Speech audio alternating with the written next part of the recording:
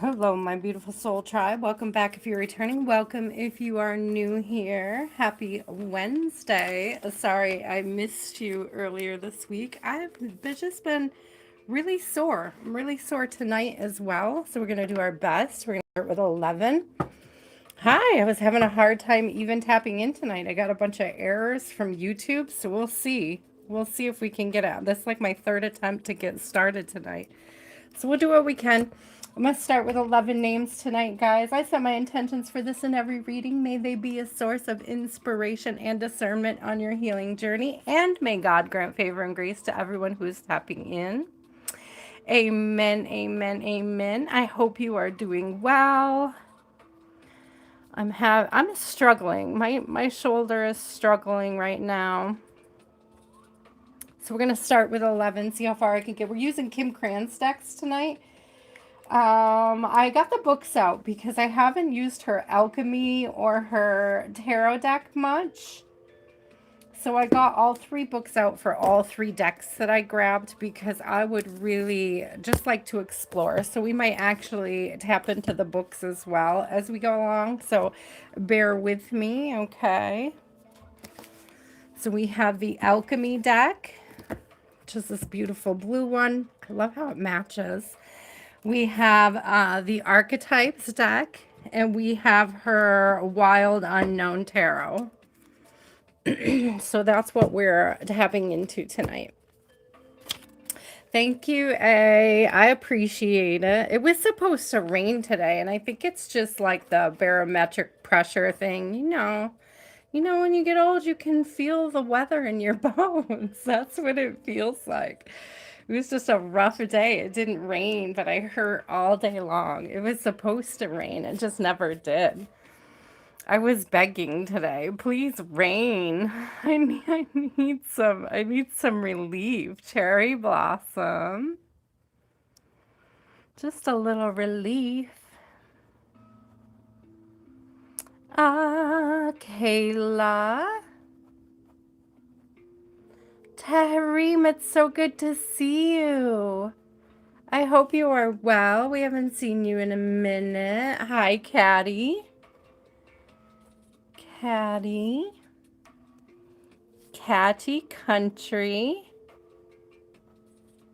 Lottie.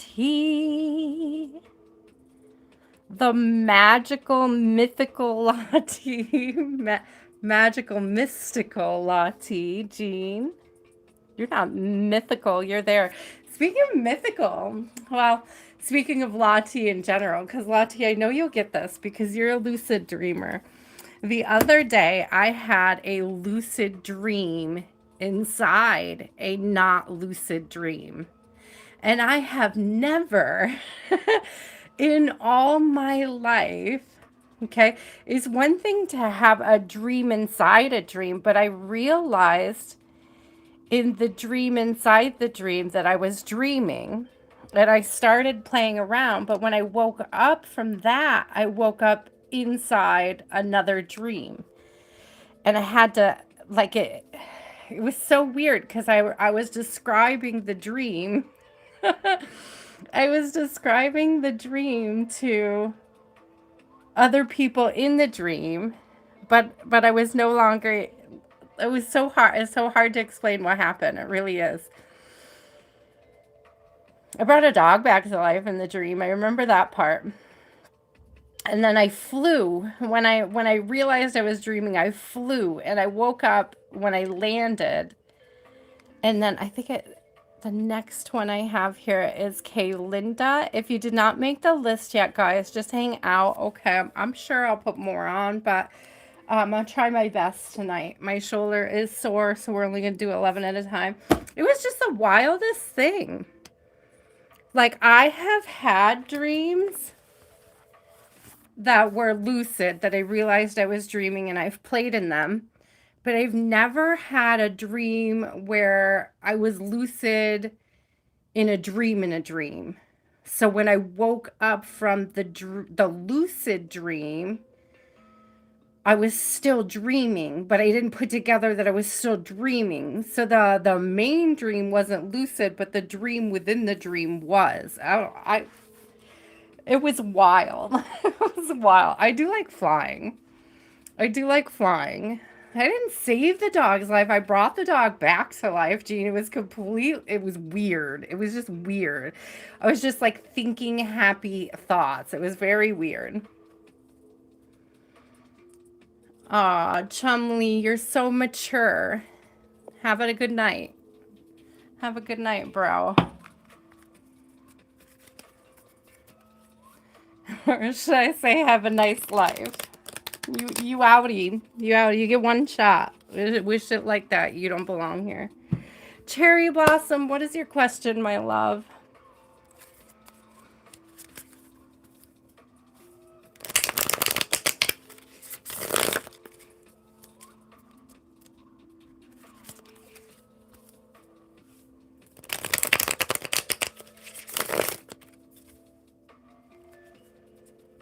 Who is coming to... Oh, it's okay. It's okay, Lati. I got him. I read it and I was like, what the hell are you talking about, bro? Get the F out. So, for those of you who didn't see it, because I think it was automatically held, he was talking about sniffing my feet. Like, I woke up and he was sniffing my feet. Like, get out of here, weirdo. I'm just not even in the mood. Not even in the mood tonight. Here, Jean, you want to screenshot my love? Here's our first 11. Okay, we're going to start here. We're going to get through the first 11, guys, because I don't know that I'm going to do... I usually do a second 11, but with my shoulder burning the way it is today and the way my knee and my hip have been giving me a hard time, I may or may not do a second set tonight. We'll see how it goes. I could be enticed, I'm sure. Let's see. I see your question, Miss Cherry Blossom. It's so good to see you guys. I've missed you. Who is coming towards Cherry Blossom at this time? Who is coming towards a Cherry Blossom?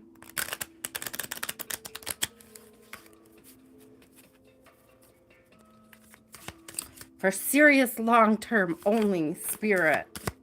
Cherry Blossom is very thorough with this question. Serious long-term only. Who is coming towards her in this year? Ooh. Oh, it's a riddle and a prayer. Interesting. The riddle and a prayer. Look at the hands. See these hands? I don't think you're supposed to really know who it is. Says it's giving like this faceless vibration, okay? But I want to look at that in the book because this is, look at the hand, the king. The king. There's something about a king giving you a hand. There's not hands on every one of these decks. Can we just like take that in for a minute? There are all sorts of things on these decks, on this particular deck or in this particular deck. So to get all those hands, it's giving somebody who's very helpful. Somebody who is very helpful. Let's read about these real quick. Let's read about the riddle. That came out first.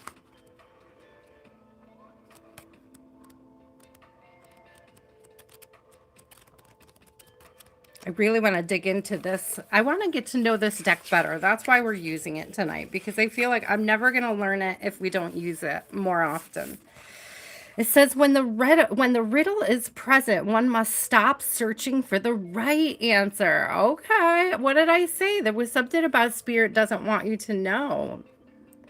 Like there's something very magical about this king coming in. There's something very special about them.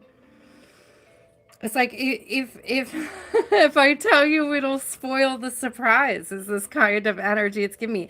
It cannot be found, and ultimately it is not important.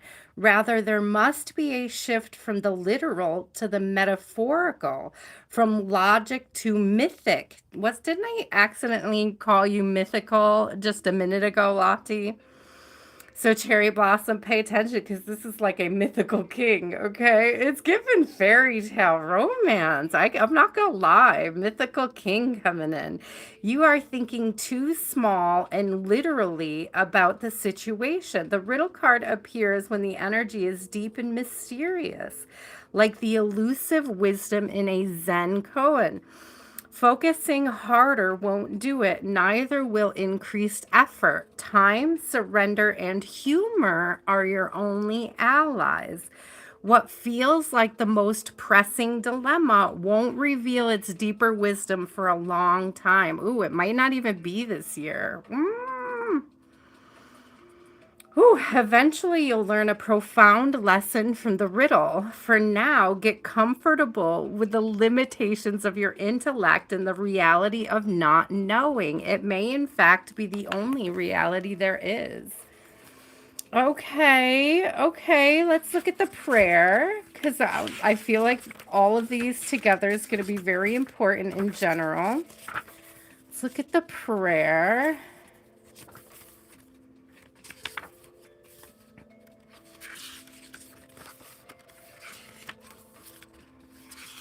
Oh, did I just... No, I didn't get to it yet. I thought I just went over it, but I did not. The prayer. What is prayer? When are we... Oh, when are we in a state of prayer and when are we not? To whom or what do we pray? Archetypally, the practice of prayer has been with us since the dawn of time as a remedy for the omnipresent self-centered thinking that spins us towards illusion. Prayer leads us beyond our ego as we move from our little story to the big one. Oh, I love this. Some say we are in a state of prayer anytime we are not the center of our own thoughts. Others say prayer is a natural result of gratitude. Perhaps it is a simply surrender or service, whatever prayer is for you. This card reminds us of its importance. Get quiet, low, humble, and soft. Bow and touch the ground as your heart lifts to the sky. Though it may be uncomfortable, it is time. Nothing else will do. Okay, this is very interesting. So let me pull the king too. Let's read about the king. So I don't think Spirit's going to tell you exactly when this person is coming. But you have to have faith that they are. That's one of the things that I'm getting. And I wrote this down the other day. Believing is seeing, and I also wrote down with it, curiosity is wonder and action. Okay, believing is seeing and curiosity is wonder and action. And what came out the entire time in a personal reading that night after I wrote that was faith, faith, faith, have faith. Like every single deck, faith came out. So I'm getting a similar vibe here where it's like lean into your faith for this, okay? So let's see. We have the riddle, the prayer. Let's read what the king says. Well, since my baby left me. Sorry, king joke. Find a new place to dwell. Just a little king joke. I love me some Elvis Presley. All right, the king. If our lives are imagined as a kingdom containing the entire spectrum. Okay. So this is giving me almost like Cherry Blossom, the law of assumption.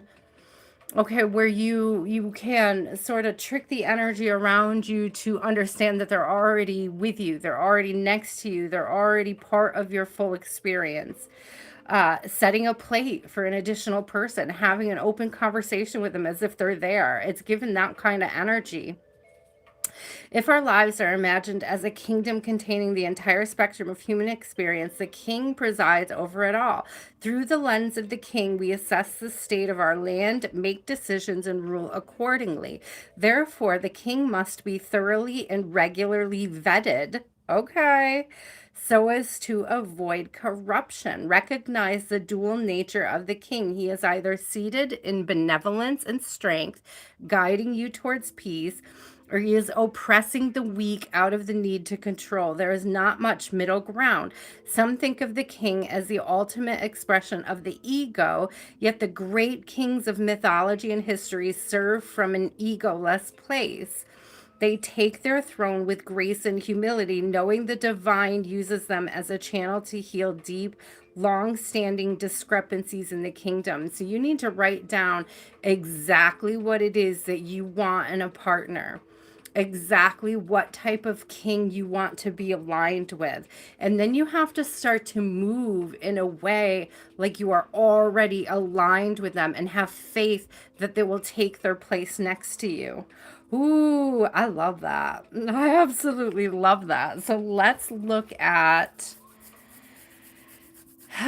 let's see, let's look at a couple from the Alchemy deck.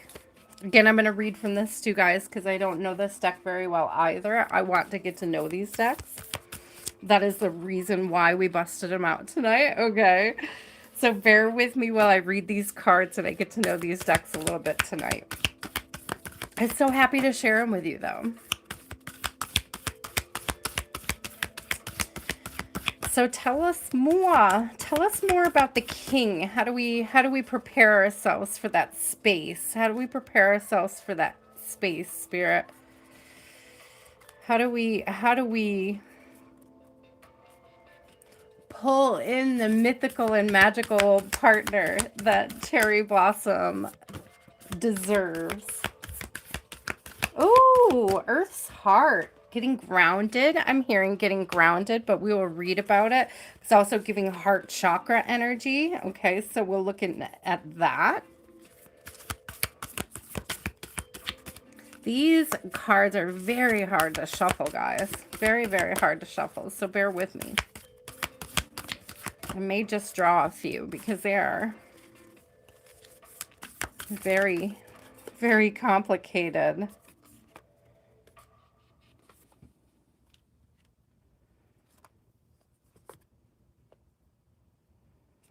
Glass and ash. Okay, this is interesting. So we have glass. Kind of want to put them together. And ash.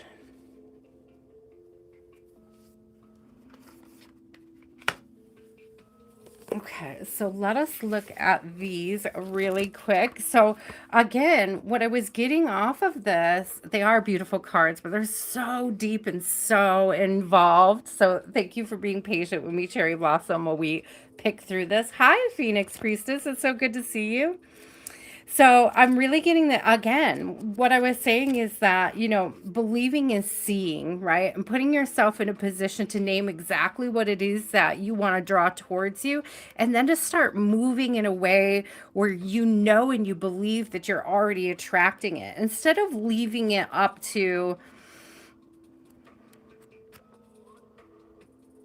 the powers that be. And I'm not saying not leaving it up to spirit, because I am saying to leave it up to spirit, but I'm saying to use discernment on what type of energy you want to draw in so that you're emitting the proper energy to attract it. Does that make sense, my love?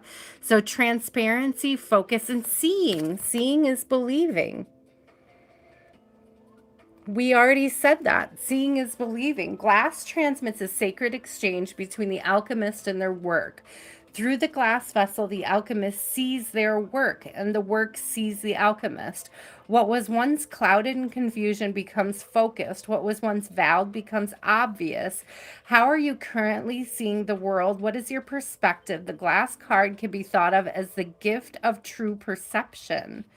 With it, you naturally focus on what is most central in your life. All else falls into the periphery. The next right action becomes clear. Glass is fragile by nature and requires regular cleaning. So find daily practices that align your vision to what is true. It's okay. That's what I was talking about. Did I not say set a plate for this person. Make space for them in your life. Make it part of your daily practice to interact with the energy that you want to draw towards you. Amen. I love that. I love how confirming these cards are. It's very beautiful.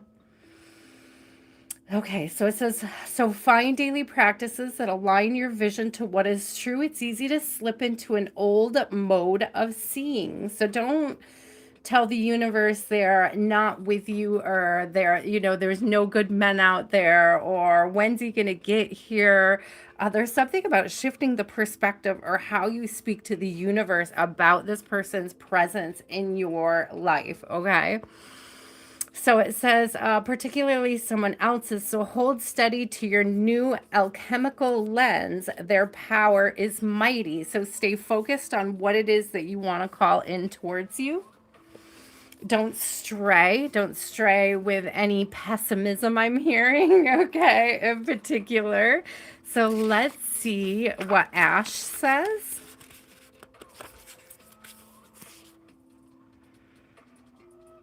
Ash represents what has come before it. The fire is over now, and its flames took with it all recognizable form of what was burned. So this is the actual like chemical release, the burning off of anything from the past that you need to let go of, past mindsets, past relationships that need to be let go of, forgiven, released. This is all about transmuting that, okay? That's your alchemy, to transmute that into the fuel that moves you forward. Only memories in the soft gray ash substance remain. When this card appears, look back and sift through what has occurred. You are in the realm of ancestors, past relationships, and those that have passed into another realm. Be gentle with the process as it is delicate and sacred. The Ash card asks us to tend to the true nature of endings, grief, and letting go. You may be asked to be present with others experiencing loss. When in doubt, be like ash. It is silken, light, and easily carried by the wind. Ooh. Soften into the memories and into the tears. Eventually, forgiveness follows and the heart travels light. So there's still something that you need to let go of before this new connection comes in towards you. Let's see. What is our last card here? Earth's Heart. These are such beautiful cards. I'm glad that I pulled them out. Thank you for bearing with me, guys, and being patient while I learn these new decks. I really appreciate it. Amidst our phenomenal scientific pursuits, we have yet to journey to the core of the earth. We can only suppose what is there. Such is the mystery of the Coverum Tarot card.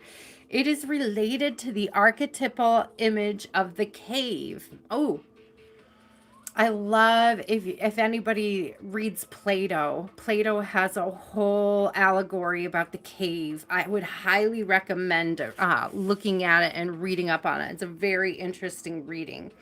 And the fourth chakra located at the heart. This card appears when there is something blossoming deep within that requires your attention. Again, glass, getting in focus. So again, we're being called to like really focus your attention on this shift, okay? Whew, it is related to the, okay, image of the cave, the fourth chakra. We read that this card appears when there is something blossoming deep within that requires our attention, our tending to. It could be a new love, a way of serving others, or an offering to the planet. And that's highlighted, okay? And its resources. In alchemical text, Coverum Terra roughly translates to Earth is the true heart. The journey of discovery will take you through many layers, slowly revealing her gifts. This is proof of Earth's longing to provide and to teach. You've,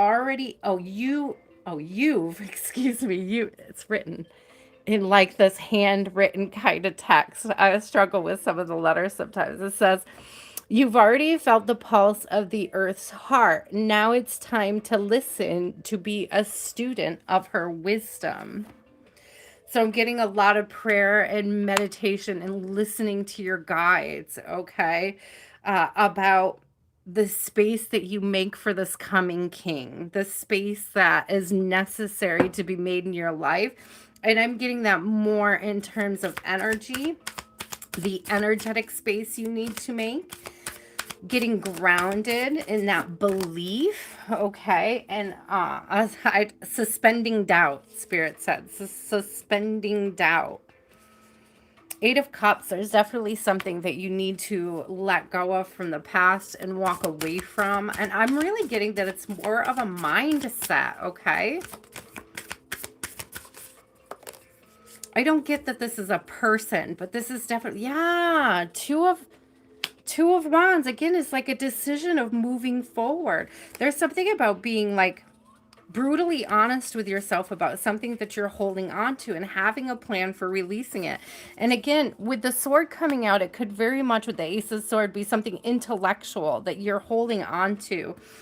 Some sort of energy about how this should go, or even when, right?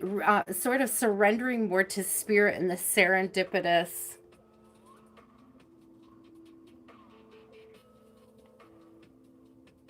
magic, right? Of what spirit can do on your behalf. Spirit's definitely leading you to something more balanced. I see Six of Pentacles on the bottom. There's also Four of Wands, which is my wedding card. So there's definitely something very beautiful coming into you. But again, there's something very deeply... Oh, I love this. I didn't realize that the Mother of Cups was swans, and to me, that's soulmate energy. So there's definitely a soulmate coming towards you, okay? I definitely feel this really deep energy of like you just needing to make space for it and not worry about the when or the how. Allow spirit to handle that part and just focus on, you know, what is the space that I'm making for this person, and how will this person move so that I can recognize them? Like what are the personality traits that I'm looking for? There's a big line of like discernment and paying attention to how this person serves. And it's almost like, if you listen, this might be a hint for you, Cherry Blossom. If you want somebody who is sort of loving and giving, you might actually find this person while you're doing volunteer work, while you're living in service, while you're putting out the same energy that you're trying to call in. Interesting. So, Cherry Blossom, I don't know if anybody invited you to any weddings this summer, but Spirit was like, what I was hearing is like, if you want someone loyal, go to weddings. And there's something about like single men at weddings, like being in that mindset, like these people that value loyalty, that value commitment. There's something about that which is very interesting. So pay attention to that this summer, because I don't think Spirit would have put that like in my mind if it wasn't important, okay? So pay attention to that coming into summer and fall, but also make sure you're listing down the traits of a secure partner. Make sure that you know you're thanking Spirit for a secure partner in advance, and I feel like it's going to sort of quicken the process, okay? Don't focus on how long and what the time is, and can feel like it takes forever sort of energy. Spirit wants you to really live in the sense of them already being with you. The space is already created for them, and that you're holding this space for them. Well, this is beautiful. These cards are so interesting. I love her artwork. Cherry Blossom, I hope that was helpful. I know it didn't exactly answer your question, but I don't think Spirit wanted me to exactly answer your question. Spirit wanted to sort of tiptoe around, why do you want to know? Why do you need to know? Like, release that need to know so that you could just focus on creating that energetic space for them. Aw, that's sweet though. Okay, what else do we have here? Where did I put my list? Because I changed my page. Here we go. Thank you, Cherry Blossom.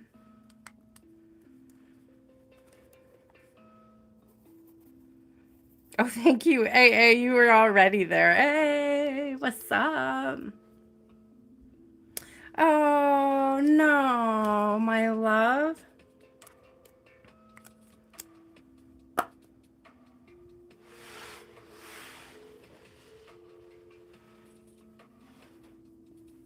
Oh, I'm sorry to hear that. I'm praying for you, my love. I hope that you find healing, okay? I hope that you get some answers and some useful,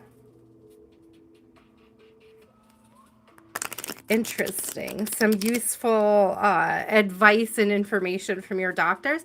So the card that was on the bottom, and I definitely want to read it. Okay, the card that was on the bottom is the Mystic, and I'm drawn to the fact that there's eyes on it, and that's why we're going to read it. Okay, so I'm going to grab that one out first.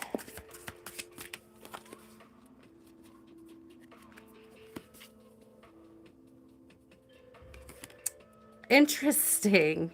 Wow. Now, I've shuffled these cards a lot. I have used this particular deck several times in the past. So these cards all coming out together is quite interesting because they're in succession with each other. And I have shuffled this deck a bazillion times. So to get the 21, 22, and 23 out, I find extremely interesting. So we have the Mystic, the Creator, and the Destroyer. And so we will read these together and we will see what Spirit has to say from these cards. It's very interesting because I feel like there's something being removed. And it's like not just your, this isn't about, okay, I want to say this. Spirits tenderly. I want to say this tenderly because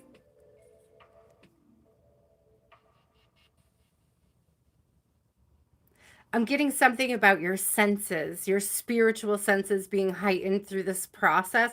Like when your physical senses are compromised, it makes way for a stronger connection with spirit. And that's sort of what I'm feeling coming through. It's like spirit is making way for something. It's going to be different. And then sometimes just change is scary, okay? But it's like spirit is clearing something away, is making way for you to be more connected, more tapped in, more, I mean, spirit just said more available to yourself. But let us go ahead and look at these, okay?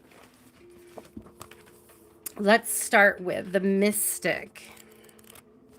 Interesting to me that they all came out in a row like that because I've shuffled this deck a million times. I've had this deck for a very, very, very long time. And while I haven't used it in a while on the channel, I used to use it quite frequently. I'm sure some of my long-term viewers remember it. Okay, let's see. The Mystic. So the Mystic, yeah, I feel, yeah, you're misunderstanding something from Spirit for sure, but let's read it. The Mystic is often misunderstood in our culture, depicted as a wandering or lighthearted daydreamer. Yet, like Shiva, the true mystic plays a critical role in society, remaining fearlessly dedicated to the path of transformation. In order to save the earth from darkness, Shiva swallows the poison of the world and holds it in his throat, slowly transmuting the liquid into nectar. This is the work of the mystic. They do not fear darkness. Wow. They do not fear darkness, but rather sit in the presence of it, harness the potential and latent energy behind it, and embed it with light. They are patient and prudent change makers, seeking growth above all else. Unanswered questions are the mystic's life blood. The mystic reveals a mystery in the great riddle of life, dancing with the force of light and dark upon its wings. Ooh. The Creator is the first archetype in the trio of existence, is not intimidated by darkness or by lack. So both of those cards are about not being afraid of the dark. Okay, so if that's one of your fears, you're going to have to face that. Do not be afraid of the dark. That's coming through very big. Do not be afraid of the dark, okay? They know that from the void, creation inevitably emerges. With meager, minimal, and outlandish materials, the creator reveals a new image. So yeah, there's going to be something. It's scary to go through big changes, especially when it comes to our health. You're just at the very beginning of this part of your journey, but with the right mindset, Spirit's going to turn it into something beautiful with you. Okay? It says they make the empty room resonate with healing sounds. They generate bounty from the seed that others toss away. Though generative, this archetype annihilates preconceived notions of what is possible, leaving unexpected openings in the wake of its destruction. The creator does this by first being absolutely present to what is, not imagining or wishing things were different. Wow, that hits. And second, trusting that a force greater than themselves awaits constant collaboration with each human soul. Whether we call it nature, God, goddess, Shakti, or divinity, it remains nameless. It is the creator's lifelong companion. Curious, playful, open, surprising. So it's interesting because there's little notes on the side, and I don't know if this is something you should look at. Maybe you can look it up and read it, but it says Vincent van Gogh's letters to his brother Theo. So if you have an opportunity to look that up and look into it, it may give you some insight or understanding to how to process what it is that you are experiencing at this time. Okay, the destroyer, the final of the three archetypes. In this trio of existence has necessary yet painful work to do in the world. Culturally, we have an aversion to endings. And we hang on to permanence as a signifier of success, yet the destroyer pulls the rug out from underneath relationship, jobs, homes, and all forms of security. It's the part of us that wants things to end. Its painful orientation is to uncover our true purpose. So I was saying that the reason why you are going through this shift is so that you could become more deeply connected with spirit, more deeply connected in faith and what you believe, what the spiritual gifts that you carry. I'm really getting this unlocking of gifts for you, and this being one of the things that spirit is challenging you to see from a fresh perspective. Okay, let's see. It says the destroyer does not let us linger long in comforts, as it knows not much happens in that realm. With its piercing eyes, it seeks out stagnancy from a distance, and the rest becomes history. In the old myths, this is the moment when heads begin to roll, the ground opens up, and castles crumble. Hold on for the ride. The destroyer has arrived. Yeah, this is swift and precise blows that redirect our life.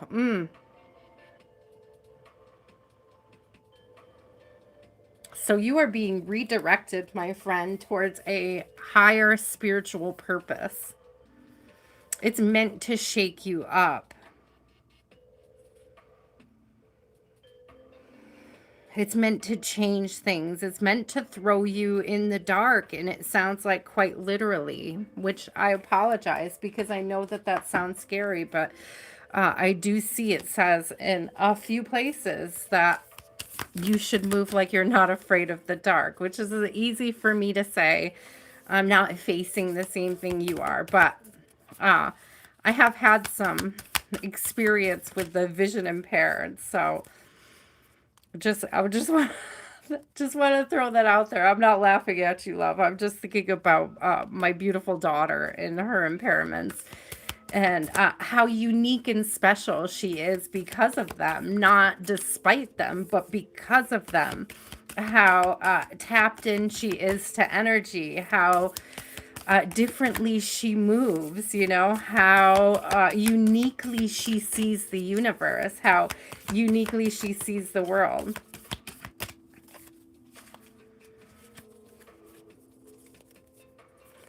We have autumn coming out. Such a beautiful card. Oh, we have Mars. Look at all of this root and sacral chakra energy. Very fiery.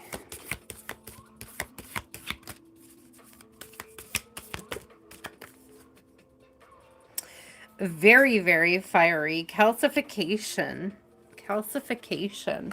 Very, very fiery. There are a lot of different cards, like a lot of different colors in this deck.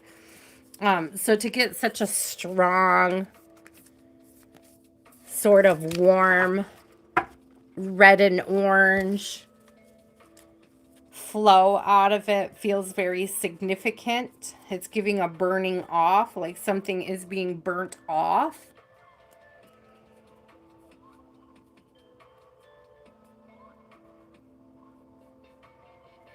I would not be surprised, to be quite honest with you. One of the things the spirit is showing me is like the laser surgery that my daughter got when she was a baby. And it's giving like this burning off, this.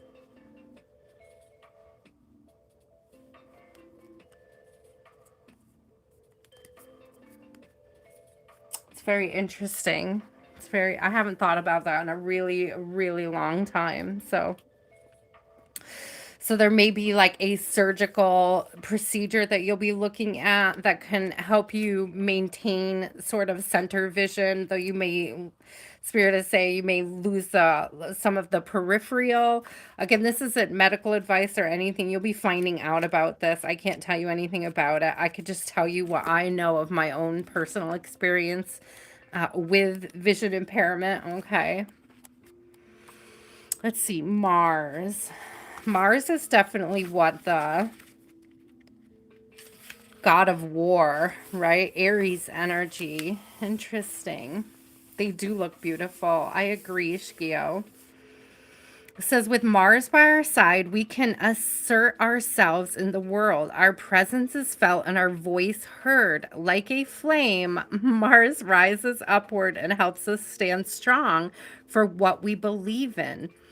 Social justice movements are great examples of Mars energy in action. With clarity of purpose, Mars leads us to peaceful change. So trying to lead you into peaceful change is a beautiful thought for you to hold on to at this time. The upholding of human rights and representing the unrepresented. And I'm getting a bit of self advocacy out of this as well.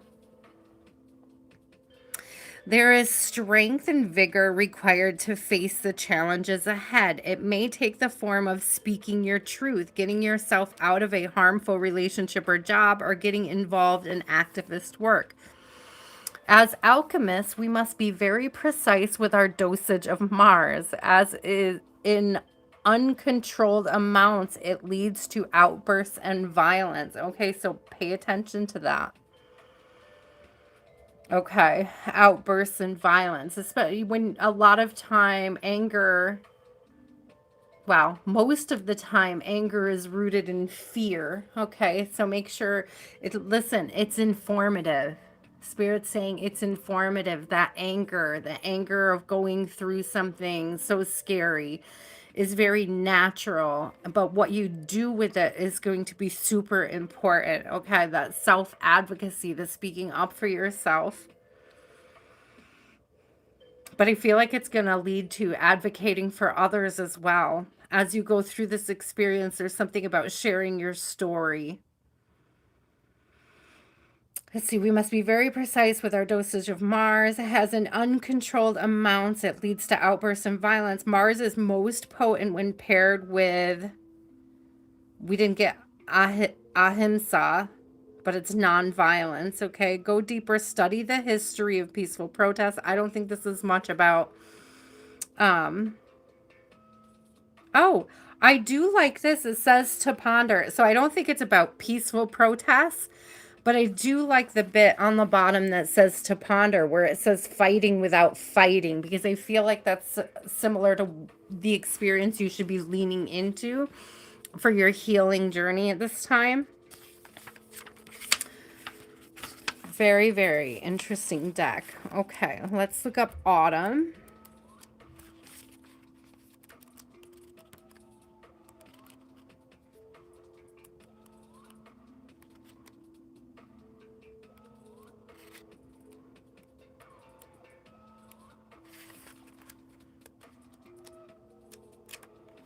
Where are they? I am no good, guys, with Roman numerals. I'm hunting and pecking over here. I'm sure I'll find it. Let's see. Where are you, Autumn?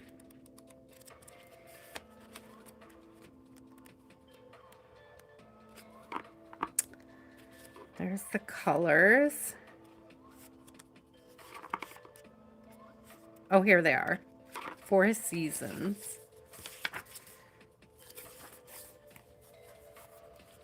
Okay.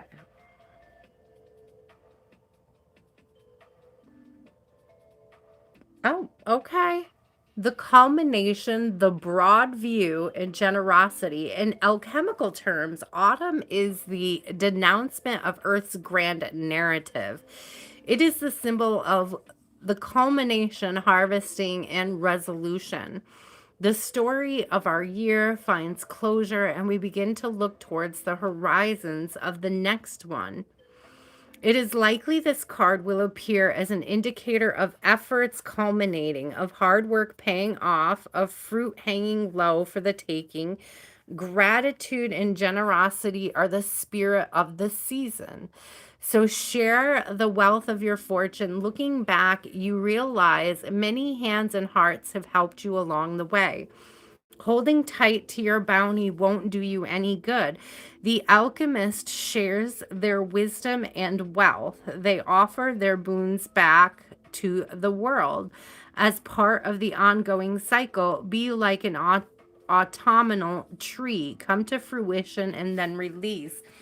I get that this is part of sharing your story. You're not taking too much of my time at all. This is exactly what I planned on doing to get to know the book today. Don't even worry about it, eh? This was my goal when I signed in tonight. So please don't worry about it, okay? You are not taking up too much time at all. In fact, you haven't taken up enough of my time yet. Okay. We are going to get through these cards one at a time here, and we are going to use them to help you encourage on this very scary part of your journey, okay? So I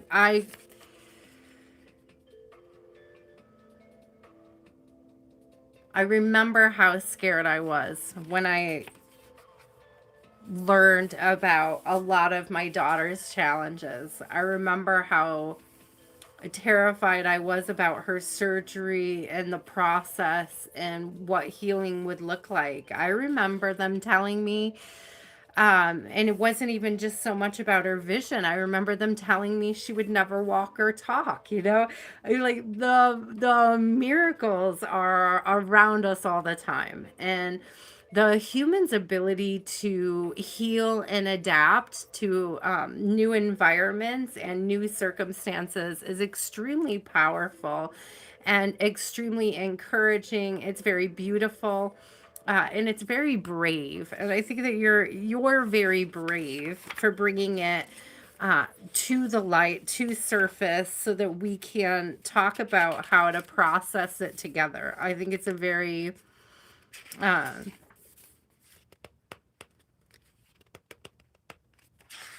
beautiful space for you to be in at this time. It's gonna help you to continue to talk about what your experience is, okay? Not just here in our group, but just in general, to be able to process those heavy emotions and those feelings so that you can keep that anger in check. so that you can sort of remain hopeful and growth oriented through this part of your journey, because it's going to be very difficult. There's probably a lot of unanswered questions at this time. But Spirit's going to bring those answers to you. I heard as necessary. Okay, oh, there's calcification. I just found it. Excuse me. Calcification is the great alchemical operation of fire. And I said that. I was getting all this fire energy from these cards. Okay. It occurs when there is enough heat in the vessel to transform the nature of that which is solid or fixed. How does calcification begin? With a tiny glimmer, an urge, a desire that builds into a robust flame on a psychic level. The stage may be an uprising of emotion that has been repressed or dismissed. Okay, so I was just talking about not suppressing those emotions to make sure that you're sharing your story, that you're processing your journey, that you're relating this chapter to others. I'm hearing relating, but I'm also hearing relaying. Okay, I'm hearing both of those. Okay, with a desire that builds into a robust flame on a psychic level, this stage may, again, and I'm getting this increasing of spiritual gifts through this. And there's something about leaning into the gratitude of the experience, which I know it's really hard to do at this time, but having an opportunity to grow, you should be grateful for, okay? I'm not saying grateful for, the difficult challenges. And I don't, those are the opportunity to grow. Okay, I know it's very hard to be grateful. I remember how hard it was to be grateful when I received bad news when my daughter was in the NICU. I remember how difficult it was to remain grateful. But it's extremely important to stay optimistic, to stay positive, to stay grateful. Okay. Okay, it wants something big to change, to be brought to the light and purified, perhaps a flawed ideology, institution, or outlook. It says frustration and anger are wondrous change makers. We talked about that, using anger to your benefit. It's information. Your body is giving you information to be angry about this, to challenge you to make changes, okay? Says frustration, anger are wondrous change makers if their heat is channeled with space, time, and awareness. So we talked about that with Mars, being aware of that anger, okay? Happy birthday, Stephen. The transformation that occurs from calcification is rarely harmonious. It requires commitment and willingness to sit through discomfort. As old patterns fall into the ashes, the flame initiates sacred change, and eventually the phoenix rises. We just read the card on the ashes, too, for the last reading, so I thought that was interesting. Excuse me. We're going to get, again, so the throat chakra is closing up a little bit, so make sure that you have a willingness to be vulnerable and open. Especially with your doctors, if you have questions, ask questions. If you have fears and concerns, if you need more information, be willing to vocalize that.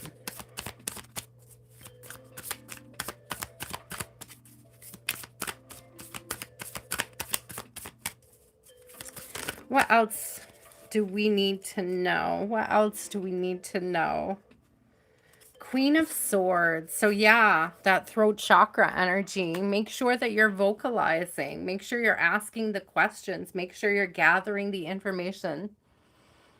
Some doctors do not want to answer questions. Listen, you are able to get second opinions.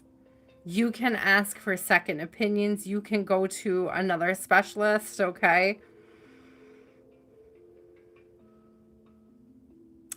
You're not trapped. Look at this transformative energy coming through. So we were just talking about how this change is meant, how this change is meant to bring you into a new sense of self. And we have this Eight of Swords coming out with this cocoon, this butterfly about to emerge. And I'm telling you, there's a beautiful gift that Spirit is giving you. And I know it doesn't feel like it and it doesn't sound like it at this time, but there's an opportunity here to spread your wings.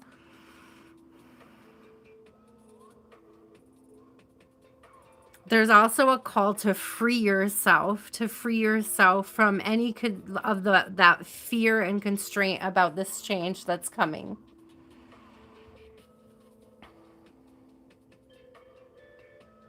Spirit is saying, well,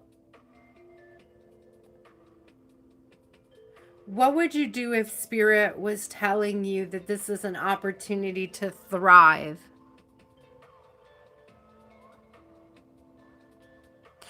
If your perspective was not that this challenge is meant to break you, but that this challenge is meant to make you, that these constraints, the constraints that you're feeling, the fear that you're feeling is the cocoon that is helping you transform and helping you change. The Chariot.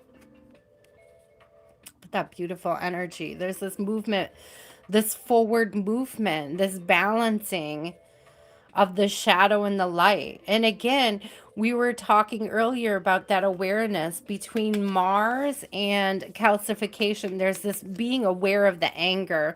There's something here that's meant to sort of get you more in touch with your shadow.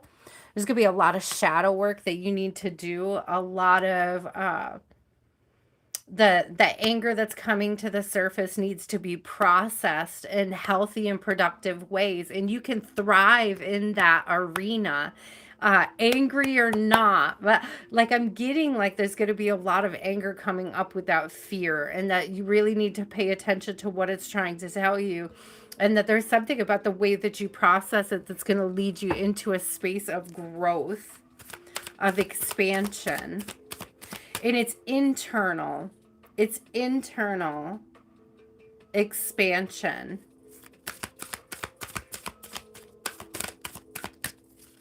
Let's get a couple more. Yeah, it's definitely, yeah, okay. It's definitely coming out, my love. Yeah, a lot of fear, a lot of anxiety. Nine of Swords. I'm so sorry, my love. It's a very scary space to be in. I would, one of the things Spirit is saying is create awareness. Read about other people if you're having a hard time reading, okay? There's other ways to access stuff. So that you can listen to things, find other people that have a similar struggle. So curious that the eyes are here because I'm still getting this energy of us, like a pending surgery that you're gonna be offered. And there are like side effects and consequences of the surgery, but they're not as dire as they may sound. They're not as scary as they may sound.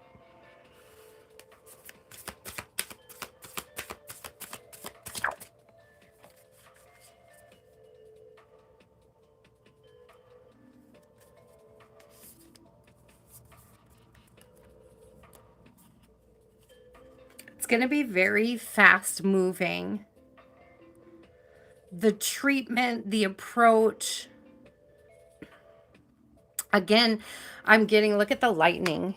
Okay, look at the lightning on this Eight of Wands. And again, it's showing me this card, this energy here of Mars coming in. And again, I'm seeing that like my daughter's laser surgery, the laser surgery she had on her eyes.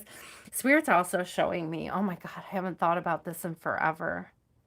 There's something about the mindset because I remember how absolutely miserable her biological father was about the vision and how like doomsday-y, how she's screwed for life, that, she could never live a full and enriched, beautiful life.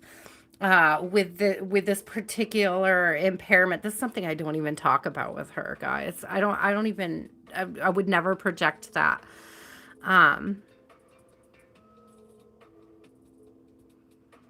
I'm sorry about the finances. There's a way. There's a way. There a way will be made for that, okay? I don't know where you're from, my love. I don't know if you have access to insurance or if you can gain access to insurance, but there will be a way made. Could even be, some sort of volunteer program, some not profit program that could help you out. There will be a way made. Ace of Cups. Spirit will make sure there's a way made to help you heal, to help you grow, to help you thrive through this.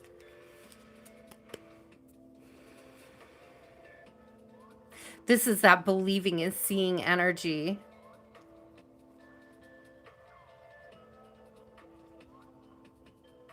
Oh, that's right, my love. I'm so sorry. This is going to be, it's going to feel like an uphill battle. There's going to be a lot of anger. There's going to be a lot of disappointment. Again, look at this.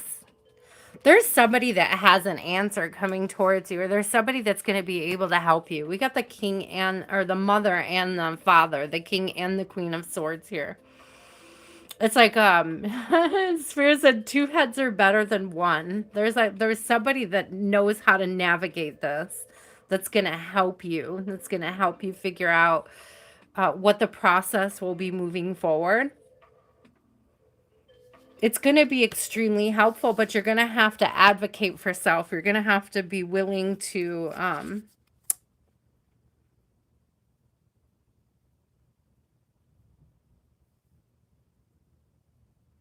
speak up and protect your energy is another thing I'm hearing. I'm looking at the way that this Mother of Wands is protecting her clutch.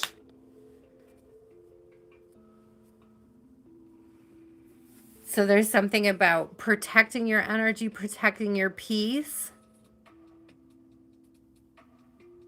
But I'm also getting like this energy of the information being difficult to obtain, but not impossible.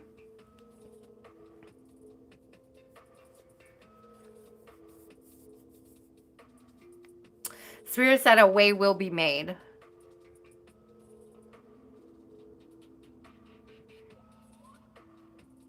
And it may not be, and I want to be clear, because it may not necessarily be for like corrective surgery, but there'll be an awareness made for you of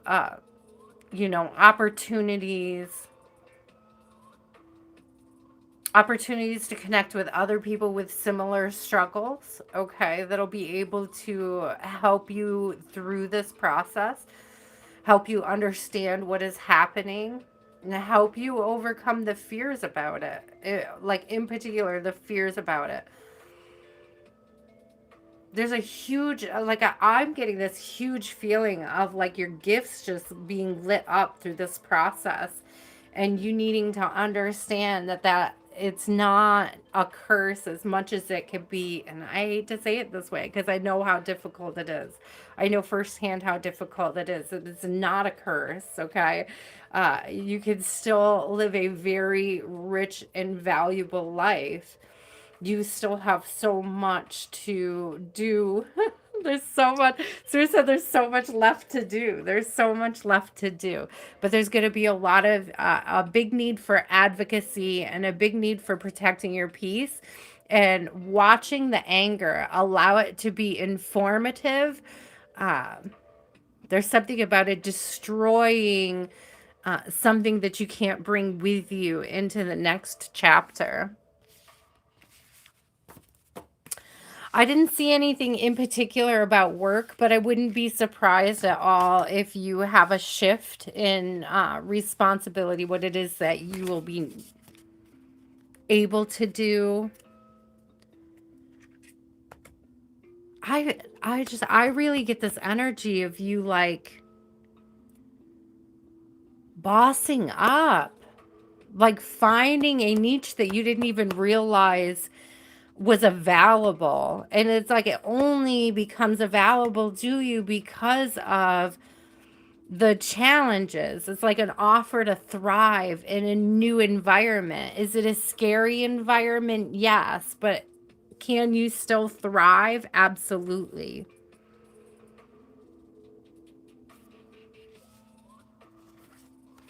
We're going to continue to pray for you, my love. I do feel like some answers are going to be brought to the surface, that you're going to find some surprising either help or solutions along the way.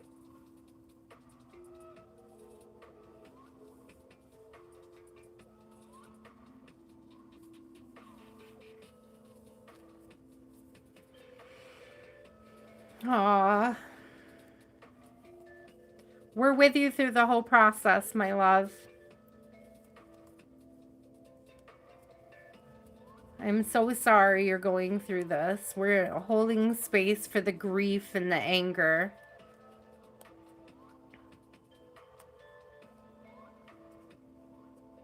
I agree with what Chikio says, to focus on your health. There is a way to spiritually thrive through this experience, okay? Remain hopeful, remain optimistic, and keep us posted on what the doctors tell you, okay? We're going to want to know. We're going to want to hear from you, okay?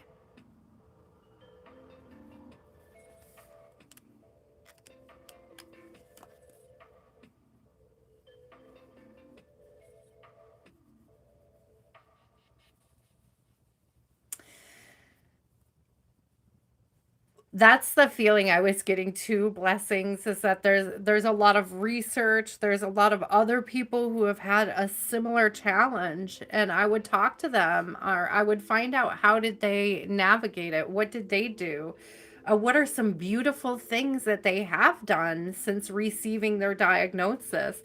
What were some opportunities and options that opened up to them? Look for people who have uplifting, positive stories about their experience as well. Okay. It's such a difficult.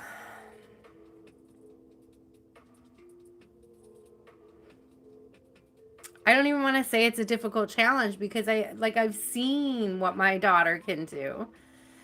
You know, I've seen how amazing even people with visual impairments can be. I don't think many of them.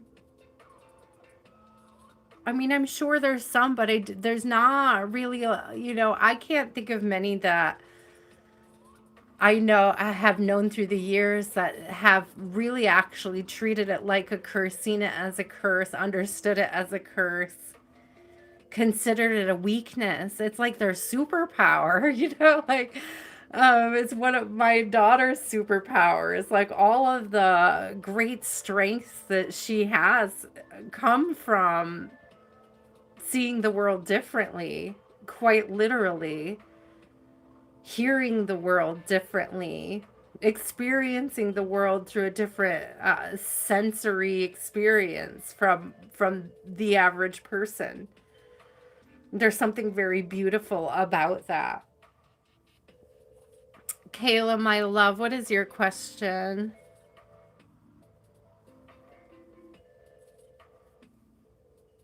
Ah, well, I mean, I'm not saying that I wasn't scared in the beginning either, and I'm not saying that I wasn't angry about everything that was happening, or that I don't still get angry about certain challenges. But I use that anger to help me overcome those challenges. I use that anger to inform me on where I need to advocate harder, what I need to advocate harder for, what questions, what services, and what things can I gain access to. I allow it to inform me as a mom as well. She's my teacher, more than me leading her. You know, she leads me. The blind leading the blind is what Spirit just said. Thank you, Spirit. That's very cute. You know, she quite possibly has been my biggest teacher in my lifetime. And you have an opportunity to be a teacher as well through this whole process, both a student and a teacher.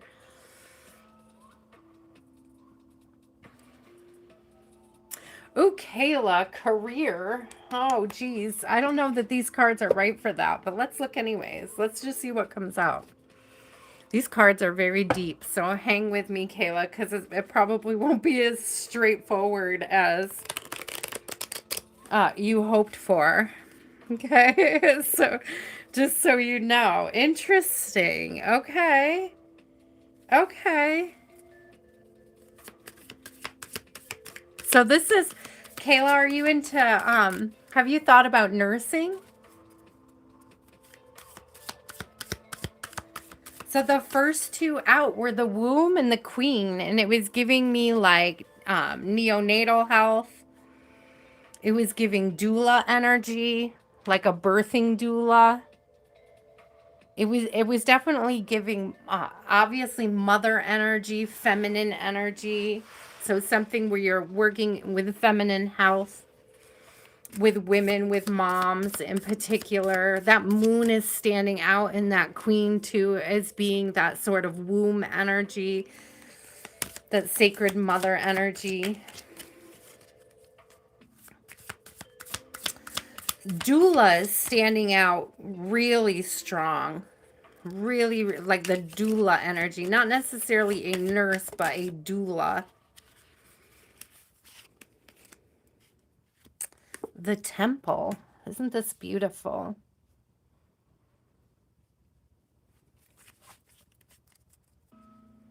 Oh, I love that, Kayla. You may be called to it. It's interesting. My grandma and my aunt were both nurses. And you know, they didn't work necessarily with babies, but there's that same kind of like lineage energy, that like familia maternalness, you know, going on. So let's see. I want to read these, okay? The womb. So I'm definitely getting doula or nurse, but I'm getting like, for nurse, I'm not getting like a general nurse. I'm getting like the doula nurse energy, the neonatal care.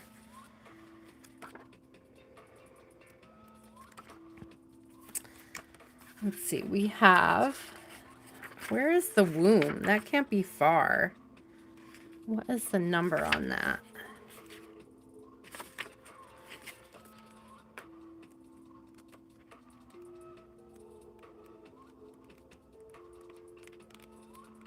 XL.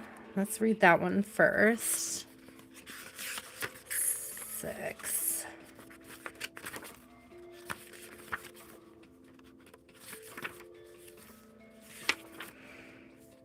Okay, everything has an origin story. The womb archetype asks us to contemplate the beginning beyond the beginning, the mother beyond the mother. In a world that often negates the power and necessity of feminine principles, this card returns us to the warmth, tenderness, and sacred intelligence from which we came. It is a card of receiving, not achieving, of accepting love from the mother of all of us. She is the life-giving force that forgives and cherishes even the most wounded and disparate soul.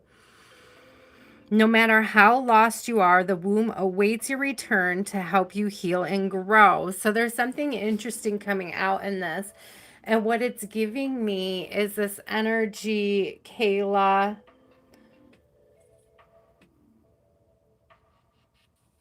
of like, so again, I'm being pulled to like doula energy, but what it's giving me is the process of becoming a doula, or the process of being a doula, is going to hold a healing significance for you when it comes to some sort of maternal wound you might be carrying. And it doesn't necessarily have to be about your mom. But it could be in regards to your own femininity, your own sacredness, your own womb, okay? Um, Spirit showing me an example. Thank you, Spirit. This is beautiful. So, we were already talking about a little bit tonight about my daughter's NICU experience, like having a daughter in the NICU and how difficult that was. And I will say years later, after my NICU experience, so I had all these wounds around birthing, and this could be something that you could help other women with. I had all these wounds around, the womb, the birthing, the experience. I'm getting this energy of you being able to help people have a more fulfilling experience when it comes to birthing and creation and becoming mothers. And one of the things that I did that helped me heal my wounds about the process was I photographed live births. I didn't have an experience where anybody could come in really and photograph. I didn't have like a natural birth experience, but I was able to sort of relive the birthing experience vicariously through others. And it brought this sort of healing energy to the wounds around the NICU experience that I had. It brought in this like beautiful peace and this beautiful sense of coming full circle, of sort of achieving that goal of experiencing a natural birth. So I do, I'm leaning really hard into that energy of you being able to help other women who are birthing or experiencing wounds around birthing and being a mother. There's something about you Kayla, I could be wrong, but I'm feeling like you have a very soft and calming presence about you. You may be a bit of a hands-on healer, and there's something about your touch being like valuable. I'm getting specifically with like single moms, moms who are scared, moms who are, struggling with their own birthing wounds, their own maternal wounds that need to be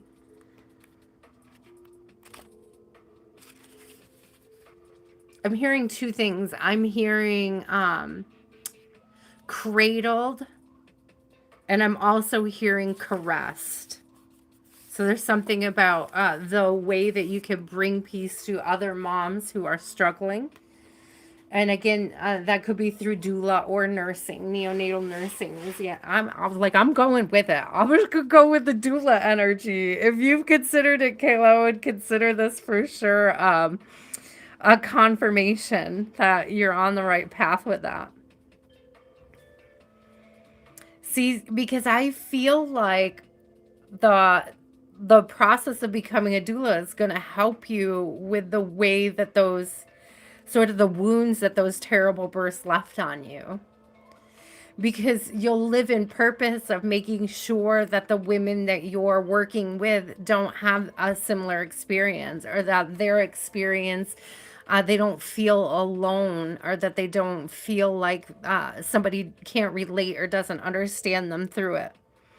I'm going to read the temple now. It says, when we think of the temple, we often envision an architectural structure in a far off land. We are quick to distance ourselves from the sacred, assuming we must expend much effort in order to arrive there. Yet the temple is a universal and omnipresent energy, accessible in the highest and lowest, richest, poorest of places. Visiting the temple might be as simple as stepping into the dappled light of the forest, slowly and sensuously kissing a lover, or closing your eyes to travel inward. This card is a call to re-examine what you pay homage to and what you reject. What do you spend your time worshiping? Your phone, money, material goods? What barriers do you draw between yourself and the sacred? Perhaps there is room on your altar for something new, something surprising. Offer it to the heavens. And then down it says, when life as sanctuary, and that life is standing out to me.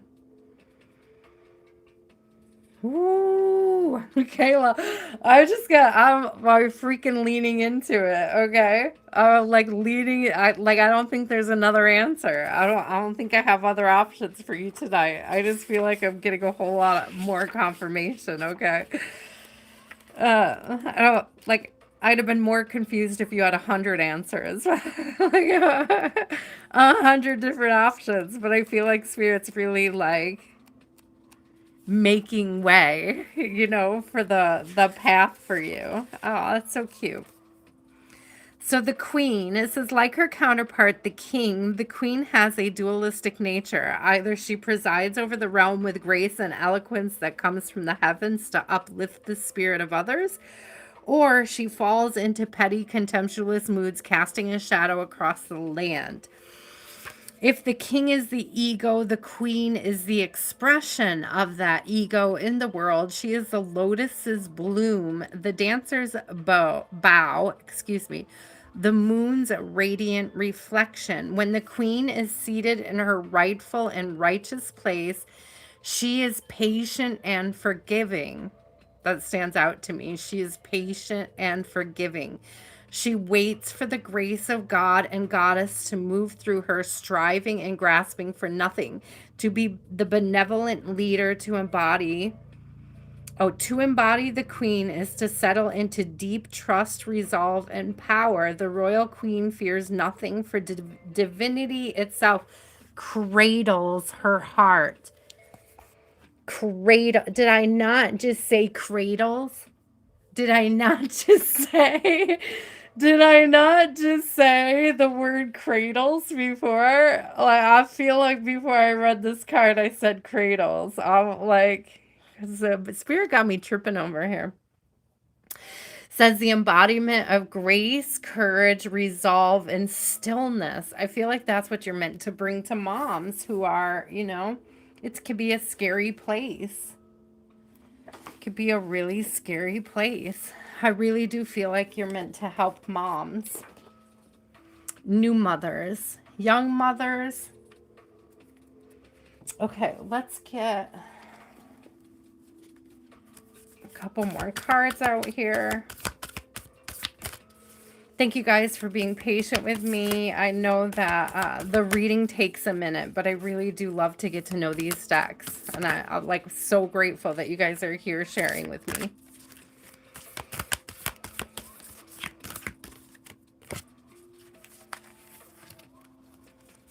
Okay, we have Jupiter.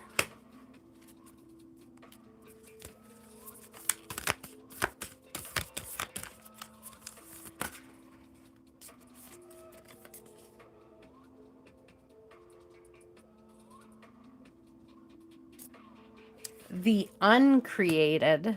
The uncreated. It's very interesting. I can't wait to read that one, actually.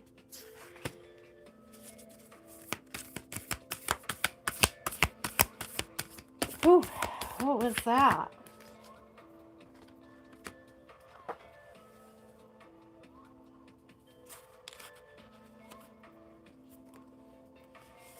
The androgen. The androgen. Okay. Okay, Spirit, let's check it out. Hold on, I had a couple cards flipping the deck. I just want to make sure they're going in the right direction. Okay. Okay, let's see this one. Let's read about Jupiter real quick.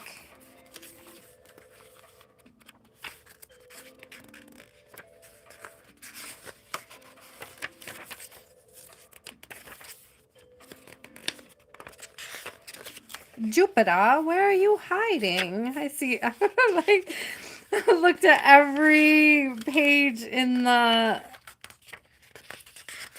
where's Jupiter?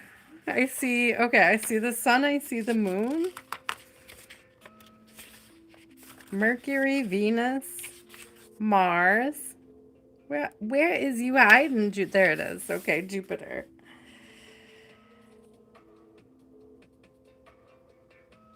Oh, I love this. Okay.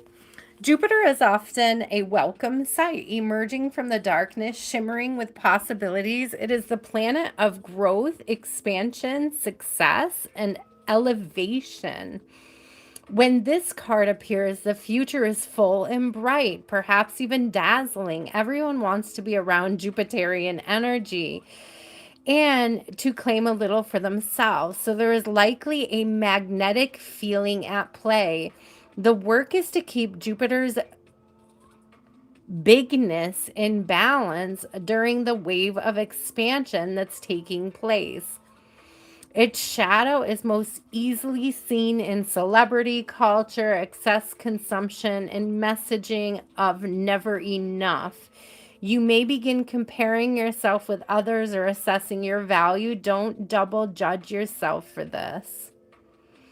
Jupiter happens. Instead, realign with the benevolent message in your heart, what truly needs expanding. It's likely not your followers or your bank account. So this is, again, this is giving me that making this decision from the heart energy. And again, it's giving that living in service, right? There's this energy of living in service.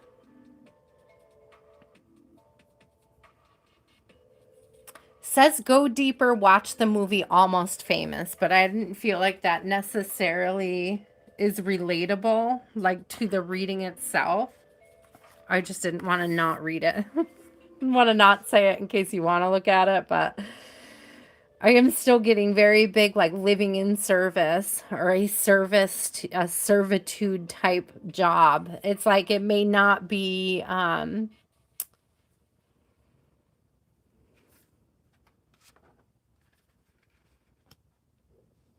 it's not about the money. That's basically what it's giving, okay? It's not about the money. It's about the service. It's about the gift of your peace, the gift of your presence, and something about focusing on that, okay, to help you with this decision. Like, where are my gifts most needed in humanity?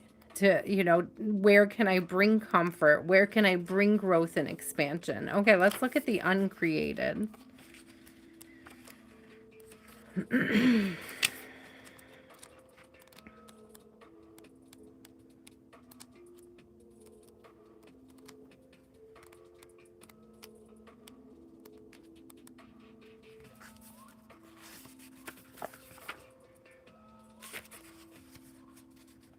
That's like me, Kayla. That's why you guys give me for so many free hours. Like, it's definitely not about the money, right? It's about the service. It's about bringing peace, hope, relatability, sharing, communion with others, right? The unconceived, the seed of the seed. Isn't that interesting? The unconceived. Because we've been talking about, and that's what I thought it looked like. Let's just be real here. It looks like the gateway to the womb, right? And we already had that womb energy come out pretty strong. Says there was a time when everyone you know was not yet born, when every city was yet to be named, when your favorite song was yet to be sung. Such is the energy of the uncreated. This card indicates the subtle but profound force that summons all that will be into existence. I'm telling you, you're supposed to be there birthing people. This most sacred of formulas cannot be manufactured, contained, bought, or sold. It is the pure intelligence of creation, pulsing at the door of reality. Its timing is precise, excuse me, and it is happening now. Do not delay. Send an invitation to the uncreated. Allow it to formulate and gestate. I'm sorry. It's just too funny. It's just too funny to me, Kayla. Oh, God. It's so like spot on with my first impression. Soon a sketch, a map, or a name will draw itself upon your mind. Envision and believe. The architecture of the future is within you. All ground is fertile. Life begets life. I'm sorry. I gotta laugh. I just gotta laugh. I just gotta laugh, Kayla, because I think you knew coming in already what direction you were leaning in, and it just seems to be a whole lot of confirmation on what I was feeling as well. So that is just too funny. Okay, let's read this androgen. Oh my gosh, spirit, jokes for days. Seriously.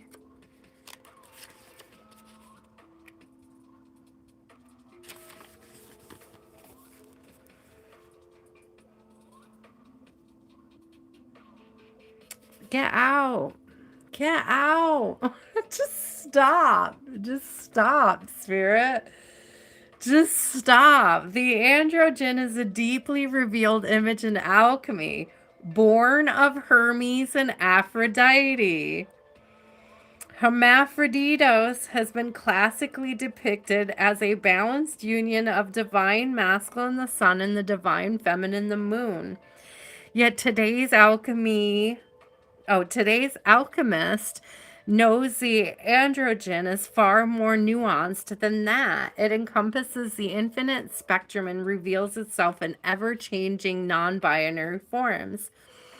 Says the divine hermaphrodite defies definition as it is deeply personal, felt, experienced. Accessing this fluid and enlightened state requires us to slip into the contradictory realm of the senses. Sorry, my nose itches. Breath by breath, we are drawn into our limbs, our fluids, our orifices, organs, and cells. We let go of rules and labels. Judgment is suspended. The gods are present, as are the creative mysteries of the underworld. For a brief moment, we hold all that are complexities in one loving form. Just get out. Get out. Like a newborn. Like a newborn. Okay? We know not our name, gender, age, or location. We are the embodied artist embraced unconditionally by sun and moon. Read the poem The Idea of Ancestry by Etheridge Knight. And then it says to ponder sexuality without language, intimacy without sexuality. And that's what the whole process of birthing feels like. It's intimacy without sexuality. It's very intimate. It's very, there's something about your presence, the sexuality without language. It's giving like your softness, your presence, your ability to bring peace to the room. To breathe with a mom going through that, to breathe with them, to hold space for them. A space of non-judgment. Okay, that's the word I'm trying to get out. Okay. Let us pull. I don't even think I need more confirmation, Kayla. It's so beautiful. Let me pull a couple more cards for you, okay? Yeah, this is going to bring so much joy into your life. 9 of Cups is like wish come true. It's like it's a big blessing. It's a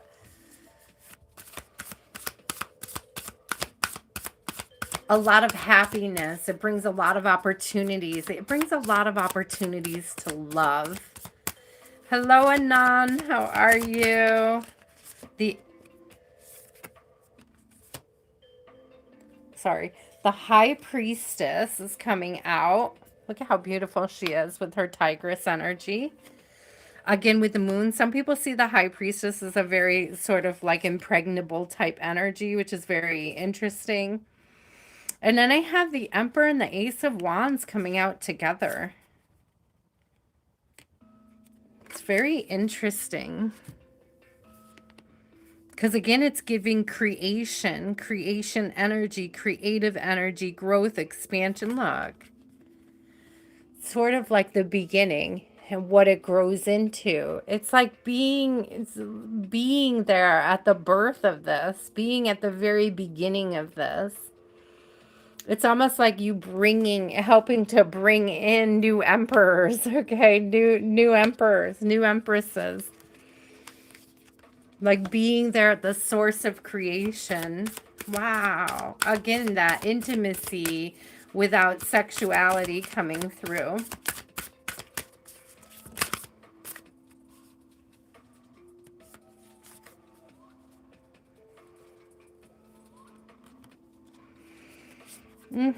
Ace of Swords.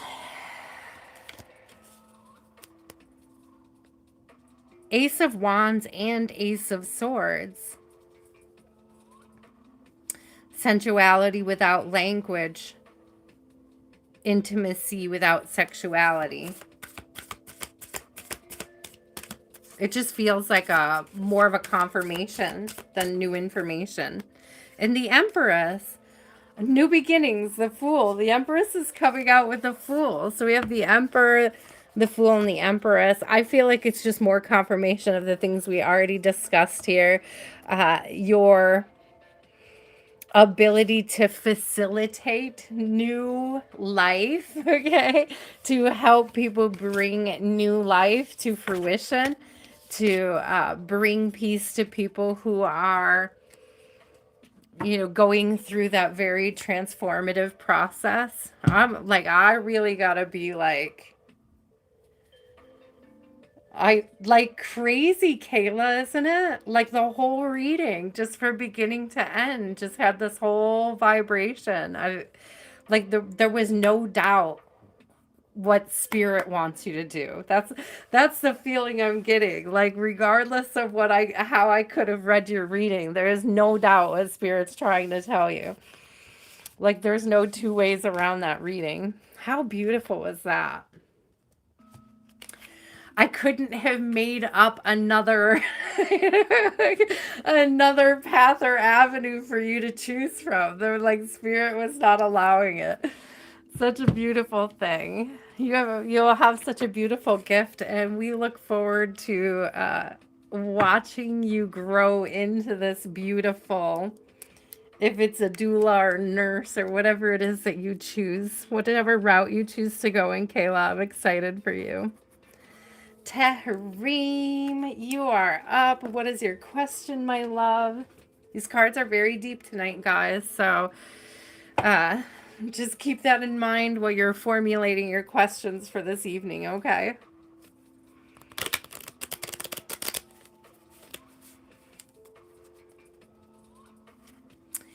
What does the universe... Oh, I love that, Kayla.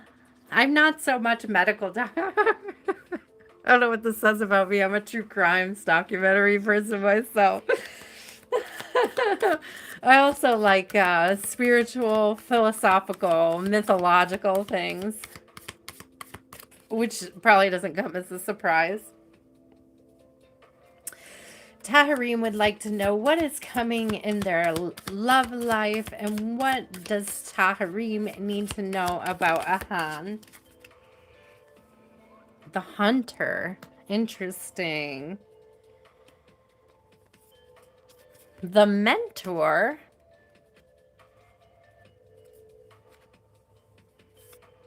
And the Stone.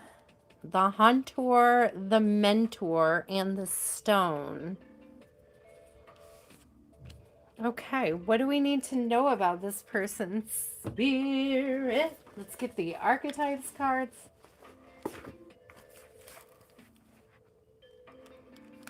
The Hunter. Oh, I just saw it. I literally just opened the book right to it. Right to it. Okay, the Hunter hunts. They are on a precise mission with an aim. To return home empty-handed would be to fail, which is not an option in the hunter's eyes. Okay. This archetype will journey far and wide, seeking the prize that calls to its heart or stomach. Tales of bravery and feats of strength are often result, creating a life full of adventures. So they could be very adventurous, feel like they know what they want and they're going for it, Tahrim. The hunter is skillful, quick, decisive, and results oriented. So it's almost giving like Knight of Swords energy. This is somebody who takes action. They go after what they want. They stand in their truth. They stand on business, okay? Like the great hunting goddess Artemis, who carries her quiver upon her back, the hunter typically has a weapon of choice. When this card appears, it is critical that you ask 3 questions. What am I hunting? Why am I hunting it? And is the weapon I hold so tightly in my grip truly needed for the task at hand? Interesting. It's focused, energized, respectful, and seasoned. He is. Okay, so I love this because this is focused, energized, respectful, and seasoned. So I feel like that's part of his energy coming through. Okay, let's read about the mentor.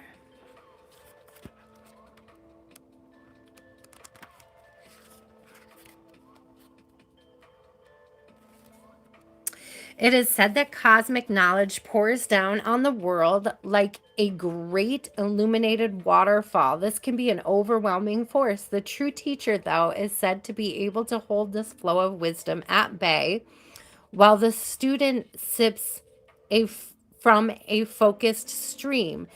The mentor archetype has a gift for reading the room. So this may be something he's really good at. It could be something you're really good at. Okay. It says the mentor has a gift for reading the room, for sensing the exact ingredient that will stimulate growth within the student. Whether pleasant or painful, the mentor may appear aloof or available, harsh or tender, humorous or rigid. Their gift is to know what serves the soul. Ultimately, the mentor is in service of a greater cosmic good and aids in the elevation of consciousness. Okay. Anytime the mentor forgets this humble link and mistakes themselves for the source of enlightenment, the archetype falls into shadow. So focused, clear, bright remains a student. The riddle of Zen masters and their students.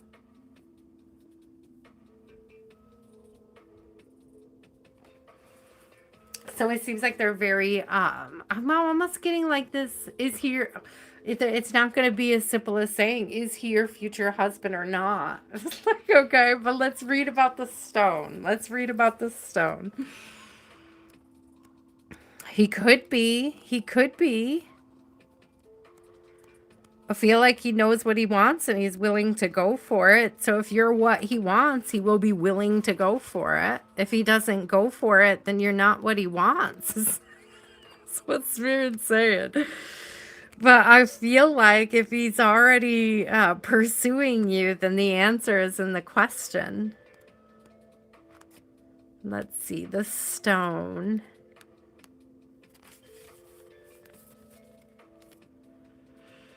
The stone holds a psychic and literal weight. It energizes. Oh, its energy is one of permanence, concreteness, and reliability. Absolutely. Thank you. The stone's ability to transform is nearly imperceptible to us as it changes ever so slowly over countless human lifespans. A single stone may see thousands of generations come and go. Therefore, it contains an ancient and eternal presence. I love this because it feels stable, it feels long lasting, it feels present. Okay. The stone is best used to anchor our wild side, so no matter how far we roam, we can always find our way back. The stone tethers us to earth, helping us to ground and connect us to stillness, quiet, and peace. When this card appears, it is likely the stone is a remedy for what ails us. Humble and easily unnoticed, the power of the stone balances the frenzy of our world. Steadfast, loyal, committed, and present. He doesn't, you're manifesting him. Wow, it looks like he knows what he wants. It looks like he's loyal, steadfast, okay? And it looks like he's a good teacher and a good learner as well. Like he carries a sort of patient quality of being a teacher. I would say these are very good traits for somebody to have. Okay. Whether or not they're your future husband, I don't think Spirit's going to tell you that. I think Spirit will tell you what their qualities are, but we'll keep looking. Taharim, there may be, a hidden message in here somewhere for you. We'll keep looking.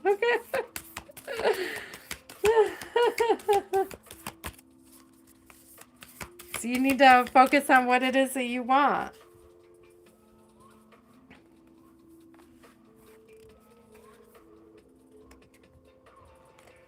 Ooh, yeah, don't be foggy. Don't be foggy. Be clear. I have fog coming out. It's cute.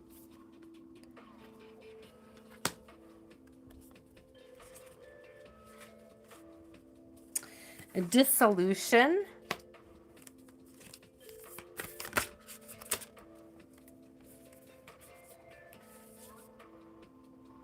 Breathe. Take a deep breath. Take a deep breath.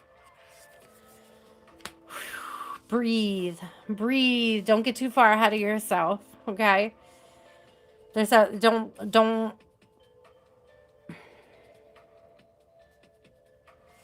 It's like let Spirit create magic in your life. There's something about not forcing it. And it's not saying that this person doesn't fit. It just is saying like you're not there yet. You're not in that space yet where it could be determined the permanence. But the stone is a very good indication of them being a loyal and committed person, okay? Whether not necessarily that they're loyal and committed to you yet, but it just means that they carry those qualities. Therefore, desirable traits to have. When fog is present, yeah, nothing is clear. Thank you. Not even the problem. Thank you, Spirit, for pointing out I was having a difficult time with this. It's hard to orient oneself or to know where you're headed. A distinctly damp mood blankets the laboratory.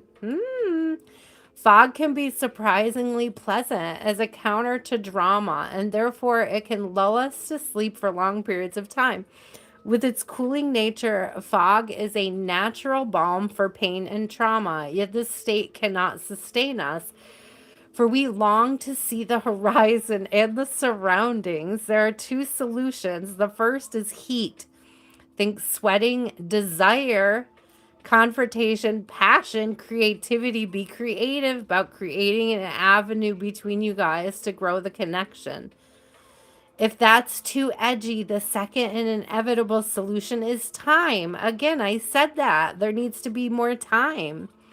Time shared between you. As they say, the morning fog burns off by noon.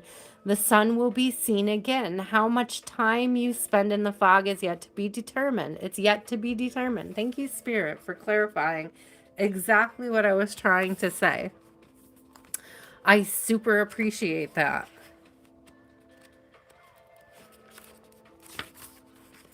It's too early to tell if he's your future husband. That's basically what Spirit is saying. You need to give it time. You need to give it energy.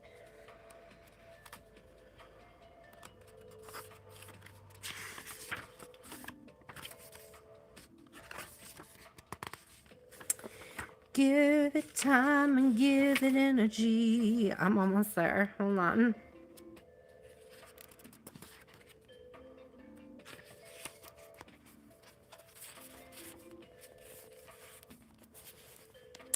Solutio is the great alchemical operation of water. It represents the form becoming formless, that which is solid dissolving into liquid or fog.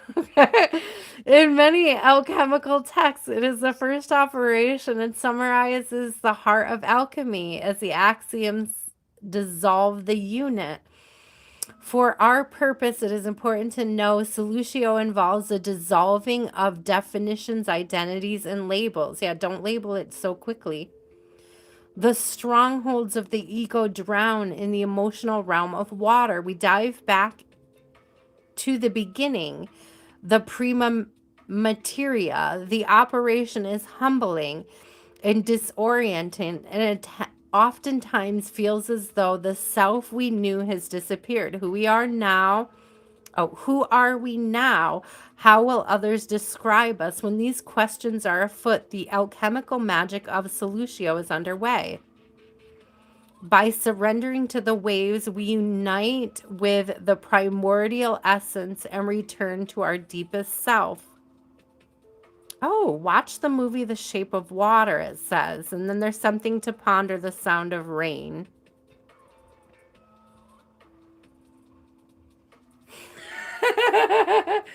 It's Taharim, it's not giving Delulu. It's not giving Delulu, but it's saying not to label it so early on and get like trying to force it to fit into a box that like the capacity between you, the capacity for the energy that you share between you hasn't quite developed to that yet. It's not saying that it won't.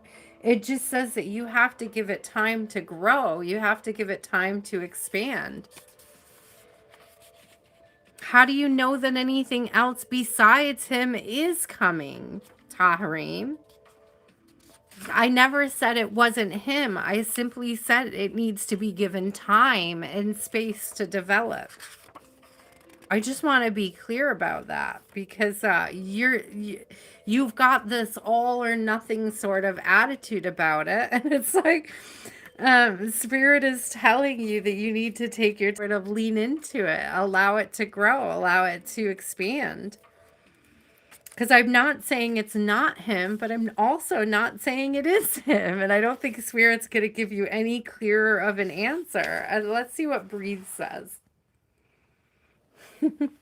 There is no more direct way to practice alchemy than to study Pneuma. When we have access to the mystical phenomenon known as the breath, it occurs at every moment, gracing us with the gift of existence upon the physical plane. This is giving staying present, okay? You're projecting a lot out, and it's like Spirit is really calling you to come back and be present in yourself. Okay. If alchemy,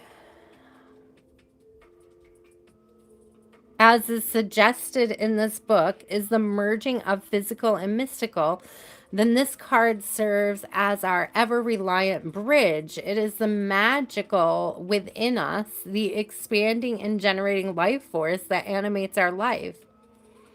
This card may appear simple, but it is not. No matter how advanced you are in studying the breath, if you heed the message of this card, you will find it has more to teach. Ooh. Bow to it at this very moment, and you will discover the work revitalizing itself. New space opens. See it? Breathe. Allow space to open between you guys. Allow yourself to be creative and fill that space with life. Breathe life into that connection, Taharim. Breathe life into it. This new space opens. Pneuma is your lifelong alchemical ally, stating its love with every inhale and every exhale. Take a deep, full breath. The first breath. Isn't that interesting? This beautiful energy. Yeah, I think you need to slow down and take your time and allow this connection to grow naturally, to expand. I'm getting that expanded energy, like the lungs expand. Give it some time to expand. Ace of Cups. Yeah. There's a huge potential for love. Look at this similar energy here. The Ace of Cups. And a lot of times in the Ace of Cups, it does show a dove with the cup. So I really feel like this is a big confirmation with this dissolution energy. Not forcing it, not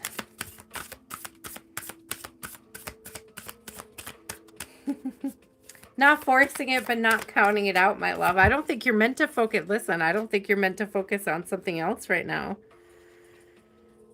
You know, I feel like spirit wants you to focus on you and how, like, what kind of partner do you see yourself as being?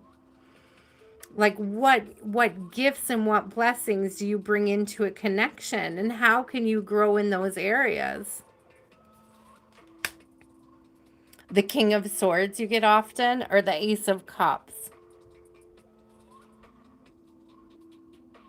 There's a big need for, so this to me is also, look at that. It's like reconfirming the mentor energy. He's a very intellectual person. So like language, speaking, intellect, having conversations is going to be one of the ways that you guys open up to each other.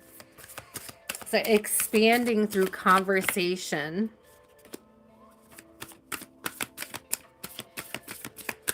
Give it time. Give it time to grow and develop. And don't, there's almost this energy of not focusing on a bunch of different people. And that's probably why Spirit keeps saying, no, no, no, slow down, come back. Don't ask about a bunch of people. You know? Don't ask about a bunch of people. Don't ask if there's other things coming, because there's something here about, you know, exploring this. Wow. I've never seen a justice card like it. I think it's kind of beautiful. There is a balance here. There's also the giving the energy of masculine and feminine. It's giving shadow and light. There's some shadow work you have to do around this. As well, there's an energy, Taharim, of being quick to sort of dismiss or move on. And Spirit is asking you to be present in the energy of this connection. And not to rush it, not to dismiss it. But to explore it fully, to have the conversations, to spend the time getting to know each other. Don't be so quick to jump over that part of the experience.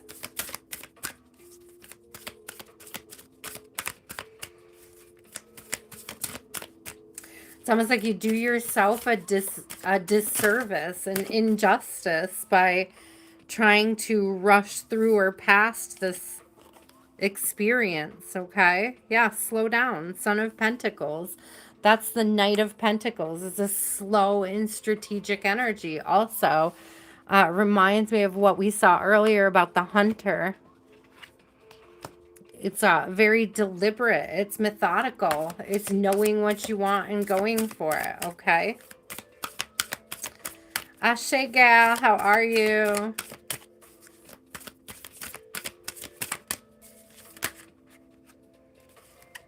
Yeah, Ace of Pentacles. That's giving bullseye. This person, I mean, you know, be a person of Tahari. Focus on your qualities, the things that make you beautiful, the things that make you shine. And then allow yourself to express those things so that, you know, if you are a desired partner for this person, they'll know it. Allow yourself to be seen. Allow yourself to shine. Allow yourself to take up space.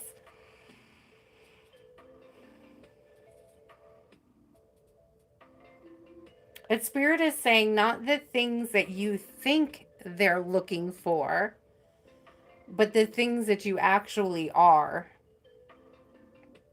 So don't put on a mask. Don't put on a mask and pretend to be somebody you think they would be interested in. Be yourself. Thank you, Spirit.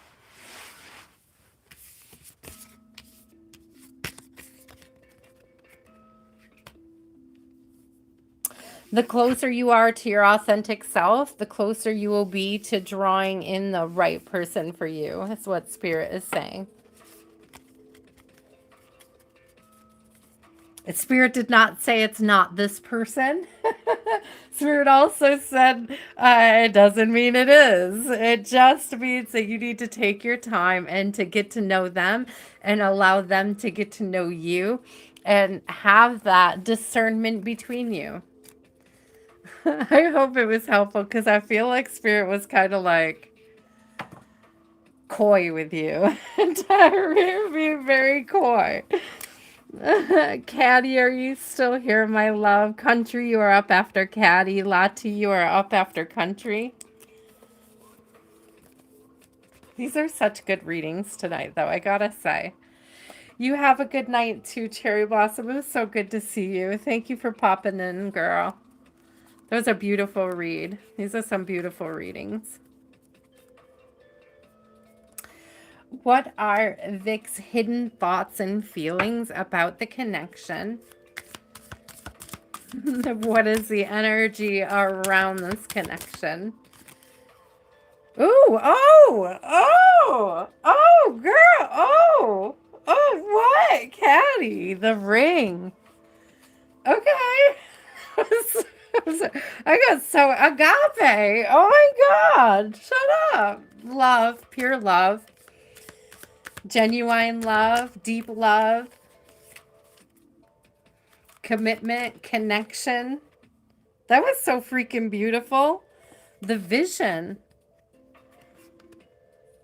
Look at this. We got matching owls here. I freaking love owls. We also have hands, conjoined hands.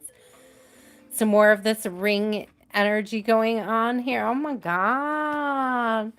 Oh my God. Let's read it.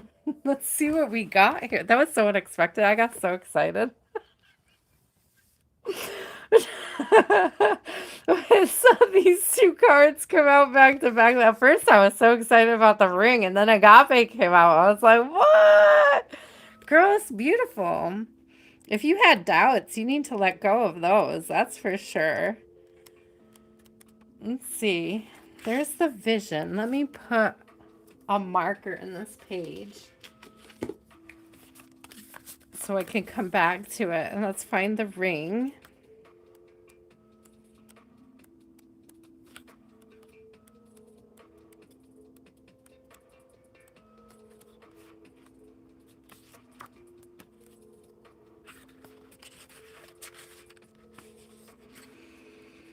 I feel like there's a song called Agape, but I can't remember who it's from. And I can't pull it up, otherwise I'll get a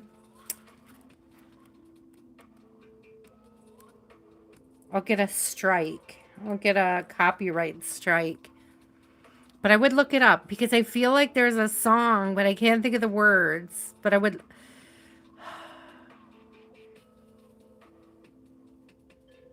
I can hear it. Maybe I'll post it later. I'm going to write it down so I try to remember.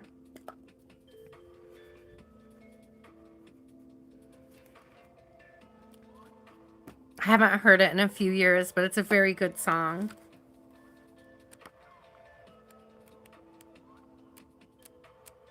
I'm just looking for the ring right now, okay?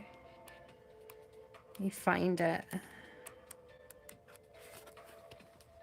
It would help if I looked at the number because I would have realized I was going in the wrong direction. It's literally 2 pages after the vision.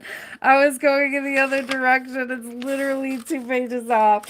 Make sure you don't take a wrong turn. Nicholas. Nicholas who? That doesn't sound familiar. I'm going to look it up later. And I'm going to share whatever it was that I'm thinking of, okay?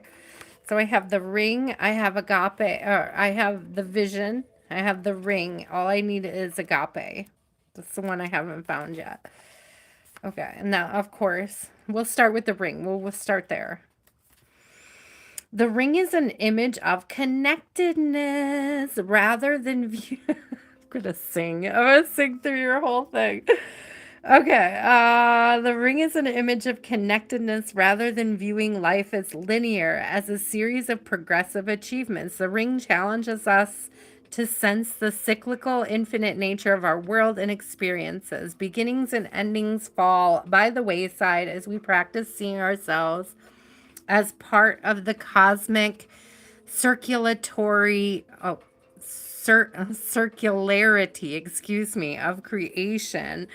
For this reason, it's no surprise a ring is worn on the finger to represent eternal love. Hello. See, I don't think it's that, Katie. I think that there's another one. I'm going to find it and share it, okay? I'll share it later. I can't think of who it is, but I'll look it up and I'll find it for you.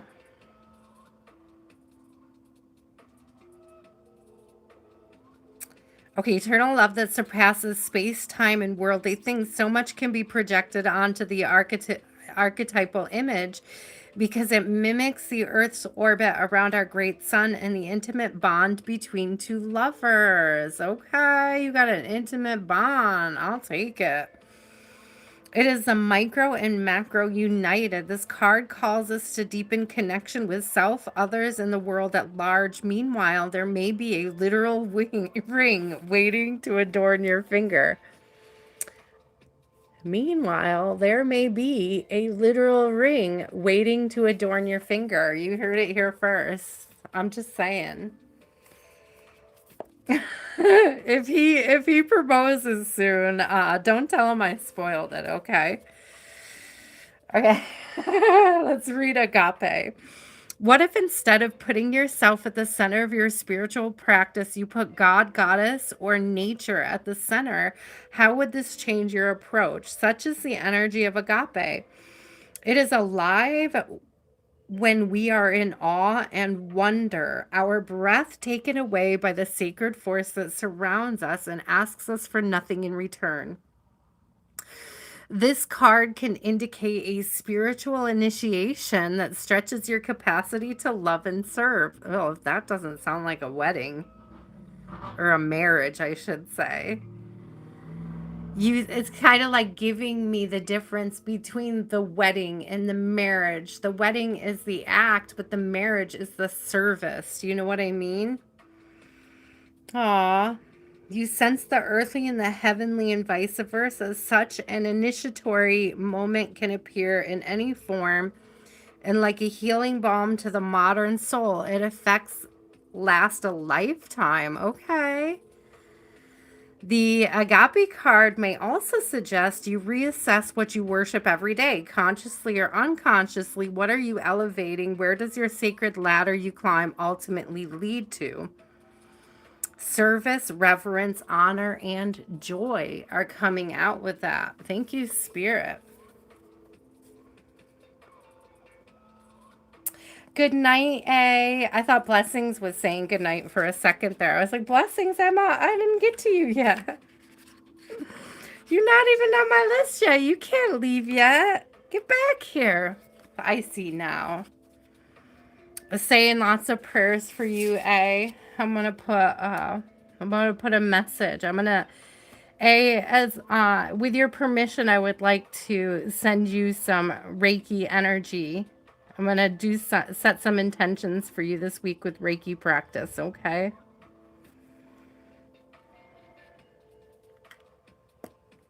I just wrote it down next to your name so I don't forget.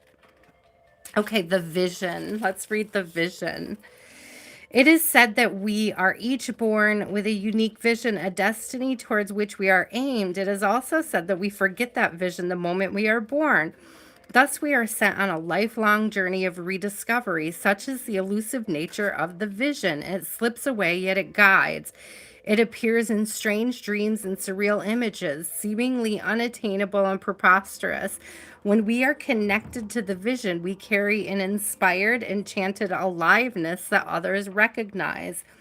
We trust the world and its synchronicities. So trust the world and the synchronicities, Caddy, okay? We walk through new doors into wondrous opportunities. I love this. This is all very positive. We all want to be near those with vision. They emit energy more potent than any elixir. When we lose connection to the vision, life becomes dull and exhausting, lacking meaning. Bring back the mystery, bring back the dreams. Potent imagination, synchronicity, and trust. Ooh, I love this. This is all very positive. I don't even feel like I have to tell you. I feel like it's so obvious in the like just the vibration of the cards that came out. Let's see what else we get. Oh, I don't even think we need to explore it more, but I'm gonna anyways. Because I am loving getting to know these decks. I know, guys, these readings are taking a while tonight, but I do want to check out these decks fully. Oh my God. Oh my God, Caddy. Oh my God. Wait till you see what card just came. I can't. About to piss myself. About to piss. I had. Oh my God. I can like, you know. Alchemical Wedding. What? What, Caddy? What? What? You better tell us. You better, you know, when this comes through, we gotta know. We gotta know. We need to know about this. Mystical sister. I love that.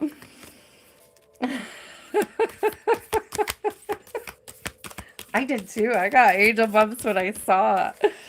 So I was like, I'm gonna piss myself. I was not expecting that. I didn't even know that was a card in this deck. I don't know this deck very well, so.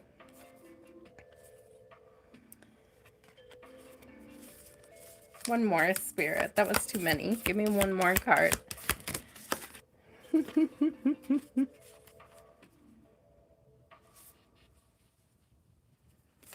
Lead. Lead. I don't know why I'm hearing when I see it turning lead to gold. And gold is giving very like wedding energy. It's giving, you know, all in a golden afternoon. I don't remember how that song goes, but it's from Alice in Wonderland, All in a Golden Afternoon. I'm hearing that. Okay, let's see what this mythical. Oh my God, the wedding card. Ooh. All right, I want to put them in order though. I want to see exactly how Spirit gave them to me. Okay. Dang! I'm happy to see these cards too. That was crazy. Alchemical Wedding. It's like, do I even need to read it? Yes, I do. Yes, I do. But still. How freaking beautiful. Okay, LX. It's all the way at the end here. It's like the last card. Almost.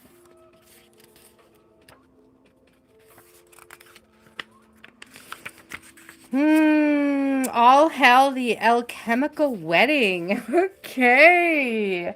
It says ritual, celebration, and uniting. It says, let's look at it together. Ritual, celebration, and uniting. The laboratory morphs into a dream-like dance floor. And all your allies, fellow alchemists, and ancestors are here to witness the celebration. Wow. What was once lost has been found. What was once denied has come fully into the alchemist's embrace. The work is often felt as serious and studious, but the alchemical wedding is a moment of levity and lightness. When this card arrives, it is of utmost importance to mark the occasion. Celebrate, celebrate, celebrate. Honor, acknowledge those who have helped you along the alchemical path. You have come so far. Energy radiates from the uniting of opposites and the redrawing of life's blueprint. The new form has arrived. This unknown has become known. You'll be back to your existential queries in tinkering ways in no time. Now the work is to revel in the miracles. Watch the Flaming Lips music. I love the Flaming Lips. I have not listened to the Flaming Lips in years. Watch the Flaming Lips music video. Do you realize? And we're getting a second time tonight, intimacy without sex. This is beautiful. This is beautiful energy coming out for you. Okay, let's read about the mystical sister. Dang! I was so excited about your reading. That was so unexpected. Just when you thought you could traverse the alchemical path by yourself, Sorrow Mystica appears. This card indicates a dear friend or a sacred ally holds you in their heart at this time. Aww. With their support, you are able to do what you cannot do yourself. Between you exists an alchemical pact based on the ingredients of respect, honesty, and unconditional love. I could cry. It's as if you've known each other for many lifetimes. You may have shared an experience from which you are always bonded. This archetype may come in any gender, age, or form. One distinct characteristic of the mystical sister is that they practice the art of witnessing and listening. They have no need to judge, fix, or give advice. Presence is enough. When this card appears, tend to the flame of friendship. Be a mystical sister to another. Dang. Aw, that's sweet. Aw. I'm curious about lead. What does lead give us? What does lead give us? Oh my god, I'm so excited. Keep us posted because this feels beautiful.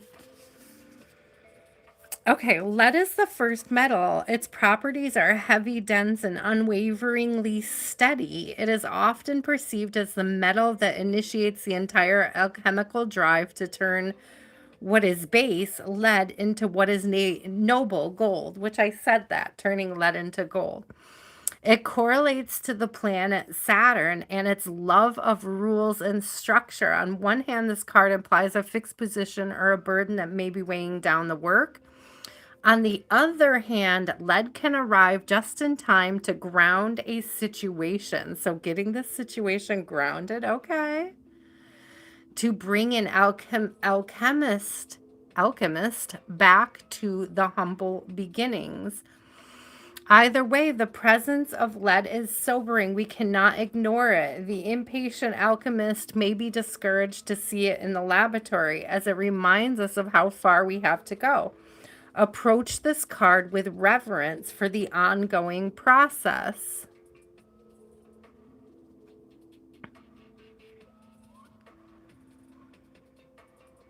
Says the stability to ponder, the stability of the anchor. So again, it's grounding this connection.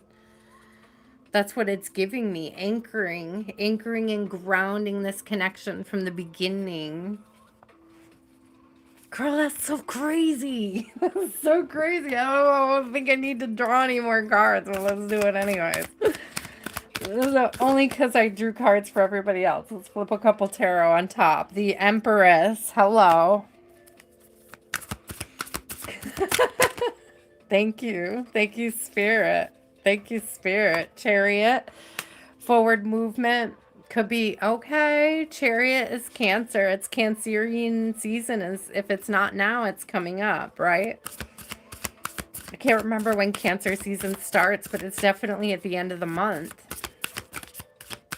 Or Cancerian season is definitely part of this month. I think it's right at the end, though. I wouldn't be surprised if he doesn't ask you at the end of the month or sometime this summer. Cancerian season might be very important to your connection.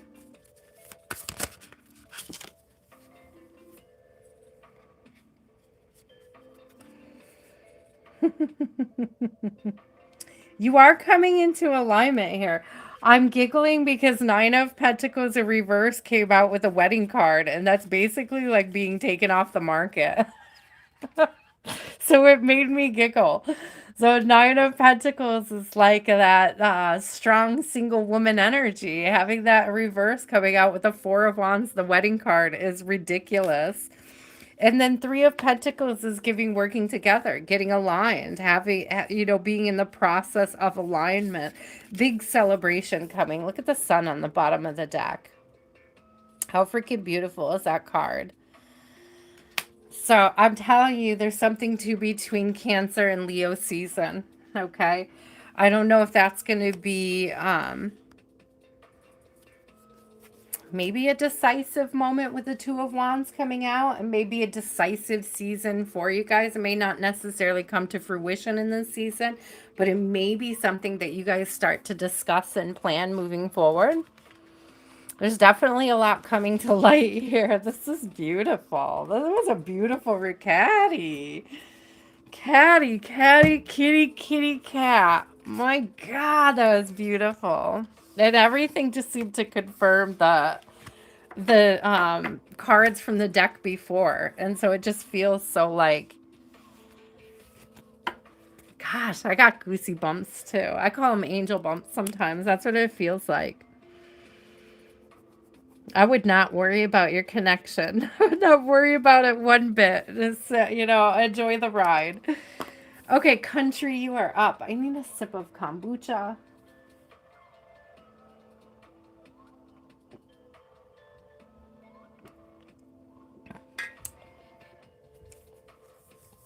What's going on with Saggy Sag?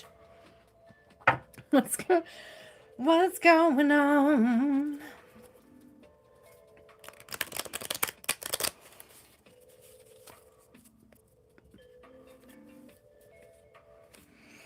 Well, that was such a good reading.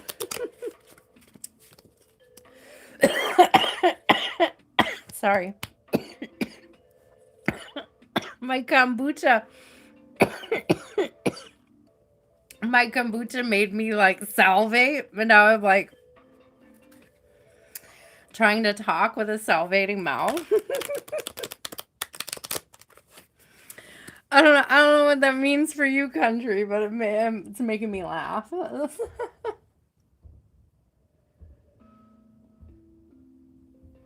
What does Spirit want you to know about your romantic connection with the Sag?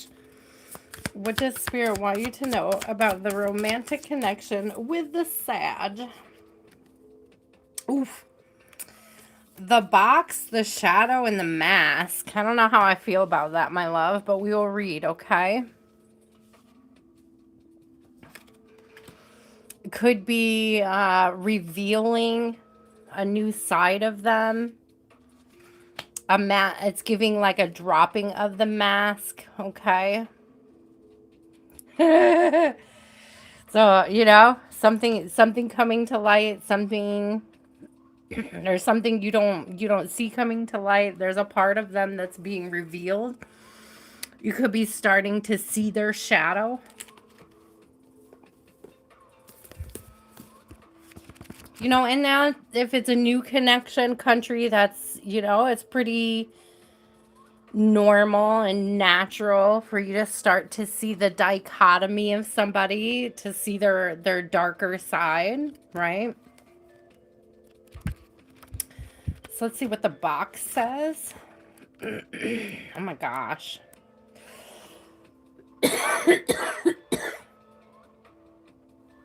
Oh my God, I have to tell you guys. You're welcome, Caddy. I have to tell you guys that the craziest thing happened to me this week. While I look up these cards, I'm going to tell you this story. So 14 years ago, when I was pregnant for my daughter, I bought this pair of earrings. And almost immediately, within a couple days, I lost one of the earrings. And I kept the one earring that I didn't lose. Through the years, I've always like hung it somewhere. It's like a dancing bear from the Grateful Dead. They were dancing bear earrings. I bought them at a thrift store. And I was like, and I love them. So I couldn't throw away the one. So it was like I lost one and I couldn't throw away the other one. Like I held on to it for years and years and years. I always hung it somewhere. I always knew exactly where it was hung, whether it was on like, usually would hang it on like a lampshade or something, and I would see it. And I have moved several times, and I went through like homelessness where I had next to nothing, so it was like I've been through my stuff a million times. Like like next to nothing when we were homeless. I moved from one apartment to this building, and then I moved from a different apartment in this building to a new one at one point. And then a friend messaged me yesterday and asked me if I could do something for her with my jewelry. And I was looking for a pearl for the thing that I'm supposed to do for her. And I knocked over this jar of, it's like a little bowl that was full of charms that I've collected while making jewelry. And I knocked over this bowl of charms and I was putting the charms away, and both earrings were in the bowl. But when I took a picture of them to show my friend that, wow, I was telling her this story about how I lost one of these earrings ages ago. When I took the picture, one of the earrings looks tarnished and old, and the other earring looks brand new. I have not seen this pair together in 14 years. I just thought, like, what a weird freaking experience. It was giving like glitch in the matrix energy. Oh, maybe you're experiencing a glitch in the matrix, country love. Maybe that's why I'm thinking of this story right now. But I was just it really like so it was something that was unexpected that kind of knocked me off my feet. Yeah. Very similar to a mandala effect. Exactly, Eris. I was like, that earring has been missing for 14 years. And I've, been dropping charms in that bowl for ages. And it was like the one that I had was hanging on the side of one of those bowls. Or I had thrown it in the bowl after I took it down when I was dusting the lampshade. It's like, it's just so weird. Well, I was dusting the lamp, I should say. Right? Caddy, it's so weird because I wish I could show you guys the picture. I didn't bring the earrings in here, but one of them is like silver, and the other one has that old tarnished look. Like I've had it for a while. And I'm like, how is this even possible? They don't even look like they're the same age. Like, you know what I mean? It was so crazy. All right, I'm going to look for this last one, the mask. I have the shadow marked. I have the box marked. I just need to find the mask. Just freaking, it blew my mind. It really did. That was just last night, too. So I don't know. Maybe something like will be surfacing for you, country, that just kind of like...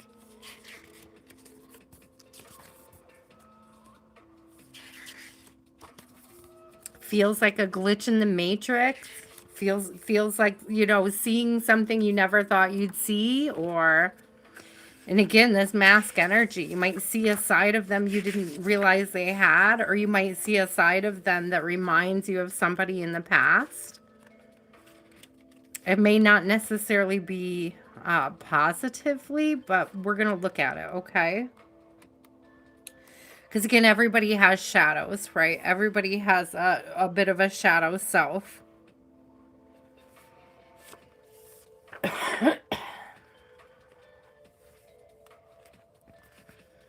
Okay, so let's start with the box. Then we will read the shadow, then we will read the mask.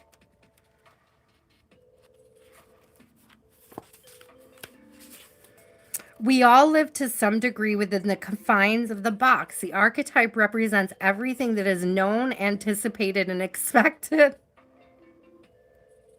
Didn't I just say it was going to be something unexpected, country? I'm laughing.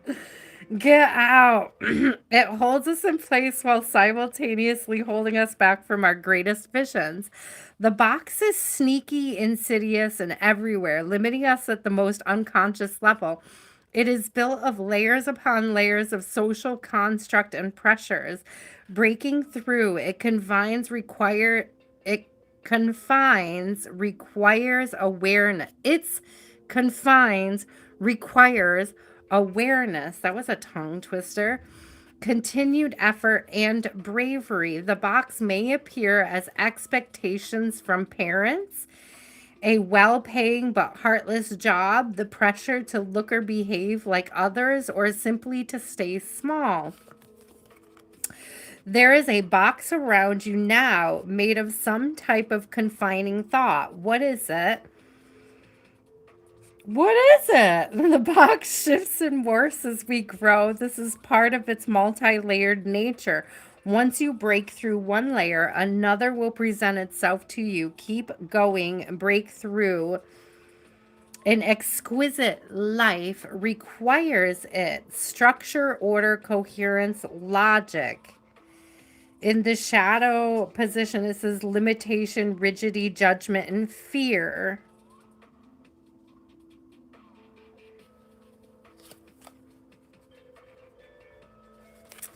Interesting. Okay. I suppose so something's going to be presented to you, and I feel like it's going to be a little unexpected, but not something that you can't work through. Okay. The shadow, the unspeakable, the unwelcome, the denied. Although every card in the archetype deck has a shadow potential, this card asks us to delve into the qualities of the shadow itself. We often think that the shadow can be purified, illuminated, and made right through effort and achievement. However, it is typically the case that our lofty pursuit of ascension and perfection is the very source of shadow material itself. By rejecting parts of ourselves and the world, we begin to separate from the whole. Rather than getting to know the qualities and content of our shadow, we busy ourselves with avoiding its presence. This is denial. When this card appears, it is time to take inventory of those things you've been denying. When the mind responds with no, anything but that, you are touching shadow. Find support for this deep inner work and move towards the shadow with patience and compassion. It says revealing unconscious aspects of the self and world. Own your own shadow. Okay, the mask. We often think of a mask as something that conceals our identity. Yet contemplate the possibility that the mask permits our true identity to be revealed. Okay, so there's talking about shadow work. This could be something that you're meant to do together with your Sag.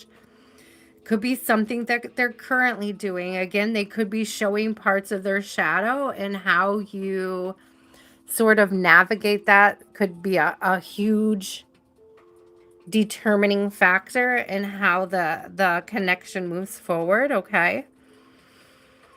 It says, yet contemplate the possibility that the mask permits our true identities to be revealed. It allows, the mask gives us the voice to which was previously rejected.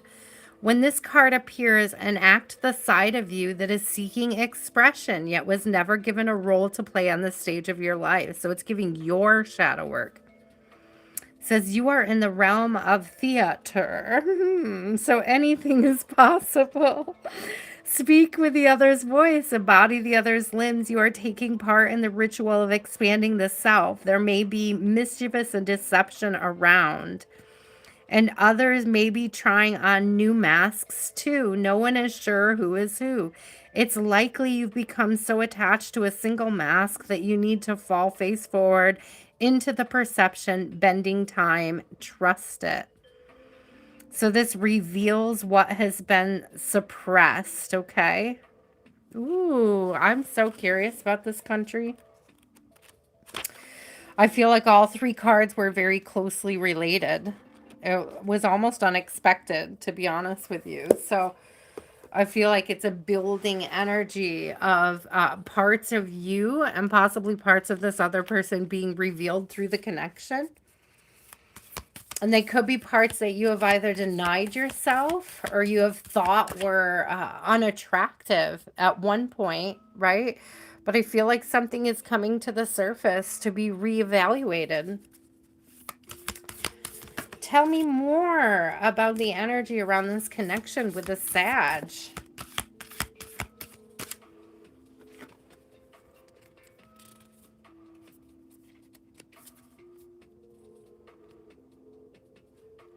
Oh, interesting. Separation. Don't panic. I want to read it. Separation. Don't panic. Because it may be, because it's almost giving this shadow light energy too. It looks very similar in like an energetic capacity. Okay, and also like the mask, it's like Spirit said cutting the deck, like cutting a deck, like revealing something, okay?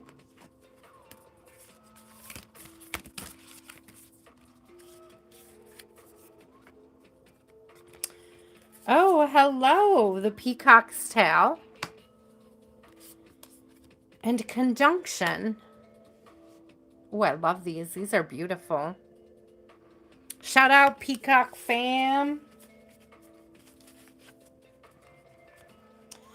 Oh, a lot. This is a whole lot of allowing yourself to be expressive. What are you holding on to? What have you been denying yourself the joy of expressing, my love? What have you been denying yourself? What have you been holding back out of fear? Okay, let's look at this.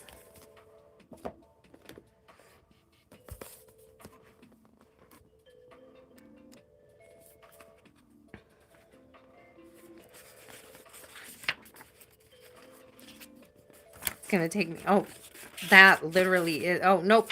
Oh my gosh, I didn't even notice that they were right next to each other. They are literally the last two cards in the deck. Okay. So separation and conjunction are the last two cards. Let me find really quick the peacock. Hello, peacock.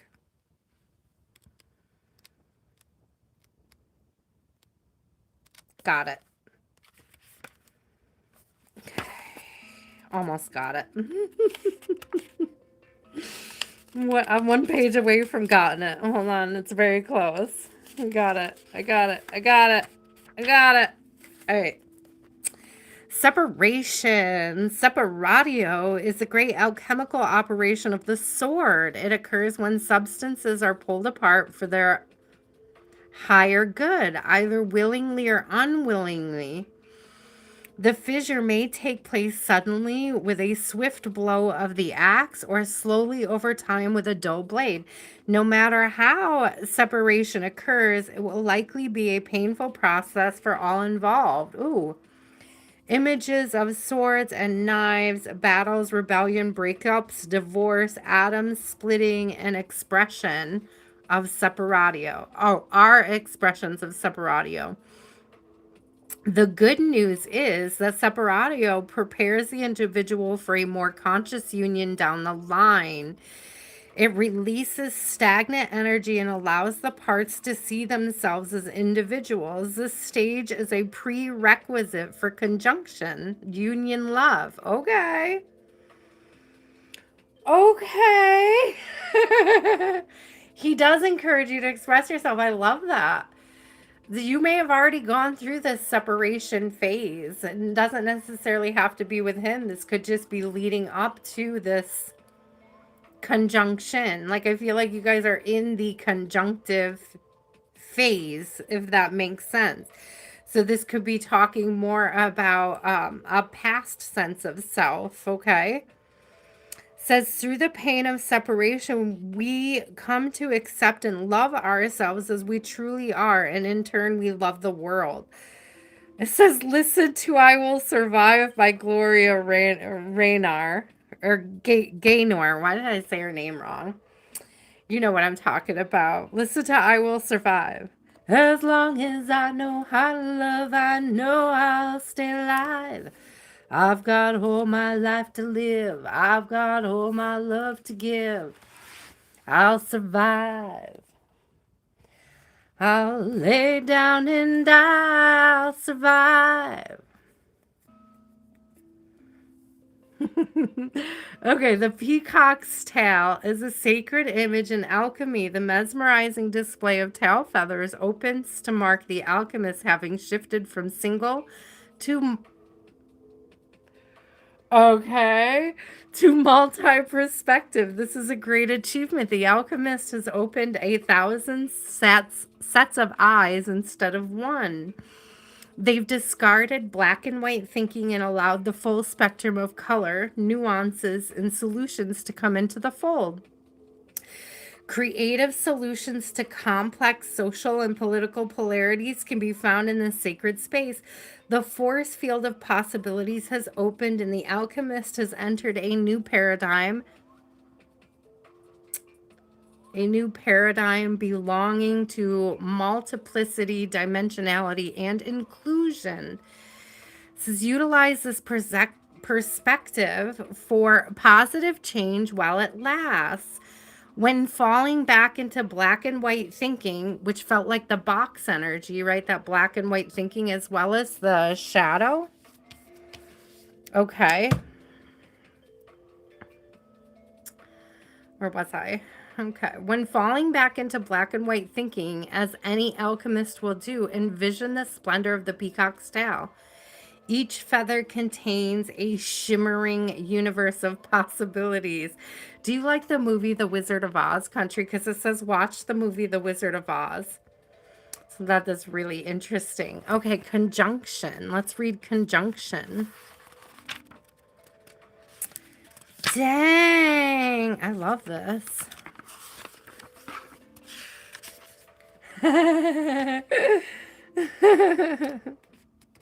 One of our local clubs used to have a disco night, and we always loved that. That was a lot of fun. What was the name of that band? The Electric Chick Magnets. Oh my god, they were so fun.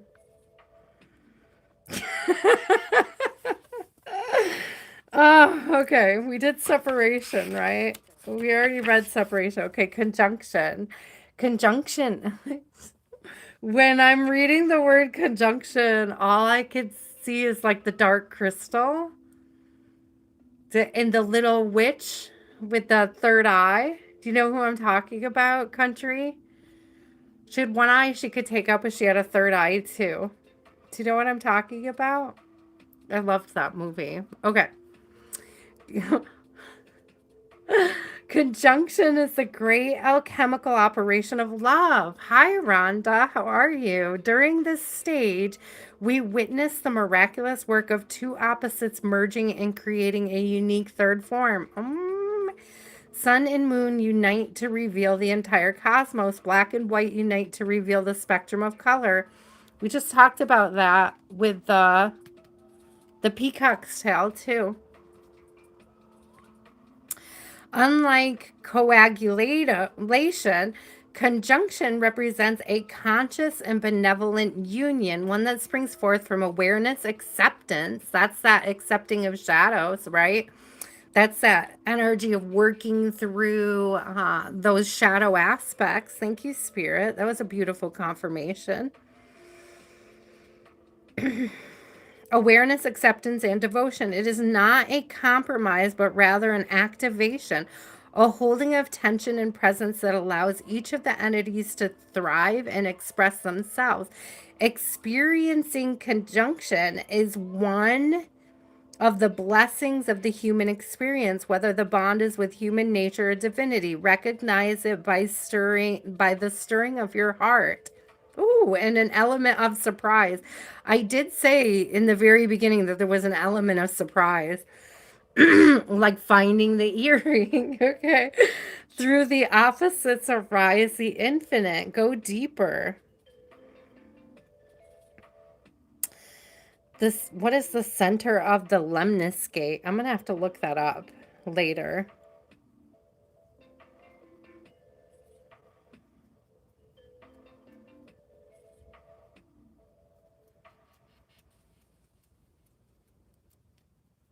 It's talking about looking at a painting. I'm going to have to look it up later. It's like number 2A, The Current Standpoint of the Mahatmas by Clint, which I love Clint's artwork. Sorry, Hilma F. Clint. It's beautiful artwork. So I don't, like, there's beautiful things coming ahead. I just want to say, there's really beautiful things coming ahead. You're probably getting through the sort of the honeymoon phase and coming into like where you get to know each other's shadows a little bit more intimately and deeply, but not from like a scary place, just from a place of awareness.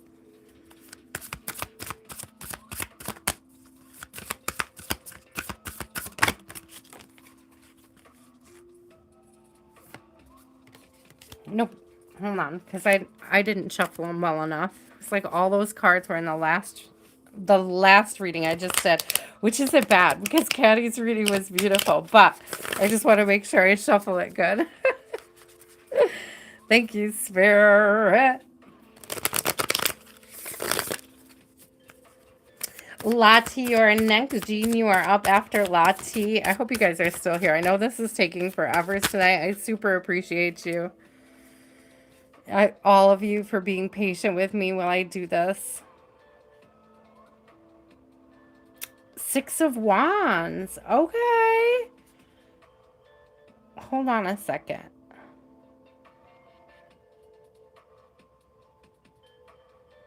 I'm so confused because are these not both Six of Wands? Oh, one is Six of Swords, one is Six of Wands. I thought that these were wands, but they're swords.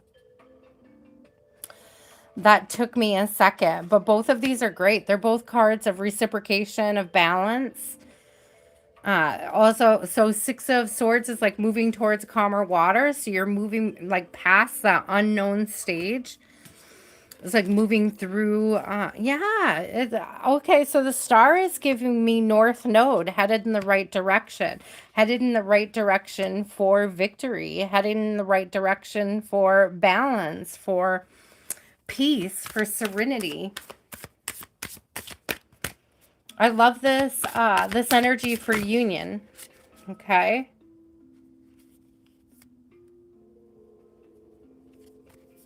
Three of Wands. Ooh, is that not giving like portal energy?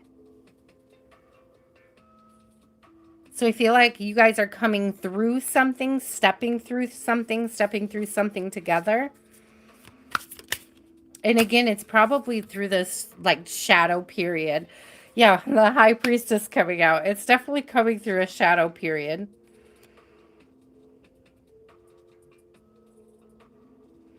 King of Cups coming out. Oh, I didn't realize that the king was the black swan, which I think is beautiful. The queen in this particular deck is a white swan. So again, we're getting that dichotomy of light and shadow being pointed to here. So it's really beautiful energy of like the expression, this revealing to each other, enlightening each other, showing each other the way, like making space for the way.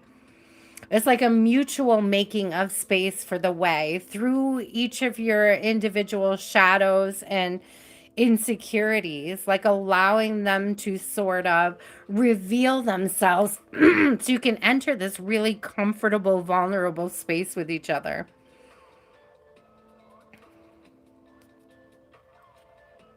It is giving like when that honeymoon season wears off and you guys can start to see that you truly are deeply compatible in very beautiful, balanced ways. So learn, you know, it's almost like sometimes when you're in the beginning of a connection, it's like you're waiting for the other shoe to fall. You're not sure if everything is necessarily truthful or authentic, but I'm getting that you guys are moving past that. You've moved through that. There's definitely going to be this energy of sort of being more expressive or being more comfortable with being expressive.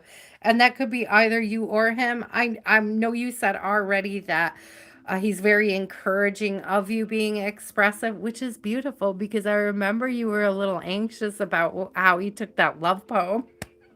So I'm glad to see that things are going well, that he is encouraging more of that expression. And I think that that brings a sense of peace and helps to sort of eliminate those doubts that the shadows may have brought in. Okay. This is beautiful, though. I love this. I love this connection. I love this energy, country. Keep just slaying it. Girl, you're slaying it. It feels like it's still going in a very beautiful direction. Okay. And I love the union energy. I love the dichotomy. I love the overcoming of fear and the the expressiveness. Okay. The energy of expressiveness, also the energy of just awareness and acceptance that comes out with this reading. They're like a deep awareness and a deep acceptance. Oh my gosh, these alchemy cards.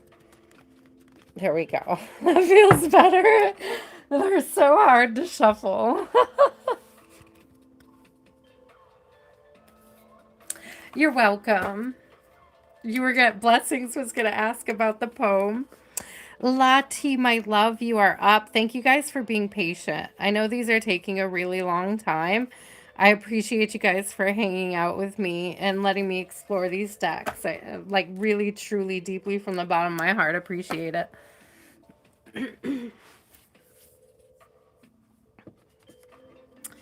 What is the vibe? What do we need to know?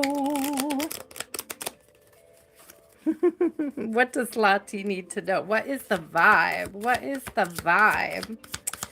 What is the vibe? What is the vibe? Oh gosh. Oh gosh. Apocalypse. Apocalypsis. Lipsis. Apocalypsis. Hmm.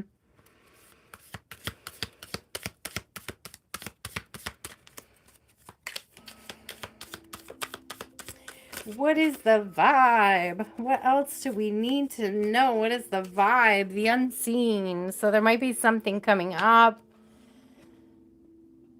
Look at the eye in the center of both of these. There's an eye in the center here as well.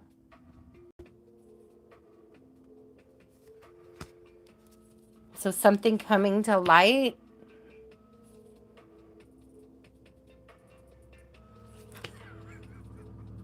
Oh, sorry, Lati, I don't mean to laugh, but why is the song, I always feel like somebody's watching me. Oh my God, my phone died. Just because my phone died. It's on 1%, and I'm laughing because it was like, it definitely was unseen and apocalyptic, yo. I'm fucking dying. That was hilarious, but not hilarious, but hilarious. It could be, symbolic. Okay, I just forgot to plug in, guys. I just forgot to plug in tonight. That was crazy, but let's look at these, shall we? Can you hear me? You got me? I'm glad it lets you come back and resume because that was so unexpected. So again, Lati, something unexpected, getting cut off, something getting cut off. And I would like that song. I had that song. I always feel like somebody's watching me. So you may feel like somebody is like a cross watcher energy. You found a dead baby bird on the side of the house.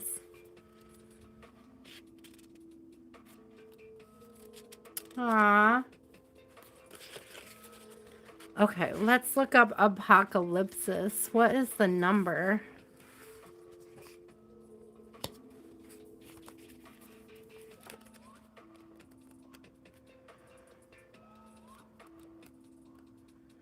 That was crazy. Again, this is something unexpected. It could be an unexpected ending, an unexpected blockage. It's definitely giving whatever this apocalyptic and unseen, and the Bardo is like, again, with the eye in the center. That struck me again, too, because it came out right as the phone died, the Bardo. So very interesting. There's something about the eye in the center.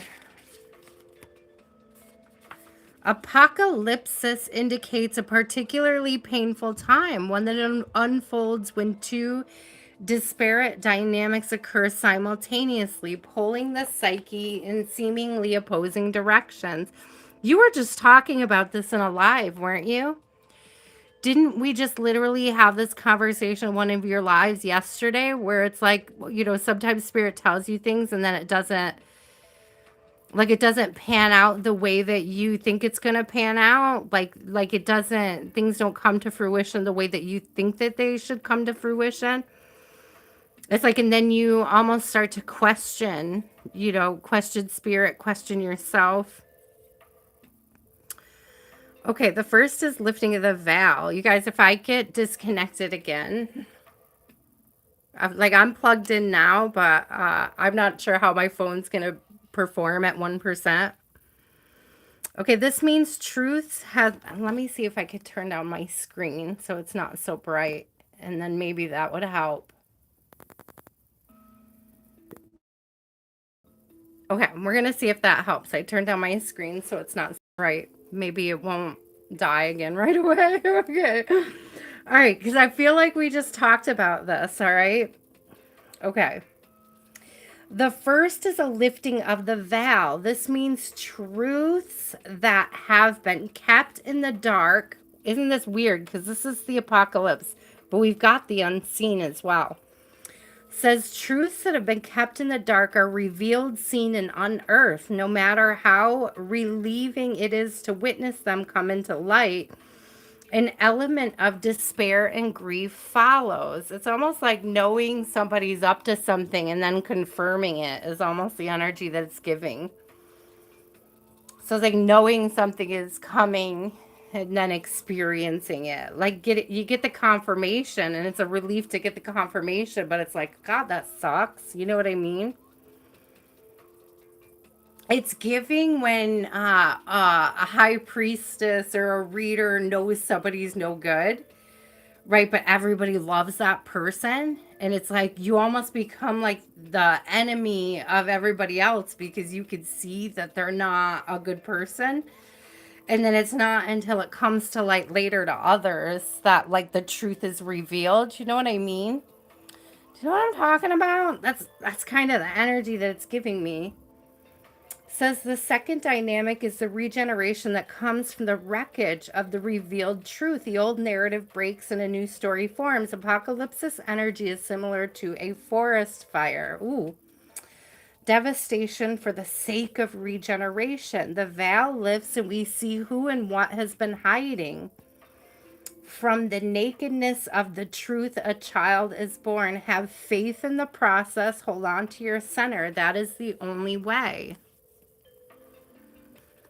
Okay, so let's look at the unseen.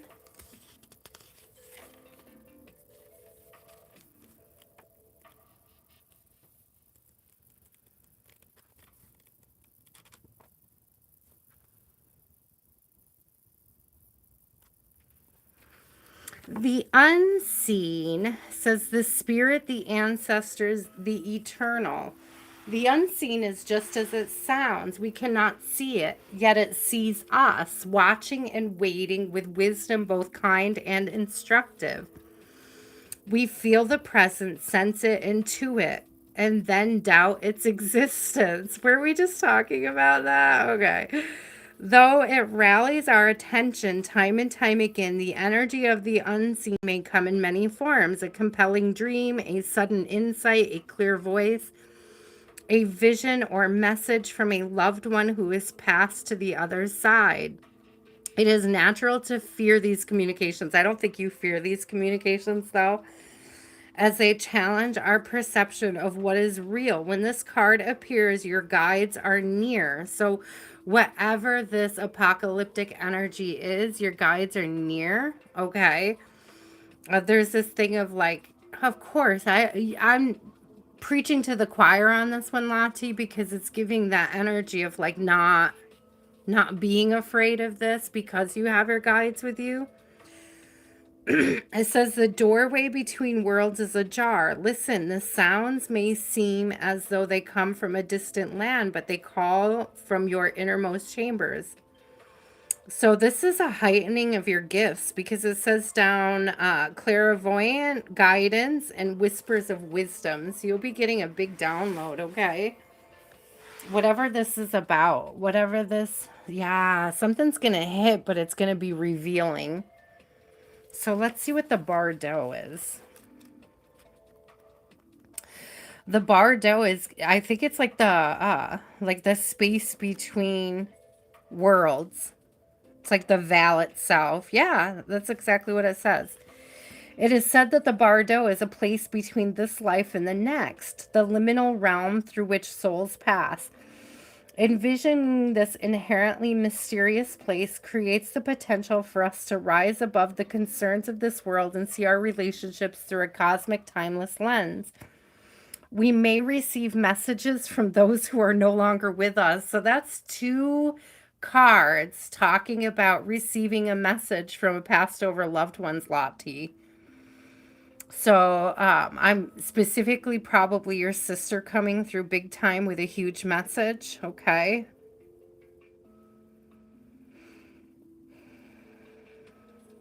In the Bardo, there is a potential to forgive the unforgivable, to say the unsaid, to see the unseen. Like, to see the unseen. Wow, that's crazy.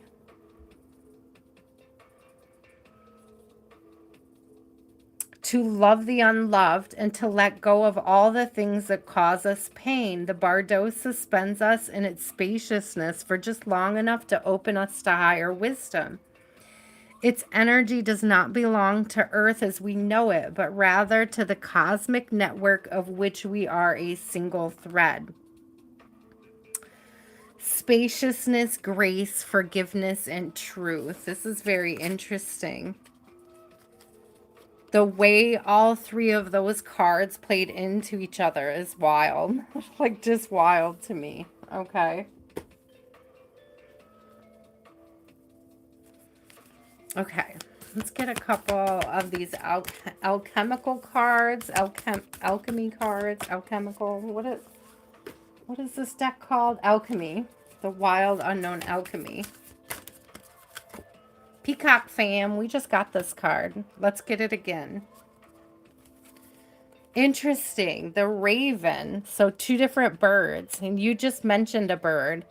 I know peacocks are important to you as well. So shout out Peacock fam. Raven's head, peacock. The raven's head and the peacock's tail. Interesting.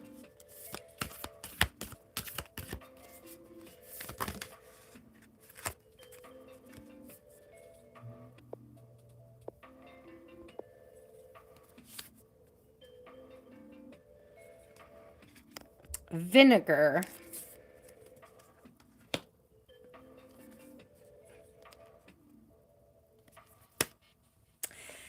I don't know why it made me laugh a little to see vinegar because the first thing that popped into my head is this stupid little vocal warm up that we did when we were kids for like chorus. Were you ever in chorus, Lottie?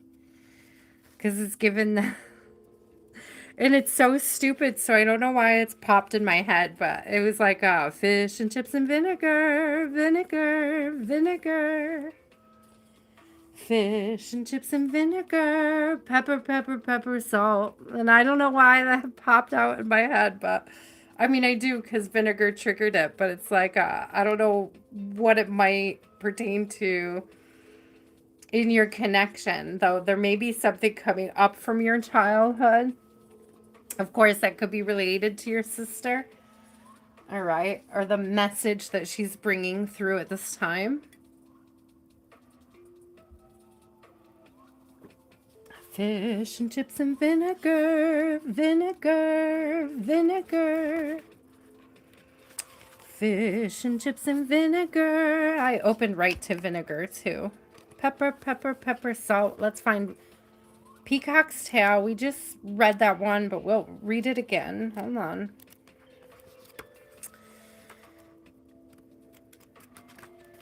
Oops, I just found it.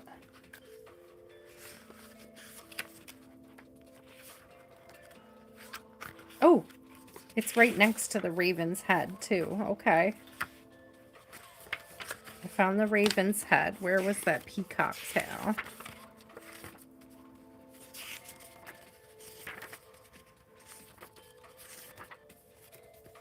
Again, thank you guys for being patient while I pull out the book for these. It is a very deep and meaningful deck, and I want to pay it the respects that it deserves by breaking it down with the book with you guys. Okay, acidity, distillation, and memory. The tongue knows vinegar. Even the suggestion of receiving a few drops into the mouth reminds us of vinegar's sour and lip puckering. I'm laughing because the kombucha I have tonight is basically vinegar. And it did it to me earlier. It's so sour, it makes me pucker. Okay, in alchemy, vinegar serves as an active agent of distillation, fermentation, and preservation. It is incredibly useful when applied in the right amounts and with intention. This said, it can be easily overused, overwhelming the situation at hand. When the vinegar card is present in a reading, it indicates a sour note, and that is giving this apocalyptic energy that it's actually coming out on here. Interesting. A sour note permeates the laboratory. It is likely something from the past is showing up in the present and demanding your attention. It is in vinegar's nature to take over, to overwhelm. Be cautious with this material. A little goes a long way. As they say, it is productive to look at your past, but not to stare. Oh, I've never heard that. That's really good. It is productive to look at your past, but not to stare. Such is the complex energy of vinegar. It says view, you might like this actually. It says view the allegorical Chinese painting, The Vinegar Tasters.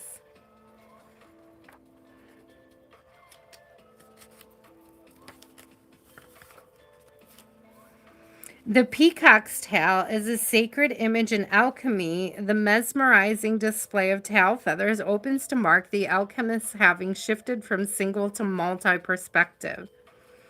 This is a great achievement. The alchemist has opened 1,000 sets of eyes instead of one. They've discarded black and white thinking and allowed the full spectrum of colors, nuances, and solutions to come into the fold. Creative solutions to complex social and political policies.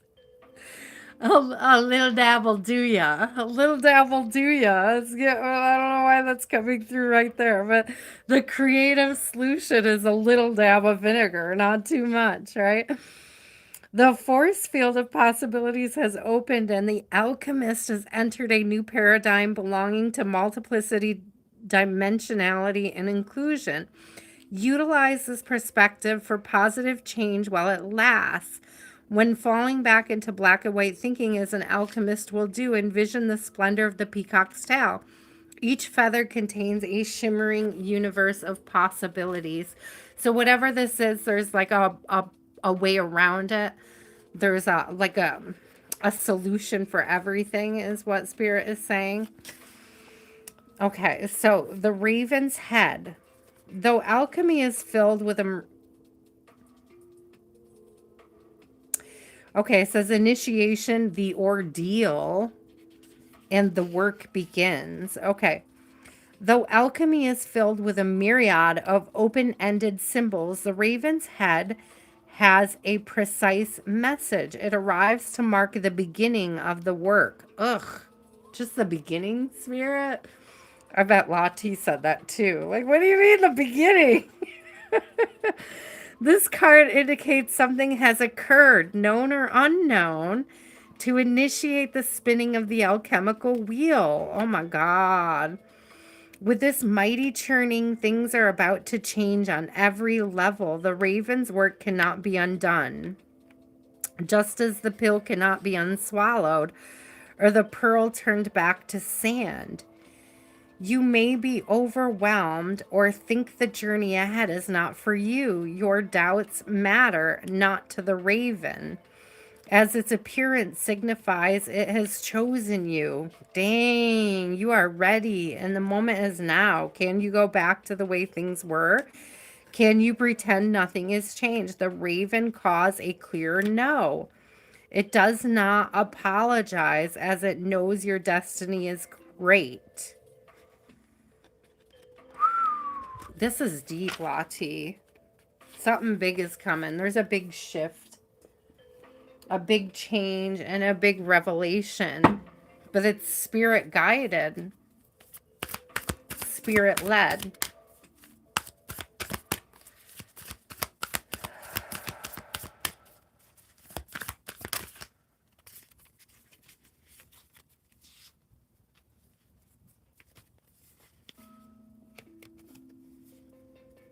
Ooh. So I have Knight of Pentacles in reverse and Seven of Wands. I feel like there's somebody coming at you. And I don't mean that in like...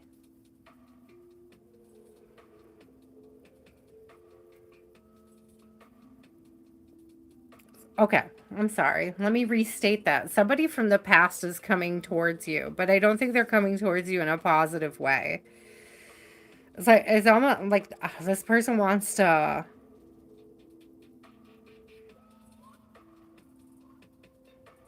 Do you know what this is? I don't... It might not be somebody from your past. But okay, so look at this particular Seven of Wands. It's giving like you're the one that's lit. You're the one that's burning. You're the one that's on fire. You're going through this alchemical process. You've received the information. You've received the fuel. You've received the fire. You've received the message. But it's like you're surrounded by a lot of other people who aren't lit. They're not, you know, they're not burning. They don't have the fire. They don't have the same... They can't see things from your perspective. They can't see the truth. They can't see the truth through your eyes, through your experience. Son of Pentacles in reverse. So this is like the Knight of Pentacles in reverse. And it's just giving like some sketchy energy coming towards you for sure, for sure. I feel like somebody's going to come in and try, and I know they can't do this, but I feel like somebody's going to come in and try to get you to like doubt your own reality, doubt your own existence, like what you're here for, your path. It's very interesting. I mean, I don't think anybody can achieve that with you, Miss Lottie, but I do feel like Spirit is clearly creating an awareness for it. Because I feel like this person is going to try very hard to see doubt in you. But it's like you're already lit. You're already on fire. You know what I mean? Somebody's seeding doubt. Or trying to seed doubt.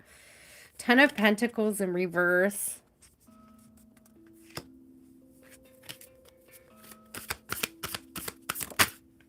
Somebody's trying to get you to doubt what you already know. Or doubt the work that you've done. Know your own strength and know your own wisdom. And there's also this energy of hunkering down. So I have, again, Seven of Pentacles is coming out in reverse. This could be work related, but I feel like it's more has to do with your spiritual work, especially with the unseen energy and those other cards that we had come out that said you were going to be receiving messages from the other side. But the Hermit is coming out. That's giving me that hunkering down and knowing your flame, protecting your flame, protect your light, protect your flame. It's the difference of having it wide open for other people to sort of feed off of and having it sort of controlled and contained in such a way that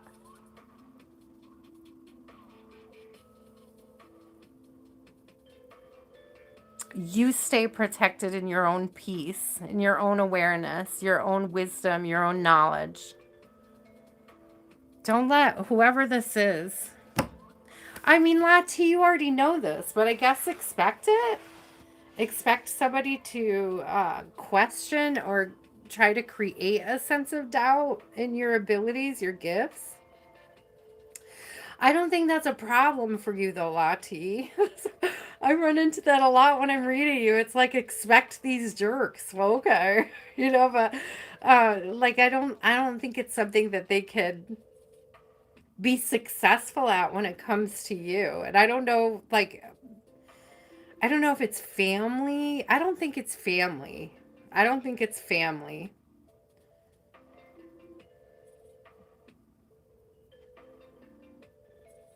It could be somebody you thought was a friend though, like throwing shade. It's definitely something to do with people that are around you, right? I'm getting that from that 7 of Wands. It's like there's and the 10 of Pentacles in reverse. That is 10, right? It's 10, but there's only 9. Oh, because there's something hidden, something unseen. The little pentacles in the middle. I was like, why is there 9? It should be 10.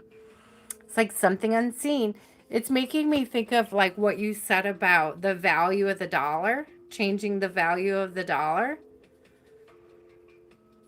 It's very random. So, something, a small little shift, a small little change.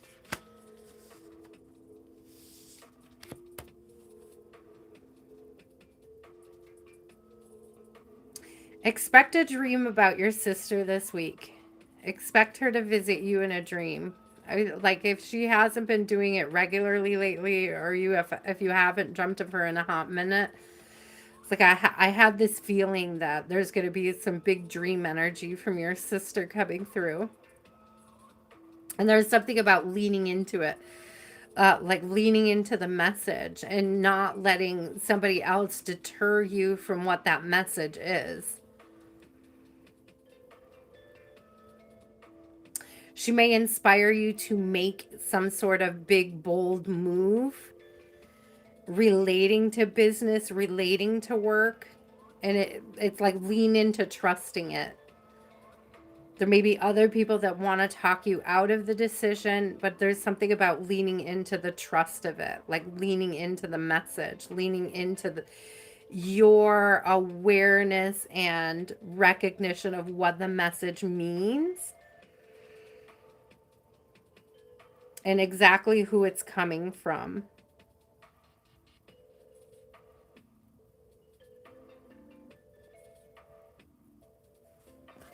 Ooh, Lati.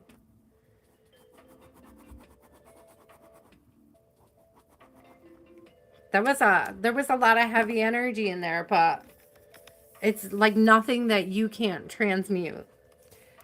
I don't think there's a lot of people that could handle this, though, to be honest with you. There's like something big. I really do feel like somebody's going to show you a side of themselves that you may be aware of this side of them. Like you may be aware of this side of this person, but they may not have given you confirmation. I almost feel like your sister's going to come to you and reveal something about a person, and it's like trusting that that's true, trusting that what she's showing you is true about that particular person.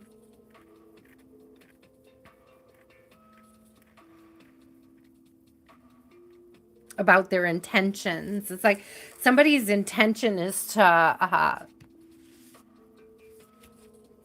rattle your confidence, I'm hearing. But we're Peacock fam, so screw them. Right? They could try. They could try. Peacock fam's got it, though. Peacock fam's got it. But I feel like this is going to come as a shock who it actually is. Okay? Sure, we all have God in our life. Perfect. Hope you have a blessed night, though. Seriously. Hey, Jean, my love, you are up. It's funny that you would assume that we don't have God in our lives when we are actually living very spiritual lives.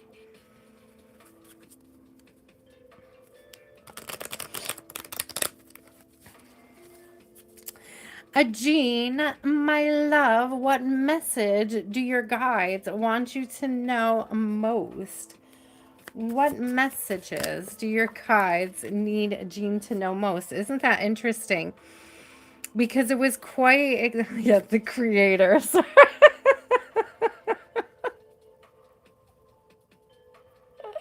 Yeah, we've got the creator in our lives. God is good, Eris. I agree.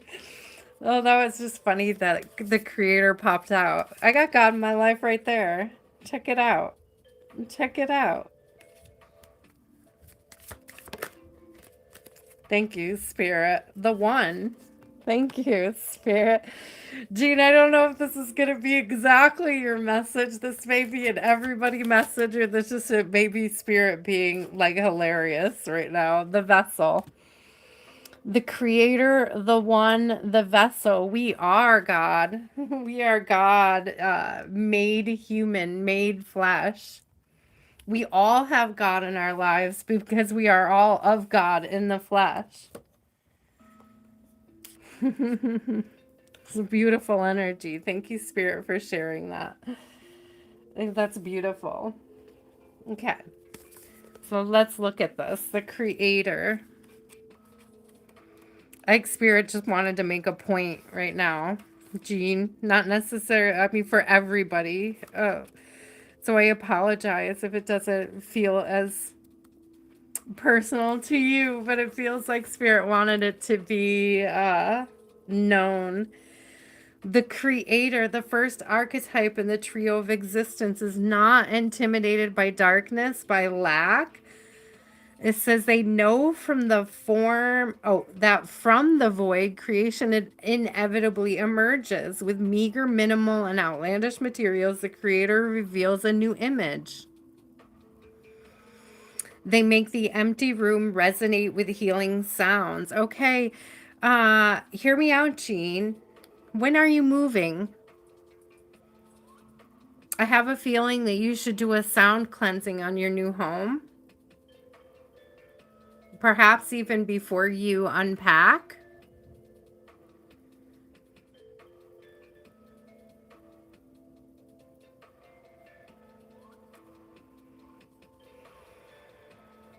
See, they make an empty room resonate with healing sounds. They generate bounty from the seed that others tossed away. Though generative, this archetype annihilates preconceived notions of what is possible, leaving unexpected openings in the wake of its destruction. The creator does this first by being absolutely present to what is, not imagining or wishing things were different. And second, trusting that a force greater than themselves awaits constant collaboration with each human soul.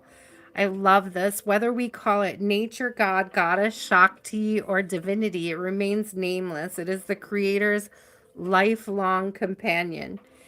Curious, playful, open, surprising.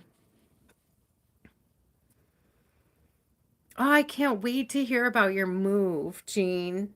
Because I feel like this is a lot about your move and like creating this new chapter, like truly being open to all the possibilities, all of the new opportunities that you're moving towards.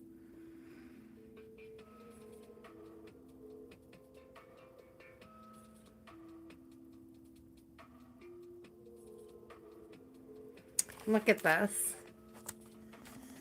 It says right here, recommit to childlike curiosity and nix the rules. Look what I wrote on my paper.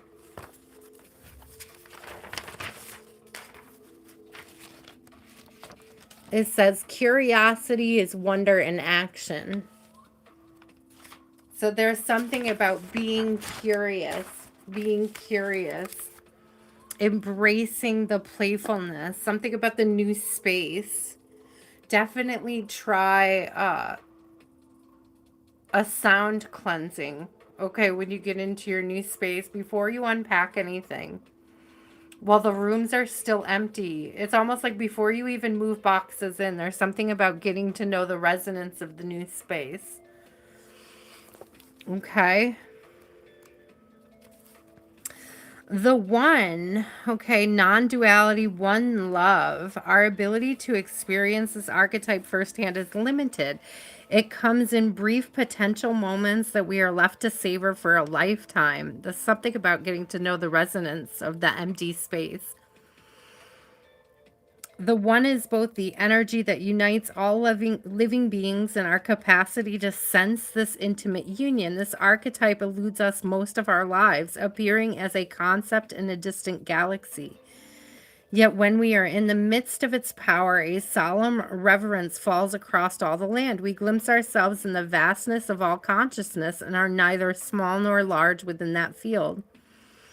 We are neither important nor unimportant. All duality fades away, and we are left with what is the precious knowing that life is a gift, and we are both the giver and the receiver of this fortune. It literally says resonates. When light serves, loves, accepts, and resonates. So make sure you give yourself a good sound clearing, okay?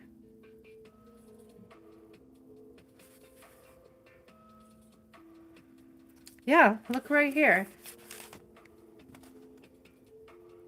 It is said that Om is the primordial sound of the universe and that all other mantras are born from it. Simply imagining this possibility will activate the one.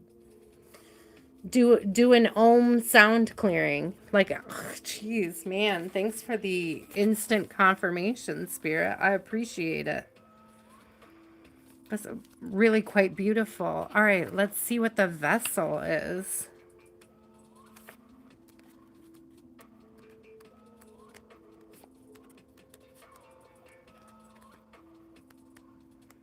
It's taking me forever, guys, to get through one list, but that's just because I really want to get to know this deck. So if I didn't get to you tonight, if you didn't make the list, if I don't open it up further, just know that I will be back and we'll do a more traditional reading soon. But I really have enjoyed digging into this deck and reading from the book and really giving it that full homage.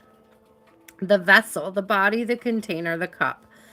The vessel may be the most powerful archetype form on earth. It is everywhere. Cups holding liquid, stoves hold fire, our body holds organs, our homes hold families.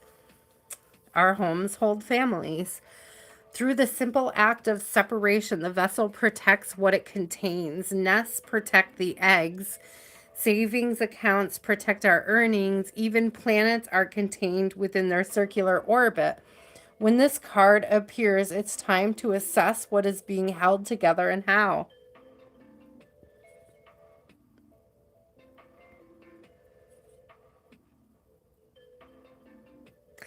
Jean, are you a little nervous about your move? I got the hiccups. You know I always get the hiccups when I pick up on anxious energy.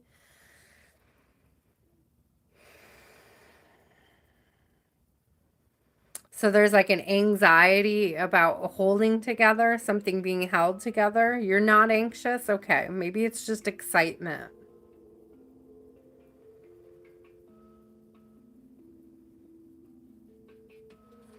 It is natural for structures to be formed and eventually fall apart. The vessel has a life cycle that must be honored. It is time for you to build, break, or repair. You must find out.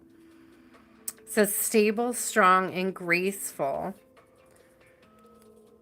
The physical body is the most sacred vessel of all. It is the one in which you reside from your first breath to your last. It may need your attention. So make sure you're taking care of your body at this time. Don't overexert yourself during the move. Girl, stay hydrated. Stay hydrated as well. Make sure you're hydrated. Make sure you're taking care of yourself during this time, okay?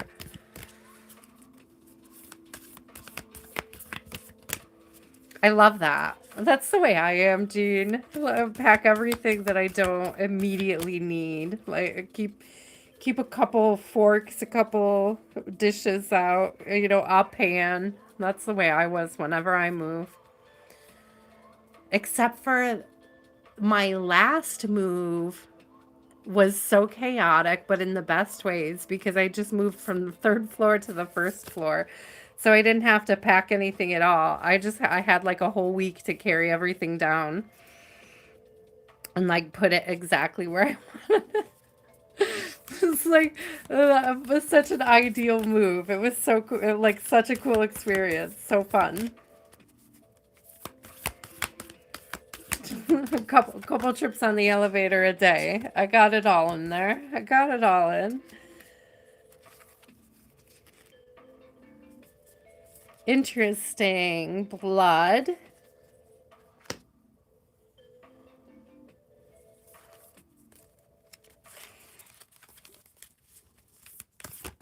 Ooh, blood. I'm glad that I'm so excited for your move. I can't wait to hear how much you love it. Quicksilver. Interesting, interesting, interesting. Isn't Quicksilver is mercury, is it not? I do believe it is. It's another word for mercury.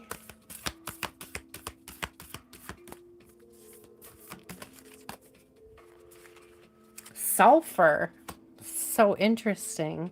Okay. Let's see what these mean. Lots of cards we haven't seen yet tonight. Blood. Blood, blood, blood. Also, I don't know if sulfur is a liquid. I think it can be in liquid form. It's given like sulfur water. Hold on, I just saw it. Where did it go? There it is. Mark the page. So we have sulfur. I need blood.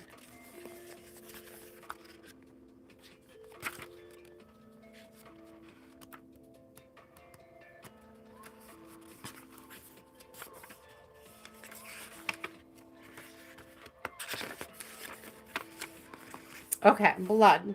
The pulse, physicality in the body. Have no fear of the blood card. It indicates a remembrance of the vital mammalian nature of our existence.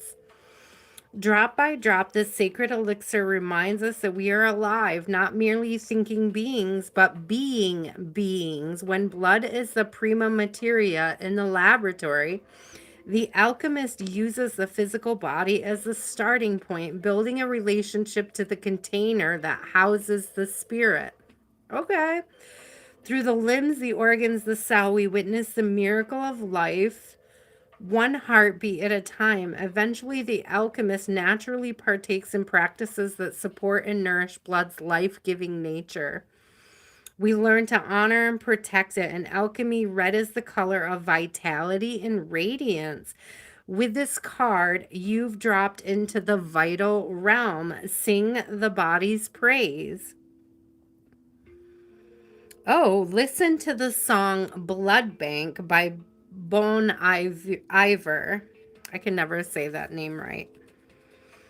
The blood card brings vitality to an entire reading. When it is present, it is as if all other cards come alive and begin to grow. So I love this because it's indicating that you're moving into a more vital space in time, a really sort of energized chapter. This looks very positive for the next chapter, for the move, for the transition that you're experiencing at this time. It's very positive. Also, take care of yourself. Again, I said, like I said, drink water. Make sure that you're hydrated. Make sure you're taking care of your body, like we saw with the vessel. So it's interesting because we had the vessel, and it's like the blood is what's contained in the vessel here in this context. So I think that's very beautiful confirmation there. Quicksilver.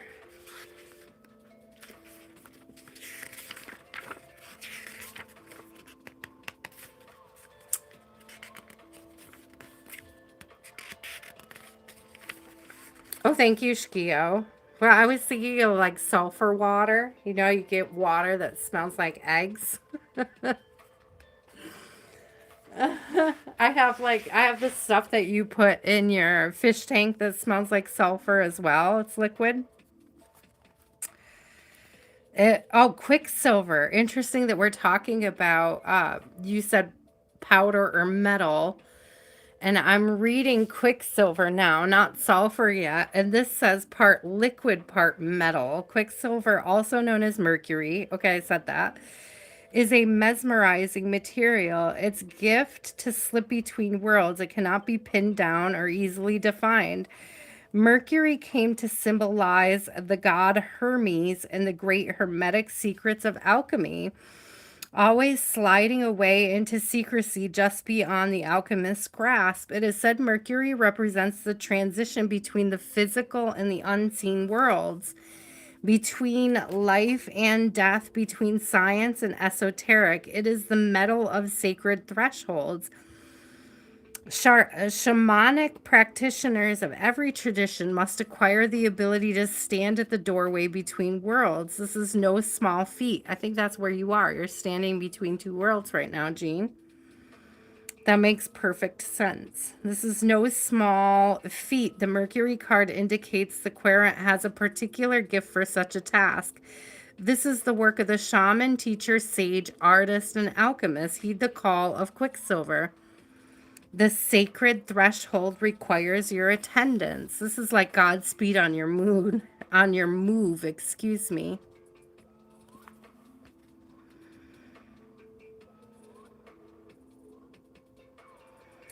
It says in esoteric wisdom traditions, Quicksilver and Mercury are associated with the lungs. It is no surprise that the shaman is a lifelong student of the breath. So, you know, take a deep breath. Don't forget to breathe.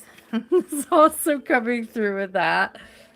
I love the colors between these two cards, the Creator and Quicksilver.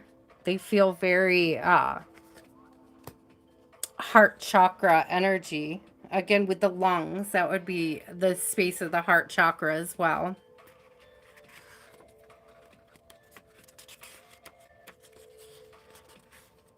Okay, sulfur.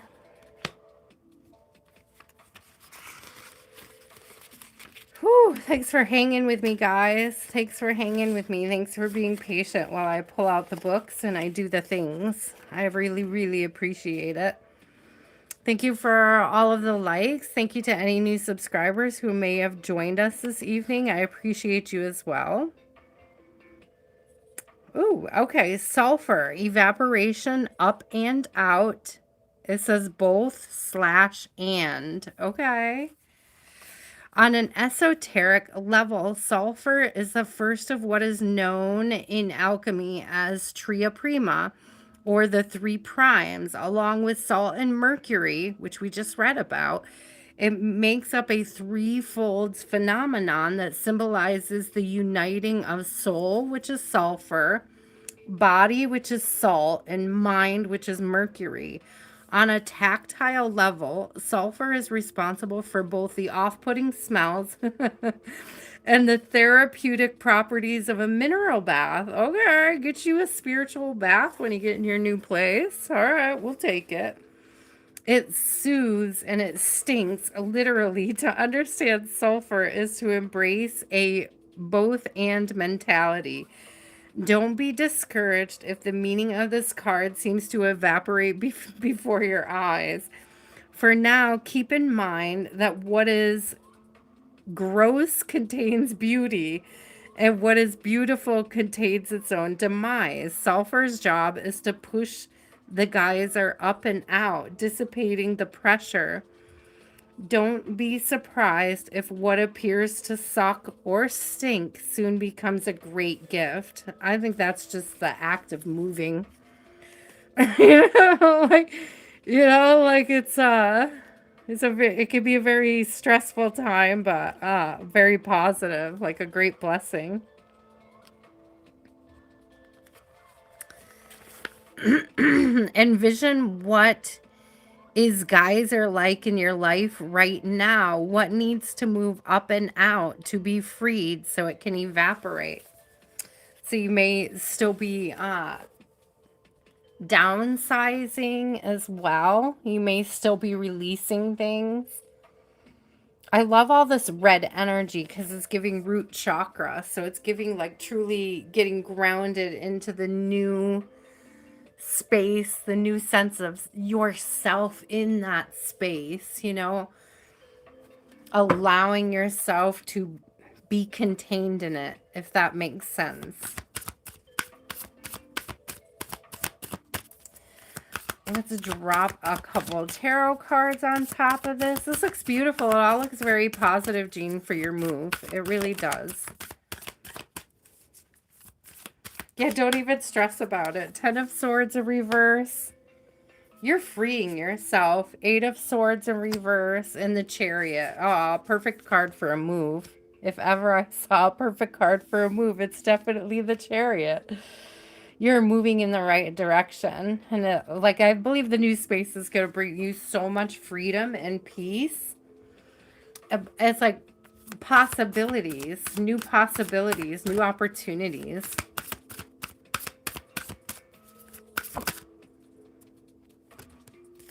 Yeah, heck yeah. It's going to be good for business. Mother of Pentacles. So Queen of Pentacles coming out, real good for business. Again, getting grounded in that space. Coming out with Ace of Pentacles. Heck yeah. Heck yeah. Heck yeah, Jean.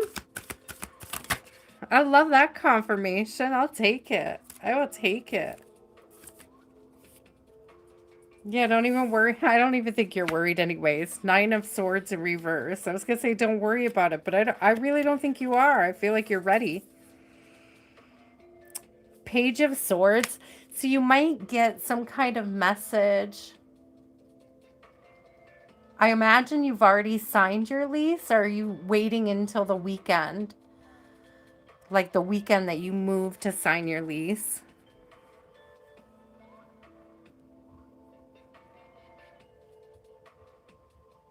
You might be hearing soon about something about the lease process. You already signed. Okay, good. Ah, look at what's on the bottom of the deck. How gorgeous is that? A 10 of Cups. This move is like going to bring a whole new level of sort of peace, happiness.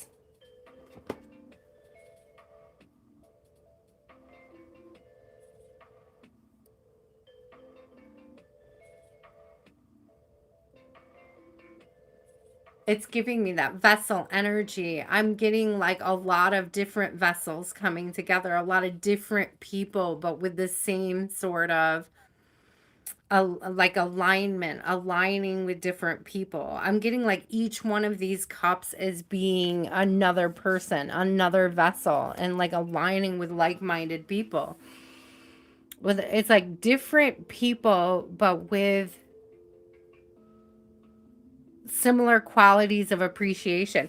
Do you see how like it goes red, orange, yellow, green, blue, but it's like they all mix on the other side? It's giving like you're headed towards a place where you're going to be able to learn from the people around you, and they're going to be able to learn from you as well. These are like people that are open to discovery, open to self-discovery.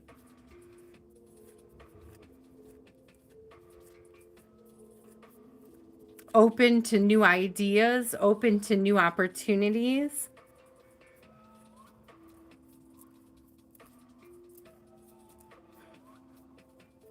It's a cornucopia, I just heard. I don't know. I don't think I've ever said that word in a reading, but I'm open to receiving a cornucopia. How am I saying the word now? Like wrong? Corpico. What? Did I say it right? Corpiconia? What is the word? Anyways, you know what it is.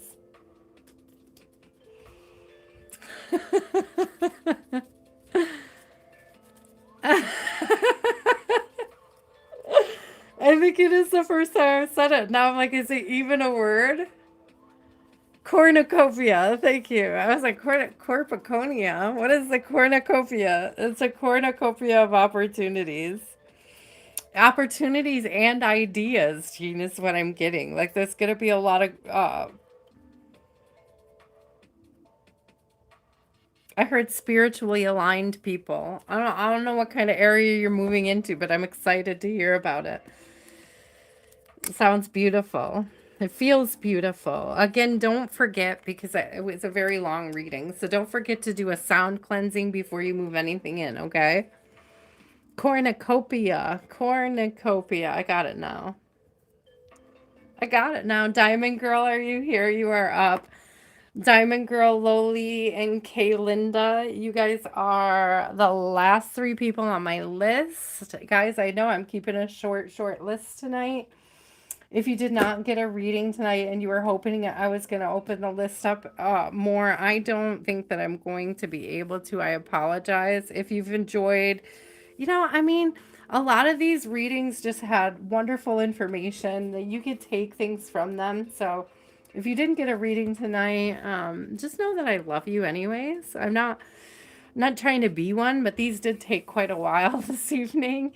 So we've already been here 4 hours tonight, and I don't think I'm going to be able to get through another 4 hours to do 11 more people. So if you were waiting to get on the list, I appreciate you guys for hanging. I'm sorry that I'm not going to have like a lot more time for you this evening. Good night, Jean. Good night, Jean. I'm so excited for your move, Jean. Current energy, what is coming towards Diamond Girl? So again, for those of you that were hoping and waiting to get on the list, I'm so sorry it was so short tonight. There was a lot of really great messages though. I mean, you seriously could go back. I could go back and watch this whole, like the whole night of readings. It's just been beautiful. Aww. Diamond Girl, the heart. Your first card out is the heart. I love this. Your second card out is the seed. Okay. Did you plant a seed in somebody's heart? Did they plant a seed in yours? What is going on? What's going on?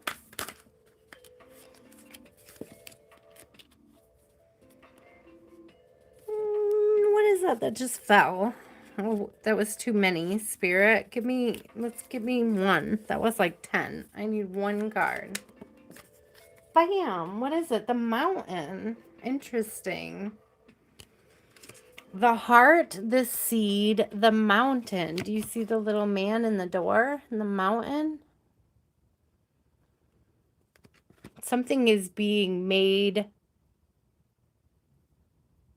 way for, like a way is being made is what I'm getting. A way is being made. Let's see what it says though. A way is being, the way maker. Are you a way maker, Diamond? Are you a way maker? The way maker of the heart is what I'm getting. Okay. We didn't see the heart yet tonight. I have seen this card in previous readings, but I haven't seen it tonight. Let's see the heart. There's the seed. I found the seed.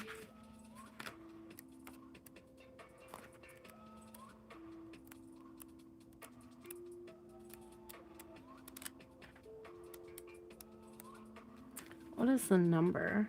That would help if I would look at the number. Oh, I was right there. 31.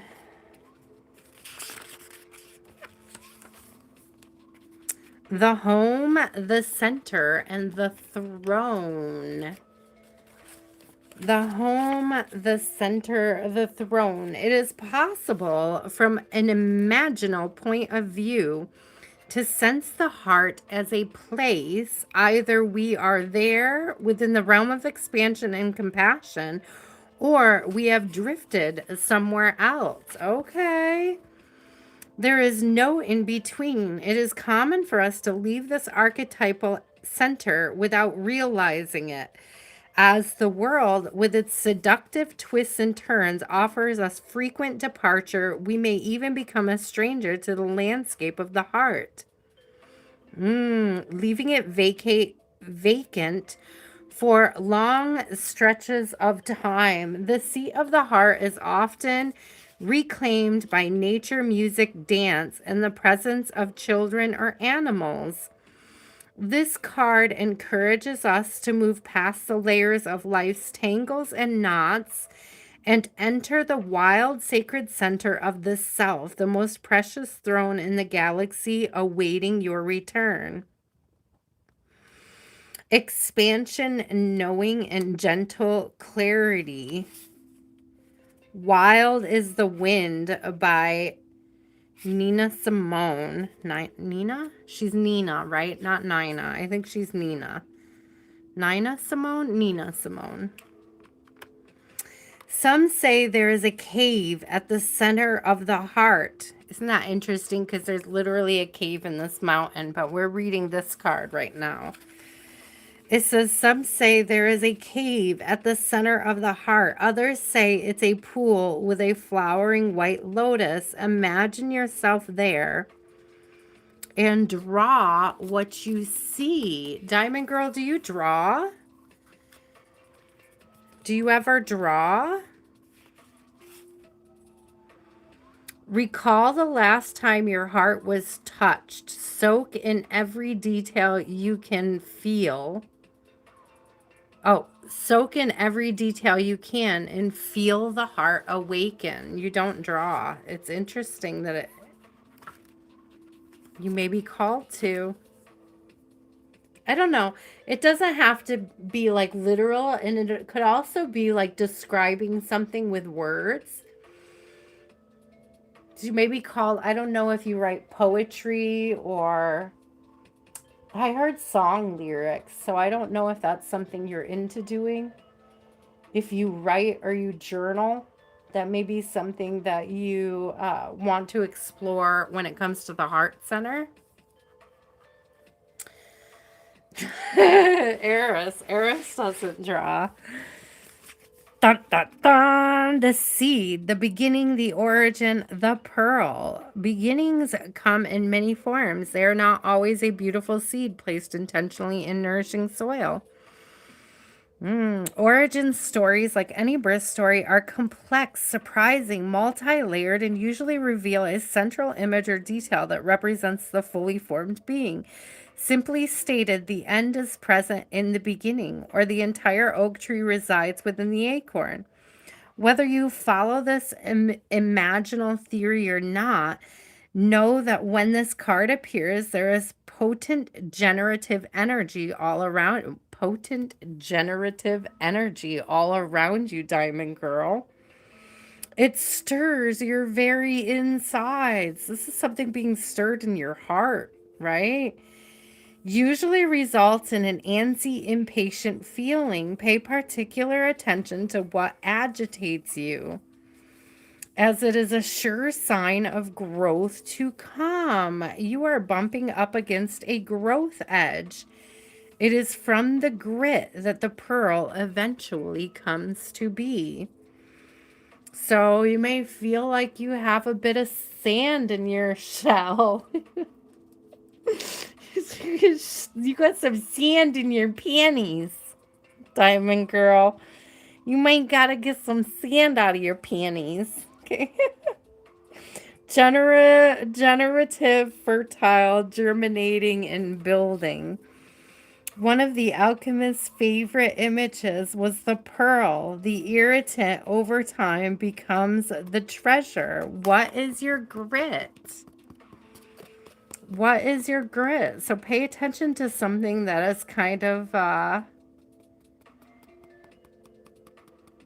rubbing you wrong, because it's pointing to something that needs to be healed, addressed, or explored. Okay, and then let's see what the mountain says.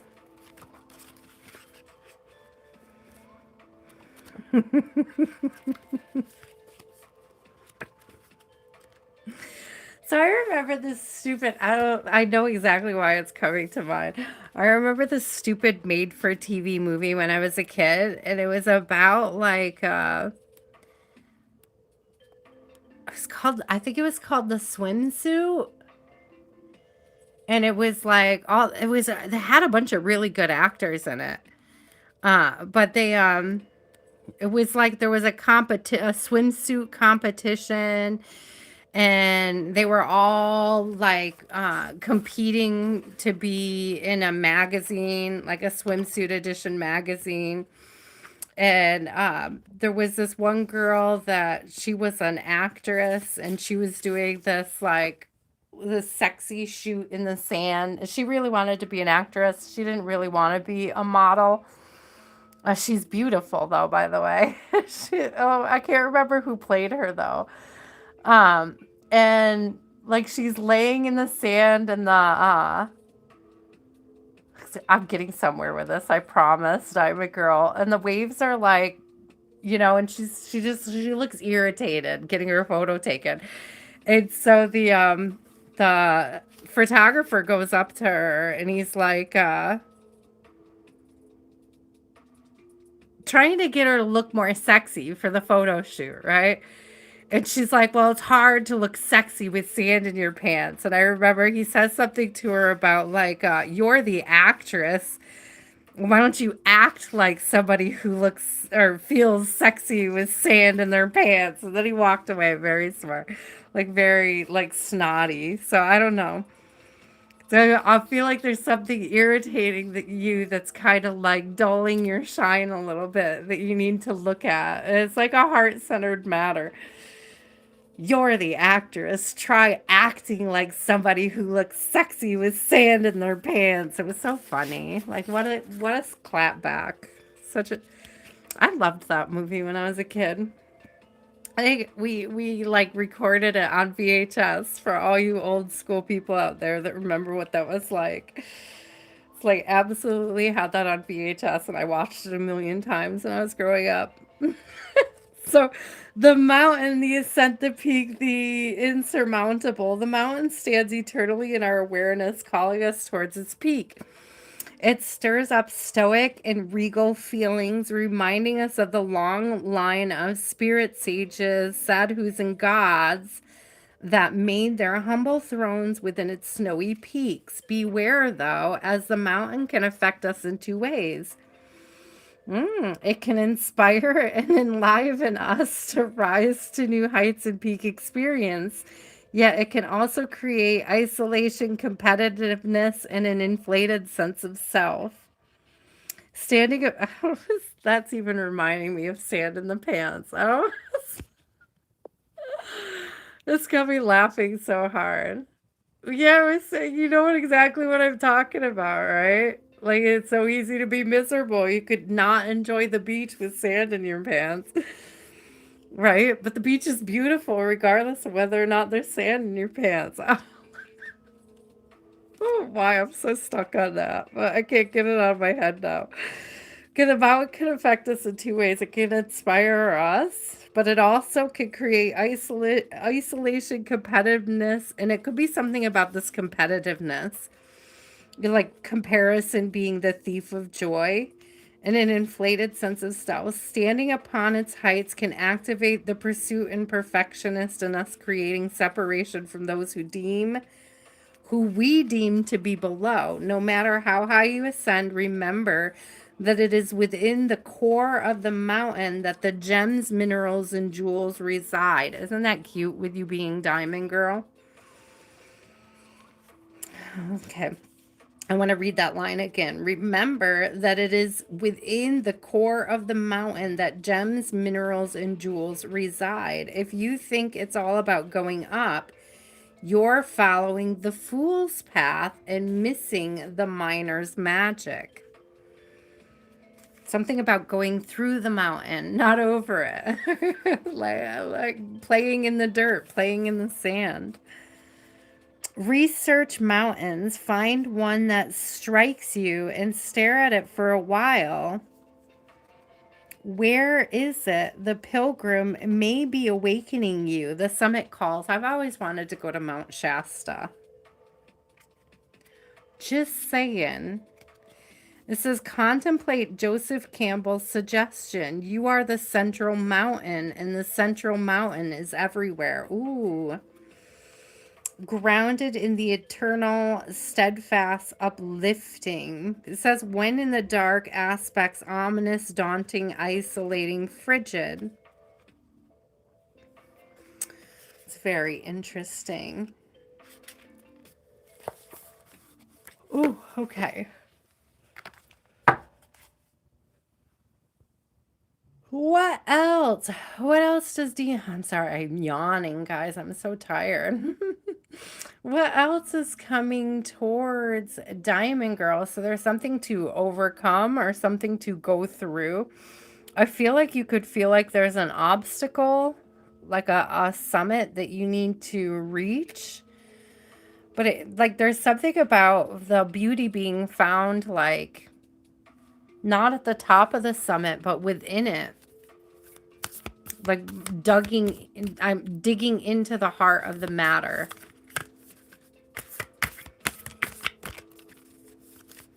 No willingness to get sand in your pants. Let's get a couple of these. Let's get a couple of these. Let's get a couple of these. What do we got? What do we got? Smoke. Smoke on the water.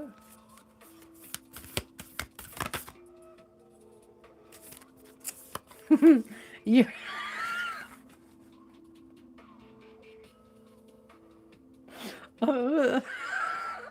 I'm such a kid. I was so immature. But since we were talking so much about like sanded panties, I thought it was really funny that Uranus came out.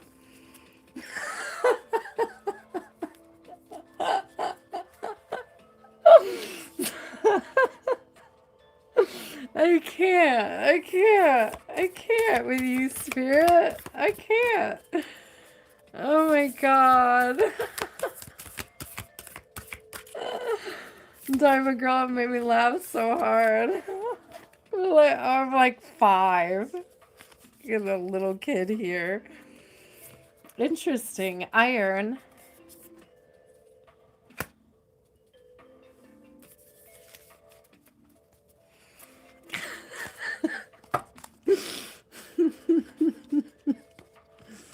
So there's this guy on Facebook. He's probably on YouTube too, and he talks like he disses planets. He talks about everything he doesn't like about it, but very scientifically. It's super cute. Oh, I should probably share him if I could find him on YouTube, or if you follow me over on Facebook. I'll try to remember to share him because he says the funniest things. He breaks it down in very real ways. What is unattractive about planets? It's very cute. I enjoy him very much. I am always sending his stuff to Lottie, actually. Like on the daily, he pops up, and I'm like, oh, Lottie's gonna love this. All right. Let's see what we got here. We had smoke first. So let's get, smoke first. 32.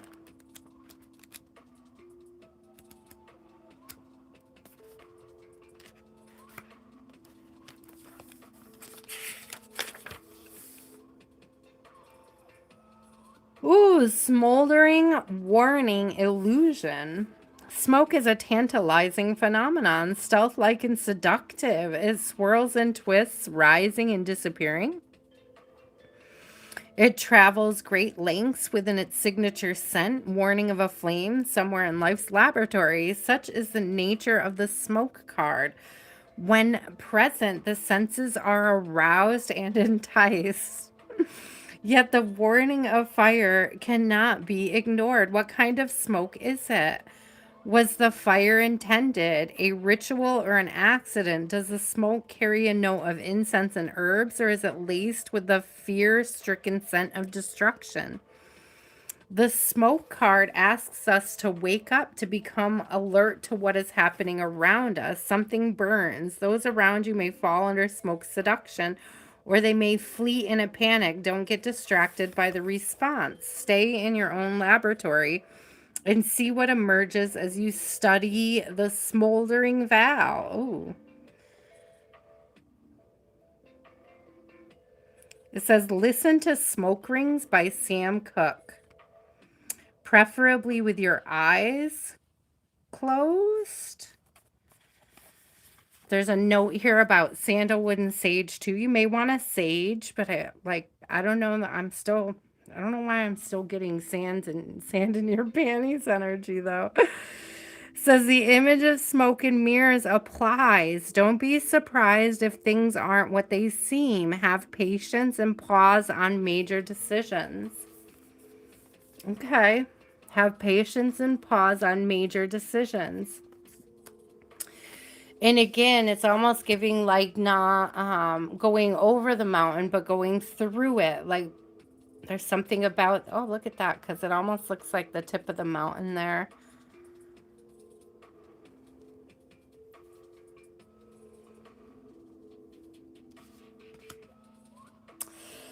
It's giving crucible. Like allowing something to burn. Burn, baby, burn. Disco Inferno, burn, baby, burn. To my surprise. I don't know, maybe you feel that way lately. Like let something burn. Maybe you've been doing a fire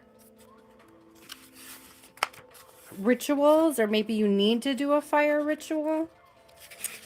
Uranus. Give me what you got, Uranus. What is this all about? Awakening, brilliance, individualism. When Uranus strikes, we are in for a surprise, not in the outer world, but in ourselves. Yeah, the sand in our panties is shocking. Thank you, Spirit.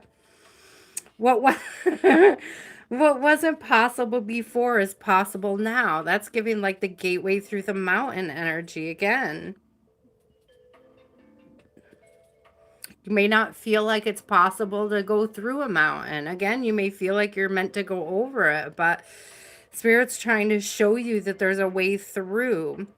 It takes grit, it takes work, it takes a little extra time and extra patience, but there's something about it. There's something about the beauty in the process. Okay, whatever. Keep going. Thanks to Uranus and its ability to shatter our preconceptions, this shift in perspective or identity brings newfound freedom and opens up dormant energy. For an alchemist, this may be experienced as a long-awaited aha moment or a sudden stroke of genius. Invention and innovations are born under Uranus energy. This card may also appear to show us what is particularly unique about ourselves or another. A seemingly random or idiosyncratic quality may end up being the secret ingredient needed in the laboratory. You may need that sand in your pants. Diamond Girl, you may need it. Whatever that thing is that irritates you is also going to drive you to that growth and that expansion. It's got what is that? Necessity is the mother of invention. I think that's it. I think that's the saying. Necessity is the mother of invention. The alchemist knows this radical energy isn't sustainable, and so the work is to show up each day whether or not Uranus strikes. Don't be attached to Uranus energy. It can lead to a restlessness or chasing of inspiration. Always looking for the next best thing. Take its medicine as an occasional blessing.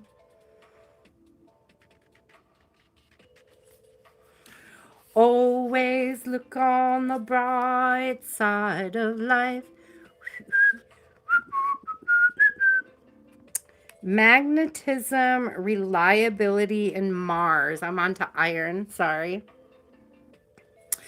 Iron is a reliable metal that can withstand great pressure. Over the centuries, we have come to utilize this metal extensively, mixing it with carbon to create the steel bridges, highways, and infrastructures that span across the globe. In alchemy, iron is associated with the planet Mars and shares its qualities of being strong, assertive, and potentially warlike. When the iron card appears, there is a call to rely only on the reliable. What truly supports you? What have you already built? Iron dwells at the center of the earth, in the mountains. I'm just saying, you might have to dig for some strength here. So when all else feels lost, go inward. Thank you. Thank you, Spirit, for clarifying. There is a deep magnet there that pulls you towards what is steady and true for the moment. Put your words and weapons down and let yourself be held by the structure that is already in place. Read about the warrior Ogun, known as the god of iron in African mythology. Iron is in our bloodstream. Yes, it is. In esoteric wisdom traditions, Mars and iron are associated with the gallbladder. I didn't know that. It may be time to contemplate what can be broken down and what must remain. Watch for planetary pairings between all the metals and planet cards. Iron and Mars appearing in one reading indicate a great conflict looms. We didn't get iron and Mars, but we did get Uranus and iron. Okay. Okay. Okay.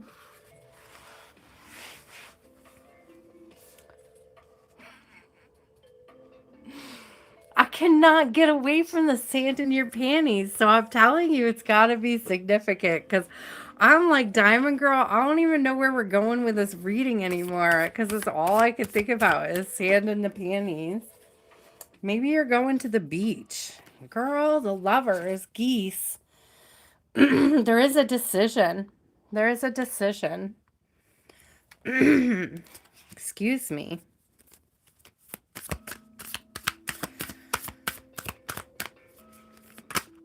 It's a decision based on like moral value, integrity, Father of Swords, a decision based on integrity.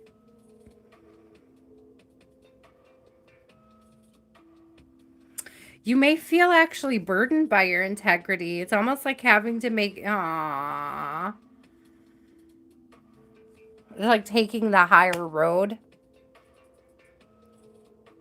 It's like not clapping back at somebody, even though you may think that they deserve it. It's kind of what Spirit is giving me. It's like acting in integrity, making a decision in integrity. Now, I know that the King of Swords would seem like it would be somebody that would speak up, but it's almost giving me with the owl here. It's kind of giving me that, like, knowing when to hold back as well. Also, he's holding a sword, which would be, what, the steel, the iron, right? We were just discussing that energy.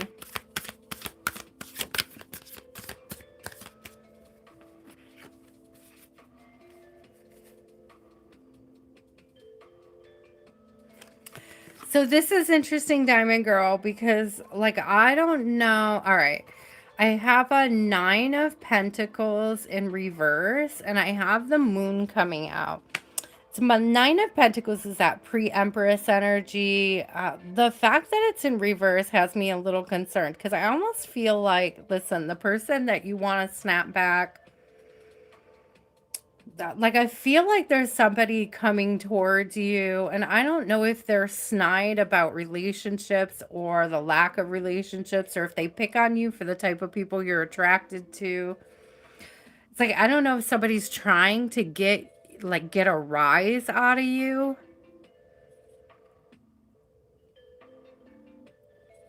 And I'm getting this energy of being like, being wise to it, understanding what it is that they're trying to do and kind of not falling for it.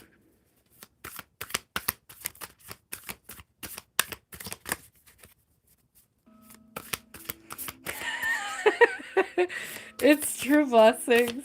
It's true. It is all about, because seriously, if you think about it, right? If you think about even what I'm describing now as I'm looking at the tarot cards, like, somebody giving you grit, somebody putting sand in your panties, somebody like causing some sort of issue, somebody trying to irritate you. And it's like not allowing it to sort of chafe away at the vitality of your life, at the like beautiful things that are going on around you. Yeah, you're a star. You are a star. Oh, I got High Priestess too.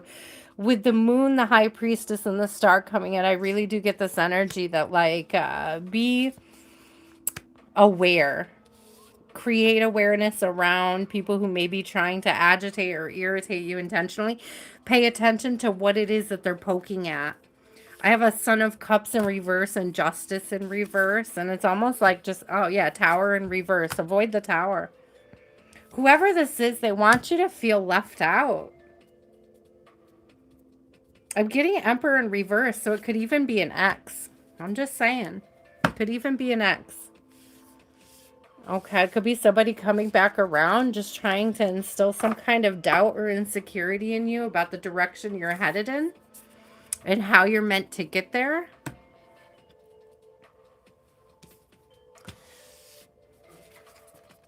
So don't give them the satisfaction of knowing that they're sand in your panties.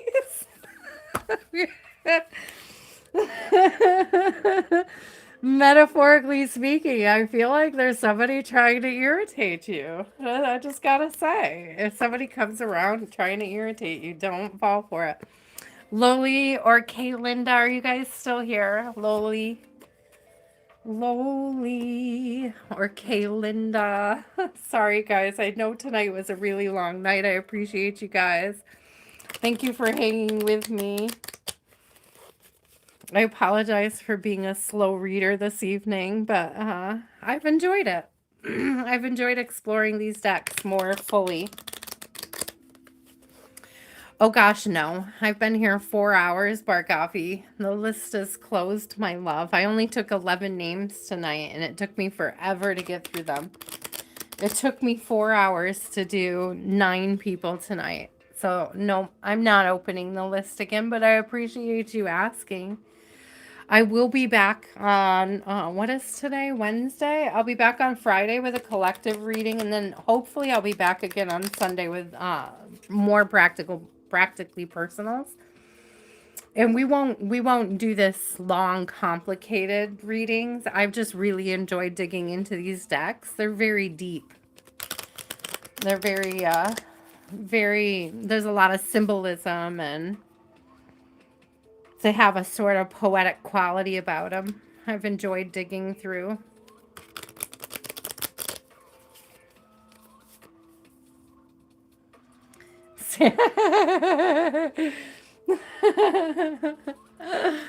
Oh. You'd be surprised, Lily. We got some cool answers out of these decks tonight. Okay, what is happening with C and Lowly What is happening with C and Lowly? We have the warrior. Oh, isn't this interesting? Do you see this diamond? This gemstone right here? Because a card came out with it and it's arrows. And it has the same diamond in some lips. So this is an interesting energy. I can't wait to explore that. I gotta see what that means. And it came out again. Look at that. The jewel on 3 of the cards. The shaman. This is interesting. There's something about this diamond carrying through. And in each card, it gets bigger.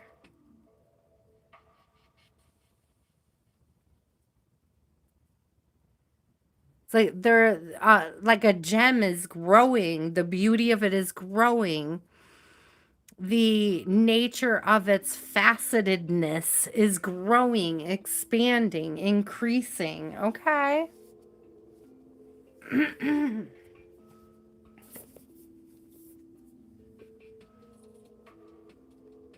It's also on the cover of the book. I just noticed as I picked it up.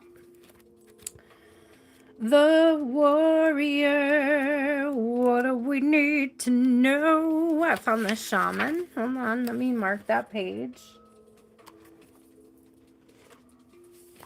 Where did I put my little... Here's a card. Okay. Getting a couple more cards.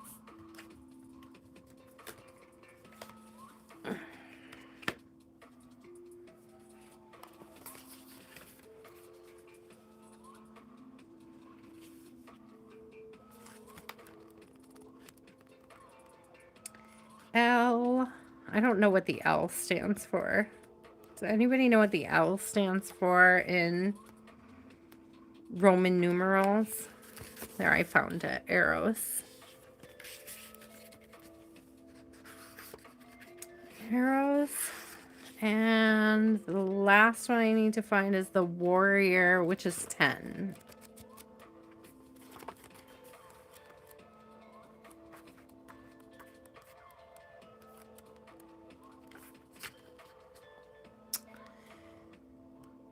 $1,000. Can't be 1,000. There's not 1,000 cards in this deck. That can't be right. There's not 1,000 cards, maybe 100. There's not 1,000. I'm gonna have to look it up later.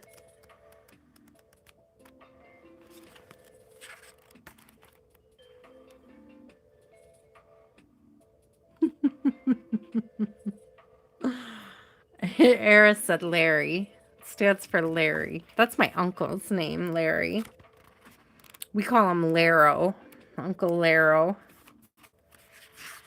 It's one of my little cousins couldn't say Larry when he was a kid, and it stuck. He always called him Laro.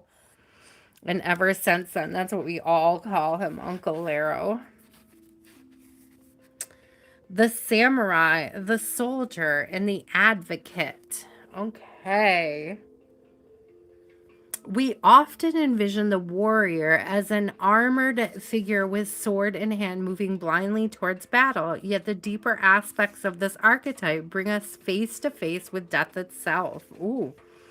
The warrior stands precariously at the edge of life and death, trusting the eternal guide of the sword's blade. The warrior's work requires presence, alignment, and purpose. If and when the warrior loses its center, meaninglessness, confrontations, and violence are their default response. When this card appears, it is important to question the battle at hand. It is likely a great one with deep roots and long-standing tension. This action you take will stay with you long after the dust settles. So choose wisely, brave one. As you draw your sword, realign with the eternal wisdom within. Then surrender to the battle. It says fierce clarity, purposeful action, resolve, and resilience. Without a true purpose, manifesto or oath, the warrior is lost. What do you stand for? What are you willing to rise in the name of? What are you willing to rise in the name of? Okay, it could be 50. That would make sense. That makes sense. 50 makes sense. There's a lot of cards, but not that many cards. So lowly. So what does this mean? Purposeful action. So you may be having some boundaries tested in this connection. You may have to look at that more deeply. What boundaries are being tested? Where will you draw the line? What are you willing to fight for, stand up for? What are you willing to participate in? Right? Says Eros, love and desire, eroticism and sensuality. Though Eros can be depicted as unbridled sexuality and eroticism, or more contemplative understanding of this archetypal energy leads us to the root of desire itself. What do we long for? Why are we awakened by love? What makes us hesitate in the face of intimacy? Eros reconnects us with the primal longing to merge with another human being, nature, music, art, plants, food, or anything that we perceive we are separate from. Eros allows us to momentarily unite. Our heart embraces otherness, and in doing so, we further understand our own. Our life force awakens. This card reveals an inevitable invitation into love's labyrinth. You may find yourself swirling in a new territory of desire and sensuality. Explore the labyrinth with a curious and honest heart, and remember, though the way is circuitous, you are always being led towards the center. So passion, playfulness, sexual health. So pay attention to, pay attention to your sensual connection with them. Pay attention to the sensuality. Be careful about projection and obsession. Those are the shadow sides of Eros, okay? Says Plato's reminds us that Eros can be experienced. I love Plato, by the way. Plato reminds us that Eros can be experienced as platonic love. It is activated when we witness beauty and truth in the world, when our barriers soften. So I did pick up on the first card that there was a sense of boundaries in place. So you may be being asked at this time, Loli, to sort of soften your boundaries a little bit or reevaluate your boundaries. I did say that with the first card, that there was this energy of needing to, I don't know if somebody is testing your boundaries or if there's a need for you to reevaluate where those boundaries are. Okay. And that could be boundaries with self. The boundaries with ourself are far more important than the boundaries we set with others, because you could set a whole lot of boundaries for others. They don't have to respect it. They can test it. And it's like, where are your boundaries with self? At what point do you pull back? At what point do you protect your energy? So the shaman, the magi, the sorcerer, the medicine woman, 3 archetypal ingredients constitute the shaman. All must be present in order to reveal its magic.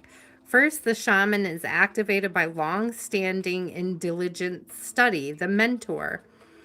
Second, its orientation is generously and accurately aimed towards the healing of the self, the other, and the culture, which is the healer. And third, the shaman has a knack for finding doorways to the other world, allowing psychic visions and old magic to leak into the world, the unseen. In this way, the shaman is a master who bridges the everyday and the sacred, revealing potent power needed desperately in our time. Yet where there is power, there is shadow, so the shaman must be vigilant in studying their darkness.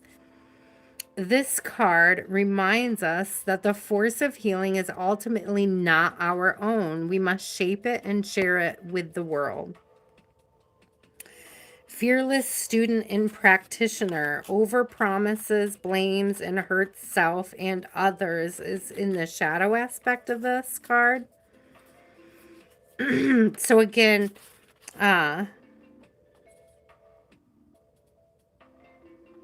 the overpromises and the blames is standing out, Loli. So make sure, again, you're paying attention to the boundaries and you're holding yourself accountable. If this person is testing your boundaries, or, you know, making sure that your boundaries, there's something also about the boundaries being there for from past wounds. Make sure that you're not projecting past wounds into the current connection. Says the shaman cannot be rushed. Working with this archetype requires study and perseverance. Think of it like bringing or brining, or marinating. The content must permeate every fiber of its being. Interesting.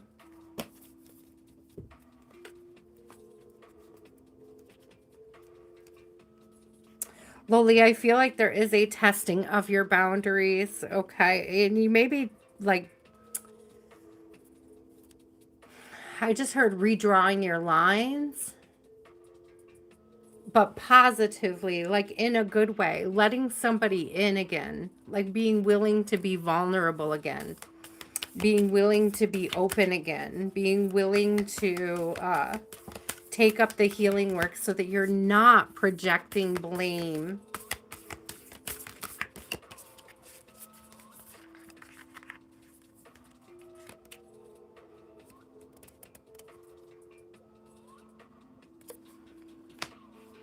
Lightning.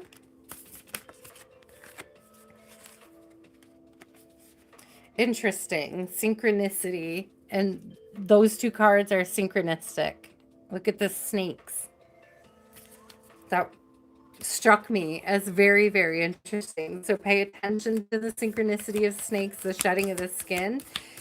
It is a transformative energy. It's an energy about change. It's an energy about growth.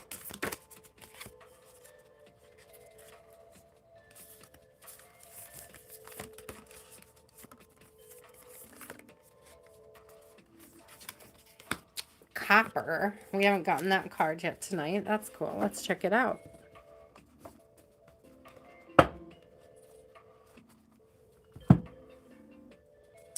Oh, hey, are you back? I thought you went to bed. I thought you went to bed. Did you miss me? Did you miss me?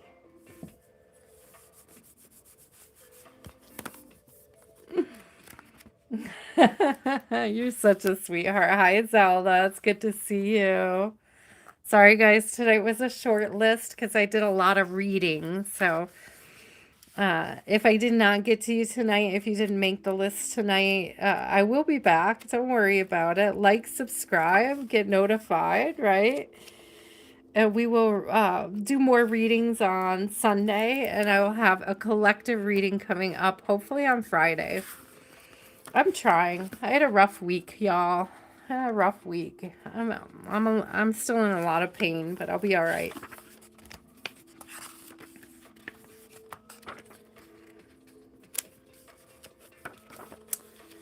Lightning was the first card out.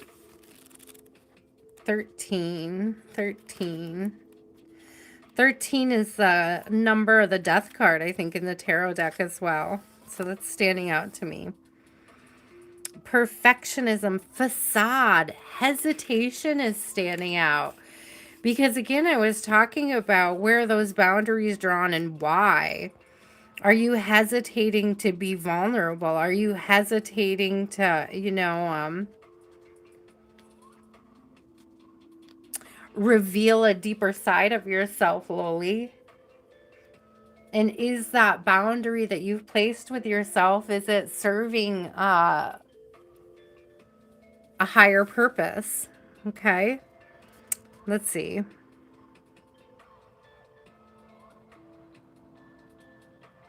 The stage of leucosis is a complex topic in alchemy. On the one hand, it represents purification of the materials.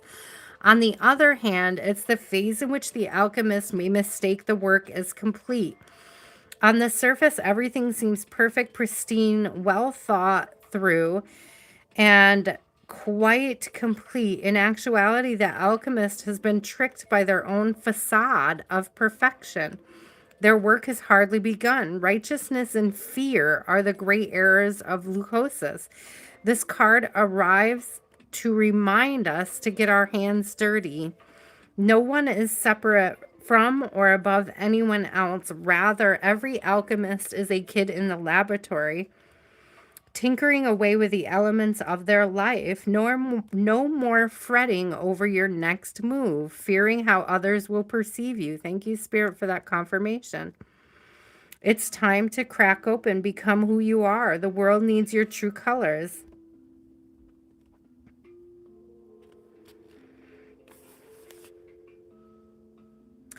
The blank canvas is a great example of leucosis. It's terrifying to start for fear of making mistakes. Today is the day. Make a mark, begin the work. Ooh, lole.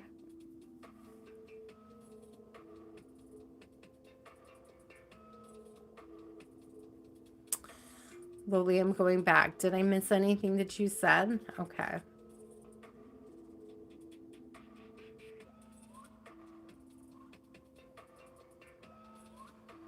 To go for what? I'm sorry, Loli.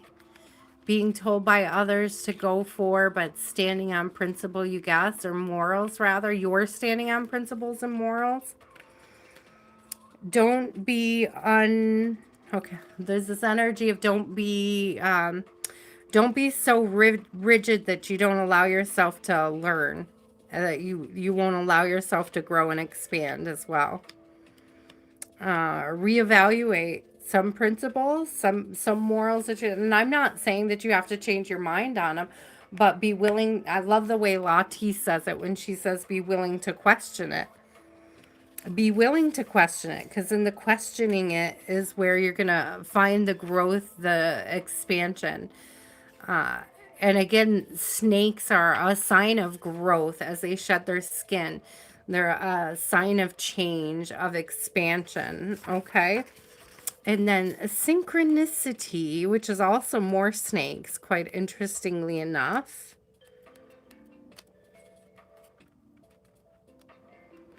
It got really hot in my room just now, too. Very weird.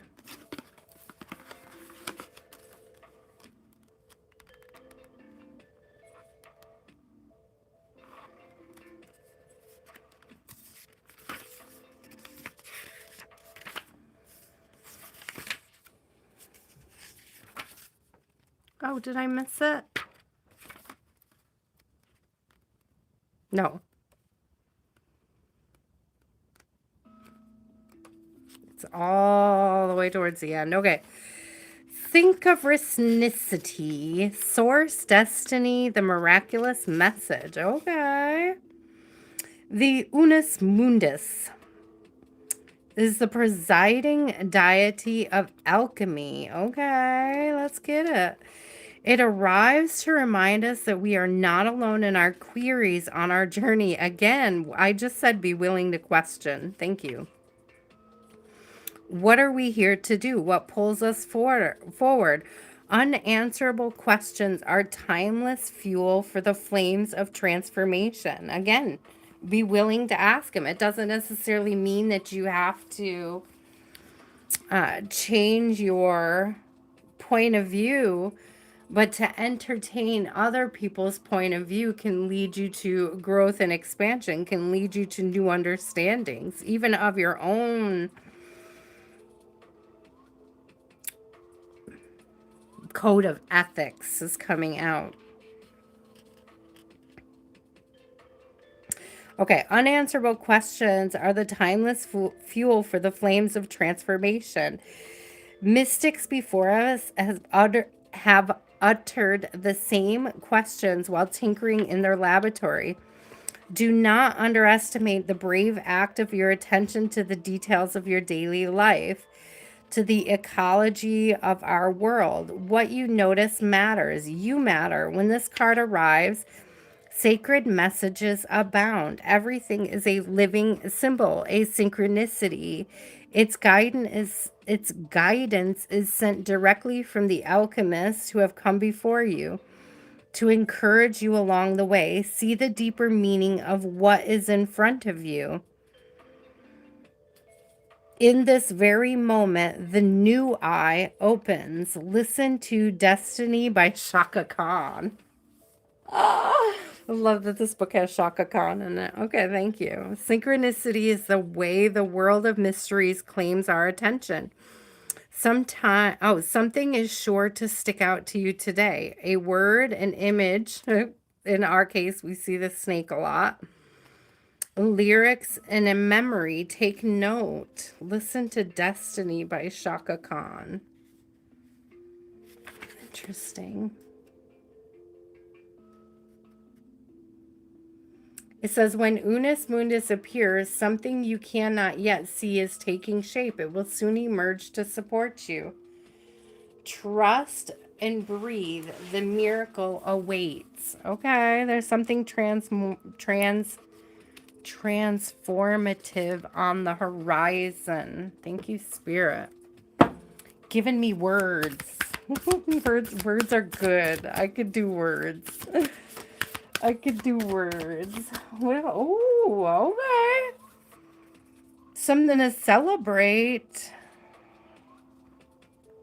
This is Lowly is interesting. Yeah, a bit of it's my wedding card. Okay, it's my celebration. It's my coming together. It's foundations. What foundation are you building on? What stability are you expanding on?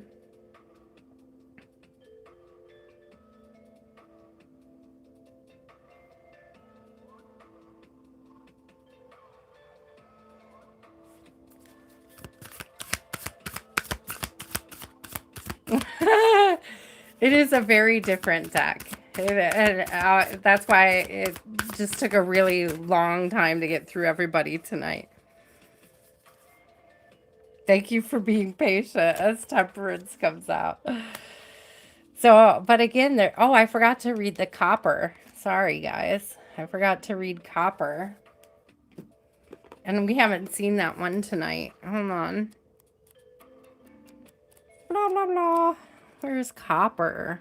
That's in the metals. Where are the metals? There's gold, silver, quicksilver, copper. Fertility, the womb. Okay. Fertility, the womb, the marriage card. Okay. Okay. I mean, you may be moving into a new space. I'm telling you, the Spirit does want you to explore where your boundaries are and why. And there may be coming into a more vulnerable space in your connection, Lowly. Says, in ancient times on an island called Cyprus, copper was mined extensively to make vessels and tools. The island is the same fertile ground of Aphrodite, the goddess associated with the planet Venus, the force of love, pleasure, and fertility. Such is the magic of copper. This golden-hued metal elicits delight and mystique, even a sense of awe. The Copper card marks the arrival of Eros.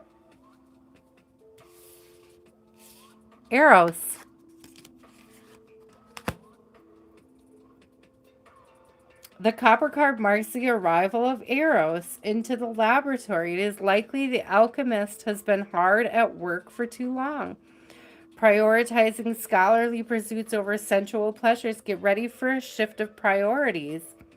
I'm telling you, there's a shift in perspective, a shift in priorities, a shift in your boundaries, a re-evaluating of your boundaries for an awakening of the heart and the life-generating centers of the body. In the true alchemical experiment, nothing is excluded or separated from the work. Bring sensuality into the fold and embrace it with reverence and curiosity.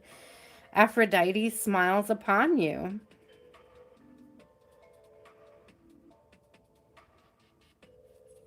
I didn't know that the Statue of Liberty was the largest copper sculpture in the world. That's kind of cool.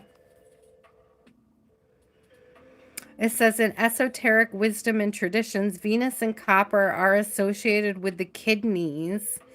A letting go is likely required in order to embrace Eros with open arms. So, again, letting go of an old way of thinking is coming through with that. Okay, Spirit. I love that these two came out kind of confirming each other. All right, we'll take it. Okay, let's finish what we were doing here.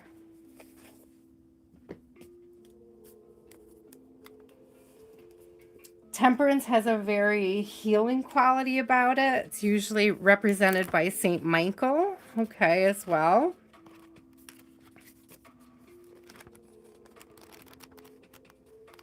I'm curious because I have a book here for the tarot, but I never read it.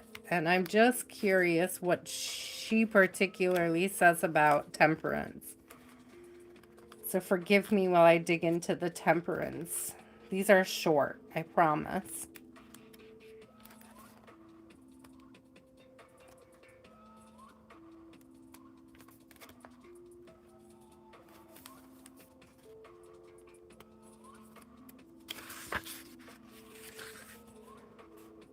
The great blue heron remains calm and peaceful as she blends the opposing elements of fire and water. The temperance card asks you to be a moderator, much like the heron.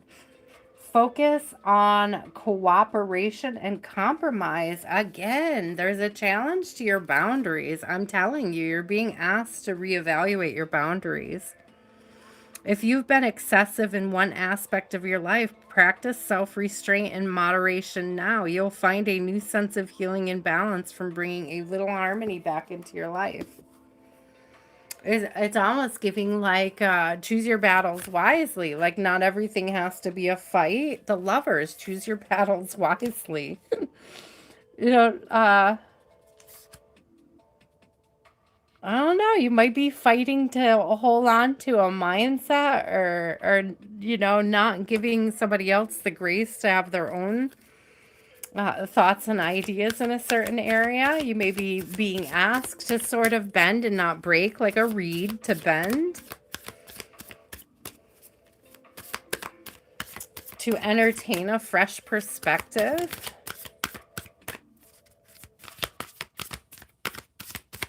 Again, to not be so rigid. It's interesting. 3 of Swords in reverse. So, it could be like, it's definitely matters of the heart or in matters of the heart.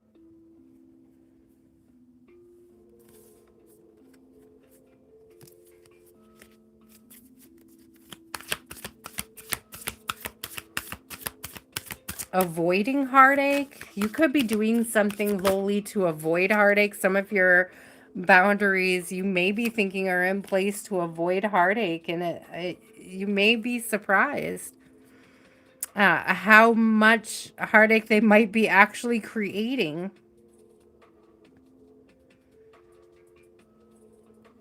Snake coming through again with the Page of Wands. Unironically enough, a snake again. So for you in particular, I would look up snakes. Really dig into the spiritual representation of the snake. So Page of Wands, there could be a passionate message. There could be it's definitely a passionate message. Okay. It could be reevaluating passionate messages. Could even be a willingness, again, to be vulnerable. Aw, 2 of Cups is coming out. I love 2 of Cups and the Lovers coming out, especially in a love reading. I do get like this deepening of the connection, okay? A deepening of the connection, a deepening of your understanding of each other. A willingness to be vulnerable, to share. to open up, to allow love in. You may have boundaries that were necessary for people who, you know, didn't respect you, but are they necessary where you are in growing this new connection? Are some of the things that you are holding on to based in fears of the past, fears in pursuing something new, of being hurt again?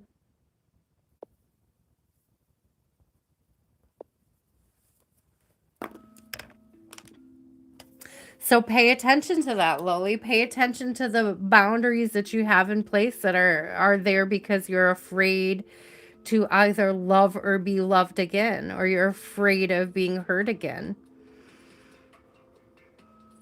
It's like spirits trying to crack your heart open, you know, and get you to see things from a new perspective, get you to put your sword down, and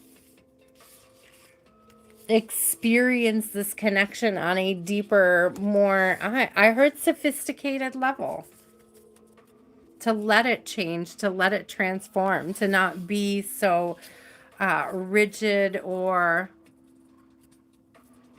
unwavering, unmoved.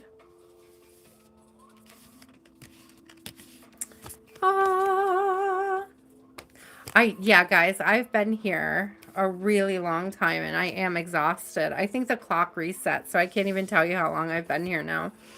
It's been over 4 hours, though. I can tell you that. And I think that, Kay Linda, are you still here? I know you've been super patient if you are. I appreciate it so much. Who's already on the list? No, Anon's not on the list. I see that you wanted to be. A lot of people wanted to be. Kaylinda's my last person on the list. There she is. She was super patient.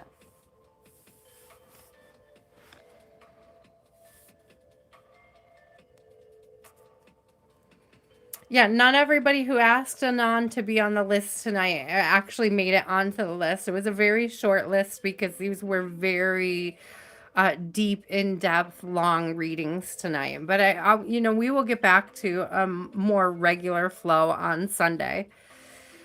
I appreciate it though. Blessings didn't get a reading either tonight, so a lot of people did not get readings tonight.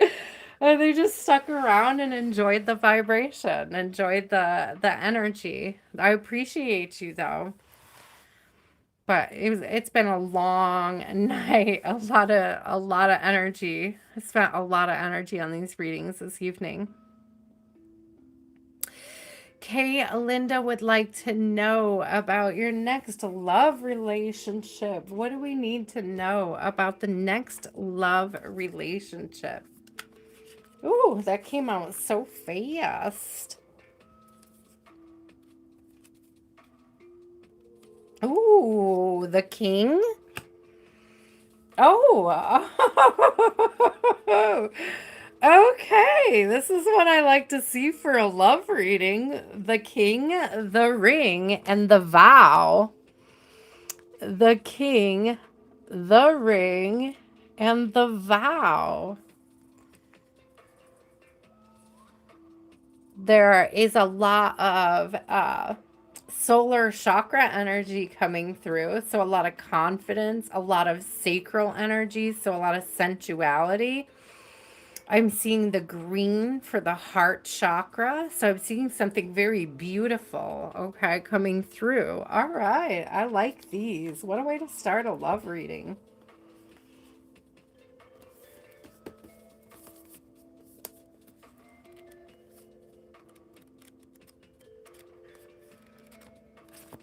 Let's see what we have here. The king, the king, the king.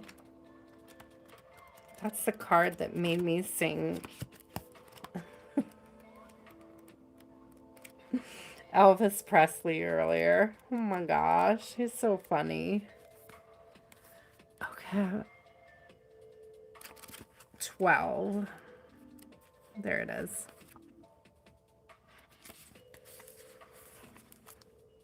The ruler, the commander, the emperor. Okay. If our lives are imagined as a kingdom containing the entire spectrum of human experience, the king presides over it all. Through the lens of the king, we assess the state of our land, make decisions, and rule accordingly. Therefore, the king must thoroughly and regularly be vetted. So, to avoid corruption, recognize the dual nature of the king. He is either seated in benevolence and strength, guiding you towards peace, or he is oppressing the weak out of need to control. There is not much middle ground. So I do believe I'm getting, because this came in the upright, so I'm getting divine leadership, service, nobility. I'm getting somebody of like high moral standards.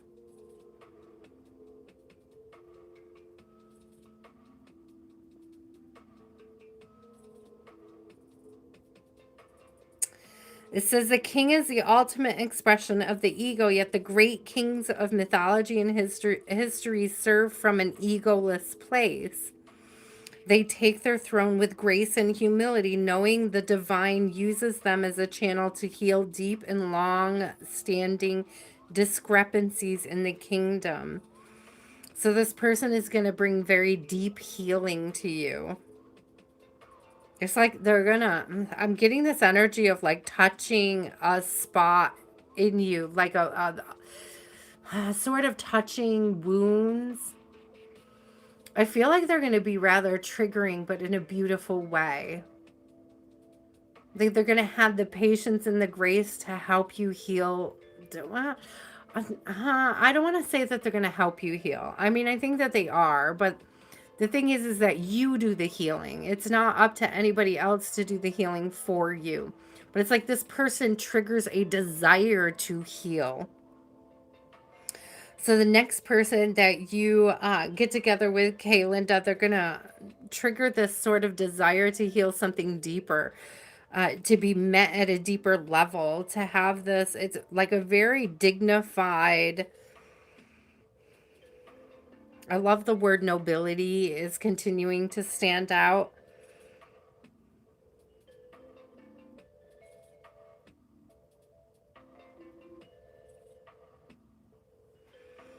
Oh, I love this energy though. So the ring. So this person is like very, I don't want to say noble, but they're somebody of good standing, like good integrity, high integrity. They operate from a high integrity, not from a space of ego, okay? The ring. Okay, the ring is an image of connectedness. Rather than viewing life as linear, as a series of progressive achievements, the ring challenges us to sense the cyclical, infinite nature of our world and experiences. Beginnings and endings fall by the wayside, and we practice seeing ourselves as the cosmic circularity of creation. For this reason, it's no surprise a ring is worn on the finger to represent eternal love. It surpasses space and time and worldly things. So much can be projected onto the archetype image because it mimics the Earth's orbit around our great sun and the intimate bond between two lovers. It is the micro and macro united. This card calls to deepen the connection with self, other, and the world at large. Meanwhile, there may be a literal ring waiting to adorn your finger. So, connectedness, humility is really standing out in both of these cards, okay? So, this may be a person who I'm getting self accountable, like somebody who holds themselves accountable. Again, that comes with that level of integrity. So I'm getting integrity, accountability with this person. Okay, what is the vow? It's the first time we're seeing the vow tonight as well. The promise, the oath, and the contract. When the vow is spoken, the air shifts, karmic ties are formed, and destiny tilts on its axis.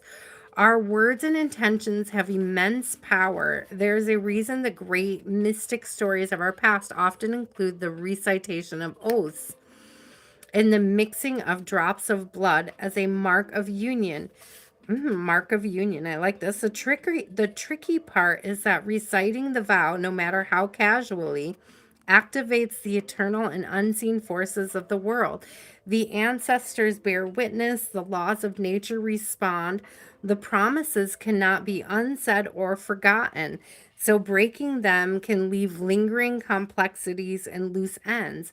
This card calls us to acknowledge the vow we are living by, consciously or unconsciously, and either recommit to it or create a ritual that signifies its closure. You've been underestimating the power of your promises. Bearing witness to the shift towards destiny. So you're shifting towards a new timeline, a new destiny. Anytime the energy of the vow is present, we are in the archetype realm of ceremony and ritual. That means time stands still and anything is possible. Think of the last promise you made. Was it to yourself or to someone else? Has it been upheld or broken? I'm still going to lean into the whole wedding energy. It even shows 2 wedding rings up here and 2 hearts over here. So it's got union energy to it, but there may be some things that you need to reevaluate about yourself, Caitlin, to things you promised yourself.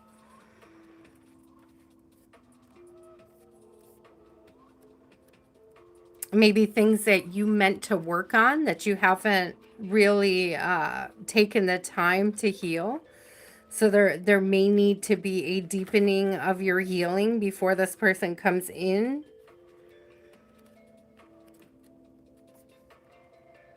Or a willingness to heal, because I feel like they in part help to trigger this healing, but it's like you have to be willing to be triggered into this healing. Okay, I hope that that makes sense. Let's see what else we get here.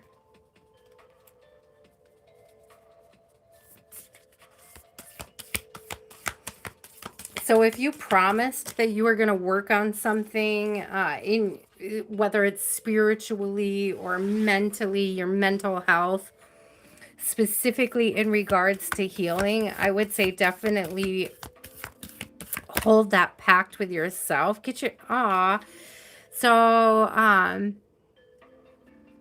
think it was around New Year's, we talked extensively, collectively, about like making pacts with yourself, making a contract with yourself, and also getting promise rings. I actually got this cute little promise ring about my own healing. That's a beautiful opal. A very, very flashy little opal. And so, yeah, this is why I'm thinking of it, because it came with a vow. It comes with a reminder to self about my healing, about my journey, and about promises to my inner child, right? So this could have to do with inner child healing. I do feel like there's a union on the horizon, but I feel like there's a deeper sense of healing that needs to be addressed before that can happen.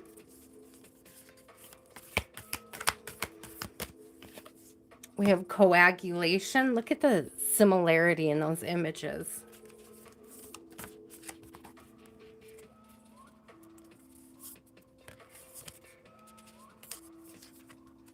We have gold. I feel like no, we didn't get gold. We had lead earlier, and I was like turning lead into gold. And so this may be a transmutive process. Well, healing is a transmutive process, but it's like coming out the other side, polished, ready to receive.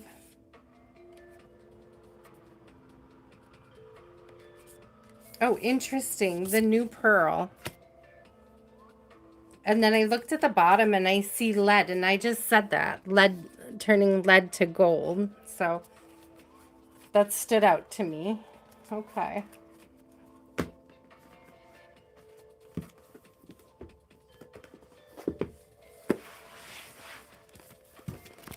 Coagulation. Oh, there's the new pearl. Let me mark that page.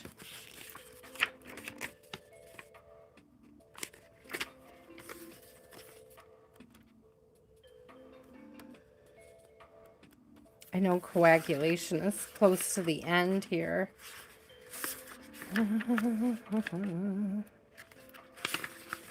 Because I passed it a bunch of times tonight.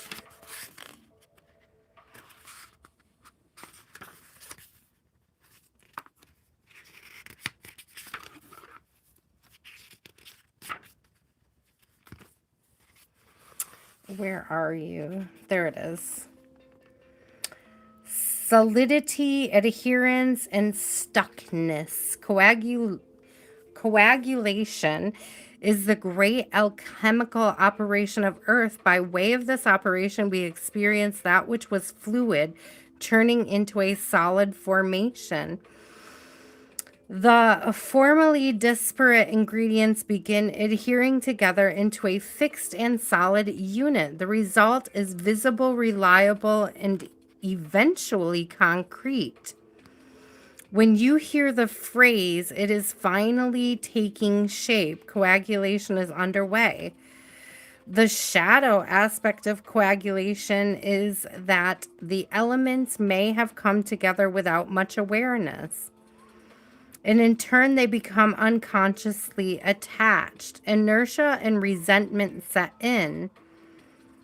Ooh, okay. The parts can no longer separate, even if they wish to. Many long-term relationships have coagulation aspects, a naturally occurrent codependency by which both parties feel unseen or unknown as individuals.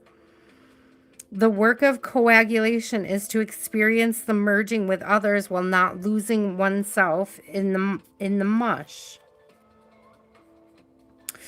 So definitely the inner child healing, Kaylinda, that you're meant to work on at this time is the source of any codependency or like unhealthy codependent behaviors or tendencies that you may have in connections. The sense of losing yourself in a connection. It's almost like spirit really wants you to solidify who you are before this next connection comes in, to really know yourself so fully and so thoroughly that you can't be lost or misguided or redirected by somebody else's sense of self.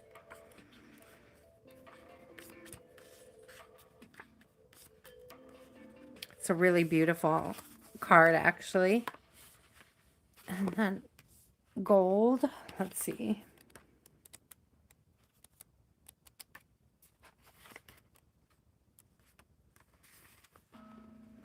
Illumination, splendor, and culmination. The alchemist gold is no ordinary gold. It is not found in rings or coins or necklaces. It is a substance buried deep within, sometimes referred to as gold of the wise, philosophic gold, or the ethereal stone. Ooh. Or the divine quintessence, among countless other names. For our purpose, we seek not the physical metal, but the mystical essence within each alchemist. How do we recognize it? It mimics qualities of the metal itself, soft and radiant, and its planetary counterpart, the sun, warm and bright. It's no wonder gold is associated with the heart. When this card arrives, there is something of incredible value at hand. It is marvelous and rare. Cherish it. Get to know its properties and its you. Cherish you is what I'm getting from this, Kaylinda. There, you need to have like a deep sense of self-love when this new connection comes in, okay? The gold card carries a distinct shadow. It's mistaken for a purely physical material. It can lead to greed and excess, causing the alchemists to lose their way. Reverence is the key. Oh, Nothing Gold Can Stay by Robert Frost. I love that poem.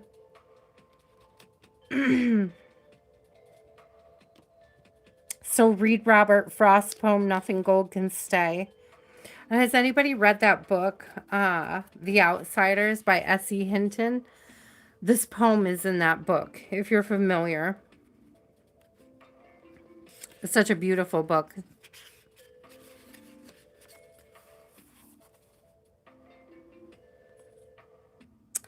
Says your goal may be entirely different from someone else's. It is important for the alchemist to respect their own unique journey towards a righteous and resplendent goal. So you may have in the past, Kaylinda, really sort of let go of your sense of self in order to align with others. Okay. Sort of putting on a mask or reinventing yourself to make somebody else happy. And I think Spirit really wants to draw your attention to that and make sure that you're not doing that when you come into the next connection, that you're not abandoning or surrendering parts of yourself to make somebody else happier because you think it's what they desire, what they want from you, because the right person for you isn't going to require you to suppress or change very intimate parts of yourself in order to align with them. So pay attention to any parts of yourself that you may be abandoning. Okay, because that needs to be looked at more deeply so that you can heal those inner child wounds and not, it's sort of like a desire to please others, right? You may be a bit of a people pleaser. And Spirit really wants you to look at that and pay attention to that, especially in terms of codependency. Excuse me. Grit, irritation, waiting. Okay, I'm just laughing because we've already talked about grit and irritation tonight with Diamond Girls, Sandy Panties. So the new pearl is one of the great promises of alchemy. From a single grain of sand, the pearl forms slowly but surely in the salty mouth of the oyster. The new pearl emerges as an alchemical miracle, a sight unimaginable at the outset. That said, the process is generated from irritation itself. Such is the medicine. It's almost like not denying the parts of you that you think other people might be irritated by. It's like there's parts of you that might irritate you, and it's like it's giving like radical self-acceptance. That said, the process is generated from irritation itself, such as the medicine of the new pearl card. The work is underway, but the gem has not yet formed. Don't become petty or hasty, seeking a return on your efforts. Rather, turn to patience, consistency, and, and humility to remedy the discomfort. Let the magic of time and salt water do its work. Relax, believe, and support a fellow alchemist in finding the grit that will become their pearl. The entire ocean is your ally. Oh, that's cute. Take note, if this card appears with the Wise Salt card or any of the cards associated with the element of water. I don't think we got water. Okay.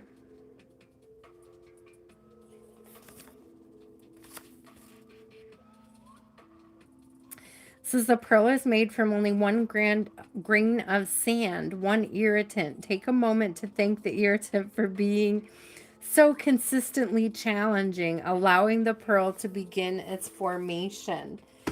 So you're at the beginning of sort of forming the most beautiful sense of self. It's like you're almost, Kaylinda, at the very beginning of this, your healing process becoming a beautiful formation. The pearl itself protects the oyster from the irritant. And it's giving me that that's like the healing process is a process that helps you protect yourself from the things that have through the years triggered you, the things that through the years have caused wounding. It's like as you heal, you put like these beautiful layers of sheen over it that you can become very sort of proud of, right? That you know is beautiful, the sense of self, this very deep sense of self. Oh, look at this. It almost looks like the pearl in the middle of there too. The world card. You are going to have this new beautiful opportunity coming in.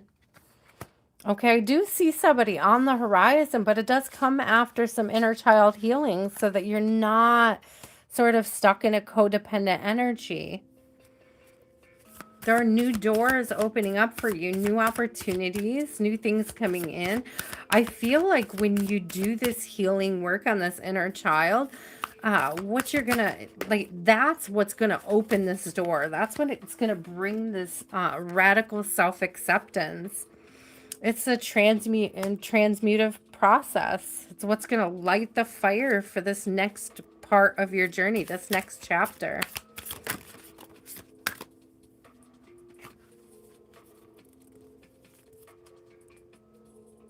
Be careful about comparison. Comparison is the thief of joy. Okay, don't compare your journey to other people's journeys. With the Five of Pentacles coming out in reverse, Spirit is trying to let you know you have not been left behind. You've also, you're not as delicate as the rose that loses its petals. The Spirit is saying you're like the pearl. It's like you're growing in beauty all the time. You've not missed a stage. You're not, there's not a sense of wilting. There's a sense of strengthening, of increasing, of expanding. I don't know, there's something about you being willing to see that, you being willing to embrace that. Oh, I got the Ace of Cups coming out with the Lovers, though. Hello.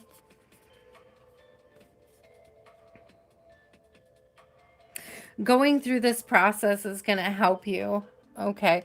So the Lovers is often associated with making decisions from a place of value, integrity, more using your moral compass. I love that it's geese because they, you know, they have that sort of built-in magnetic compass, the direction that they're meant to be moving in, this north node energy. And so I really do feel like as you heal and expand, I love the two aces coming out. As you heal and expand as the beautiful pearl that you are, as you add those layers over the grit, you are going to have this new opportunity and to move in like a north node, but not alone, like with somebody else who is also moving towards their north node. It's like somebody else who is also uniquely on their healing journey. Definitely alignment. You're definitely coming into alignment with this king energy that we saw at the very beginning.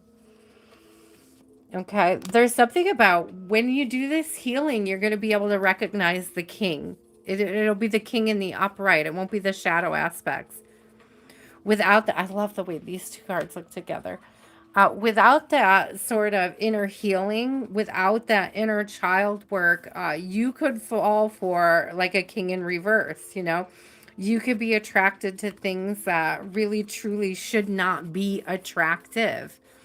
So definitely focus on that work, whatever it is that you wanted to heal about your inner child, something that you know needs to be addressed, something that needs to be radically accepted by you, something about yourself that needs to be radically accepted.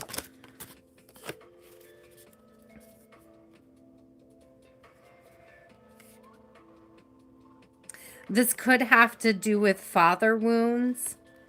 Could be like an absent father. Again, that could be that people-pleasing tendency. I've got Father of Swords coming out in reverse. And so it's giving me like this absentee father or father wounds coming up. So pay attention to those because those play really hardcore into our relationships, especially where codependency is involved. So Linda, and I could be completely off base and you can correct me if I'm wrong, but I want to bring this up because a lot of people have a misconception about what abandonment wounds is and what it looks like. And a lot of people tend to think that people with abandonment wounds will cling to a toxic connection out of a fear of being abandoned. But what I recently discovered about myself and my own wounds is it was less about being abandoned and more about not wanting to be a abandoner, not wanting to put other people in the position of feeling abandoned. So I would often hold on to really toxic situations from a place of empathy and love and deep understanding of their own wounds, not wanting to disappoint them by abandoning them in the similar ways that I had felt abandoned through the years. And so if you do suffer from any sorts of abandonment wounds, in particular with your inner child or where it comes to relationship with your father, I really want you to dig into those and do the shadow work around your own abandonment wounds and see what it is that would keep you hanging on to a king in reverse, somebody who's not quite aligned with you, somebody that you would have to sacrifice parts of yourself in order to make them happy or create. It's like a sense of loyalty to somebody who hasn't really earned it, somebody who hasn't really deserved it. So pay attention to that as you're moving through this healing process. I know that was really heavy. I know you really, you wanted to know that something was beautiful coming towards you. And I absolutely do see that. But I do see that you could be knocked off track if you don't address specifically abandonment wounds, okay? You may not feel like you have them. I'm just speaking from what I see here. So if you don't have them, you could disregard that part of the message. If you don't feel like you suffer from abandonment wounds or you can't really put your finger on a father wound, don't worry about it. But that message is meant for somebody who will receive it, I'm sure. Oh my gosh, you guys. It took me forever to get through the first 11. Thank you guys so much for being patient with me tonight. I know I didn't get as many readings out there as I usually do on a practically personal night. But I had a lot of fun with this, and I hope that those of you who stuck around for it did. And if you didn't get your reading, it's okay. I'm always coming back and doing them, more of them, more and more and more of them. So come back on Sunday for the next round of Practically Personals. I promise we won't do the deep cards again. I will get some more basic decks out and we will cruise through a lot more readings. I'm sure I'll be feeling a lot better as well. See, I still went for a long time. I wanted to keep the short list so I wasn't here as long, but then I picked really deep and difficult cards. I just gotta say, that's just too funny. But I love you guys so much. I appreciate you for coming out and hanging out. I'm so sorry to those who... Wait, you wanted to have a reading on this deck. Aw, Shkio. Which one? I'm sorry, my love. Tell me next time you come in, which of the decks you wanted me to get out, and I will try. They took so long. I would have liked to have done more tonight. I thought I would be able to get through them a little quicker, but I also wanted to use the books because, like, she's just an amazing deck creator, and I wanted to give them the full attention that they require, the full breadth of what they are as a deck and as a collection, as like she put a lot of energy into all of these decks.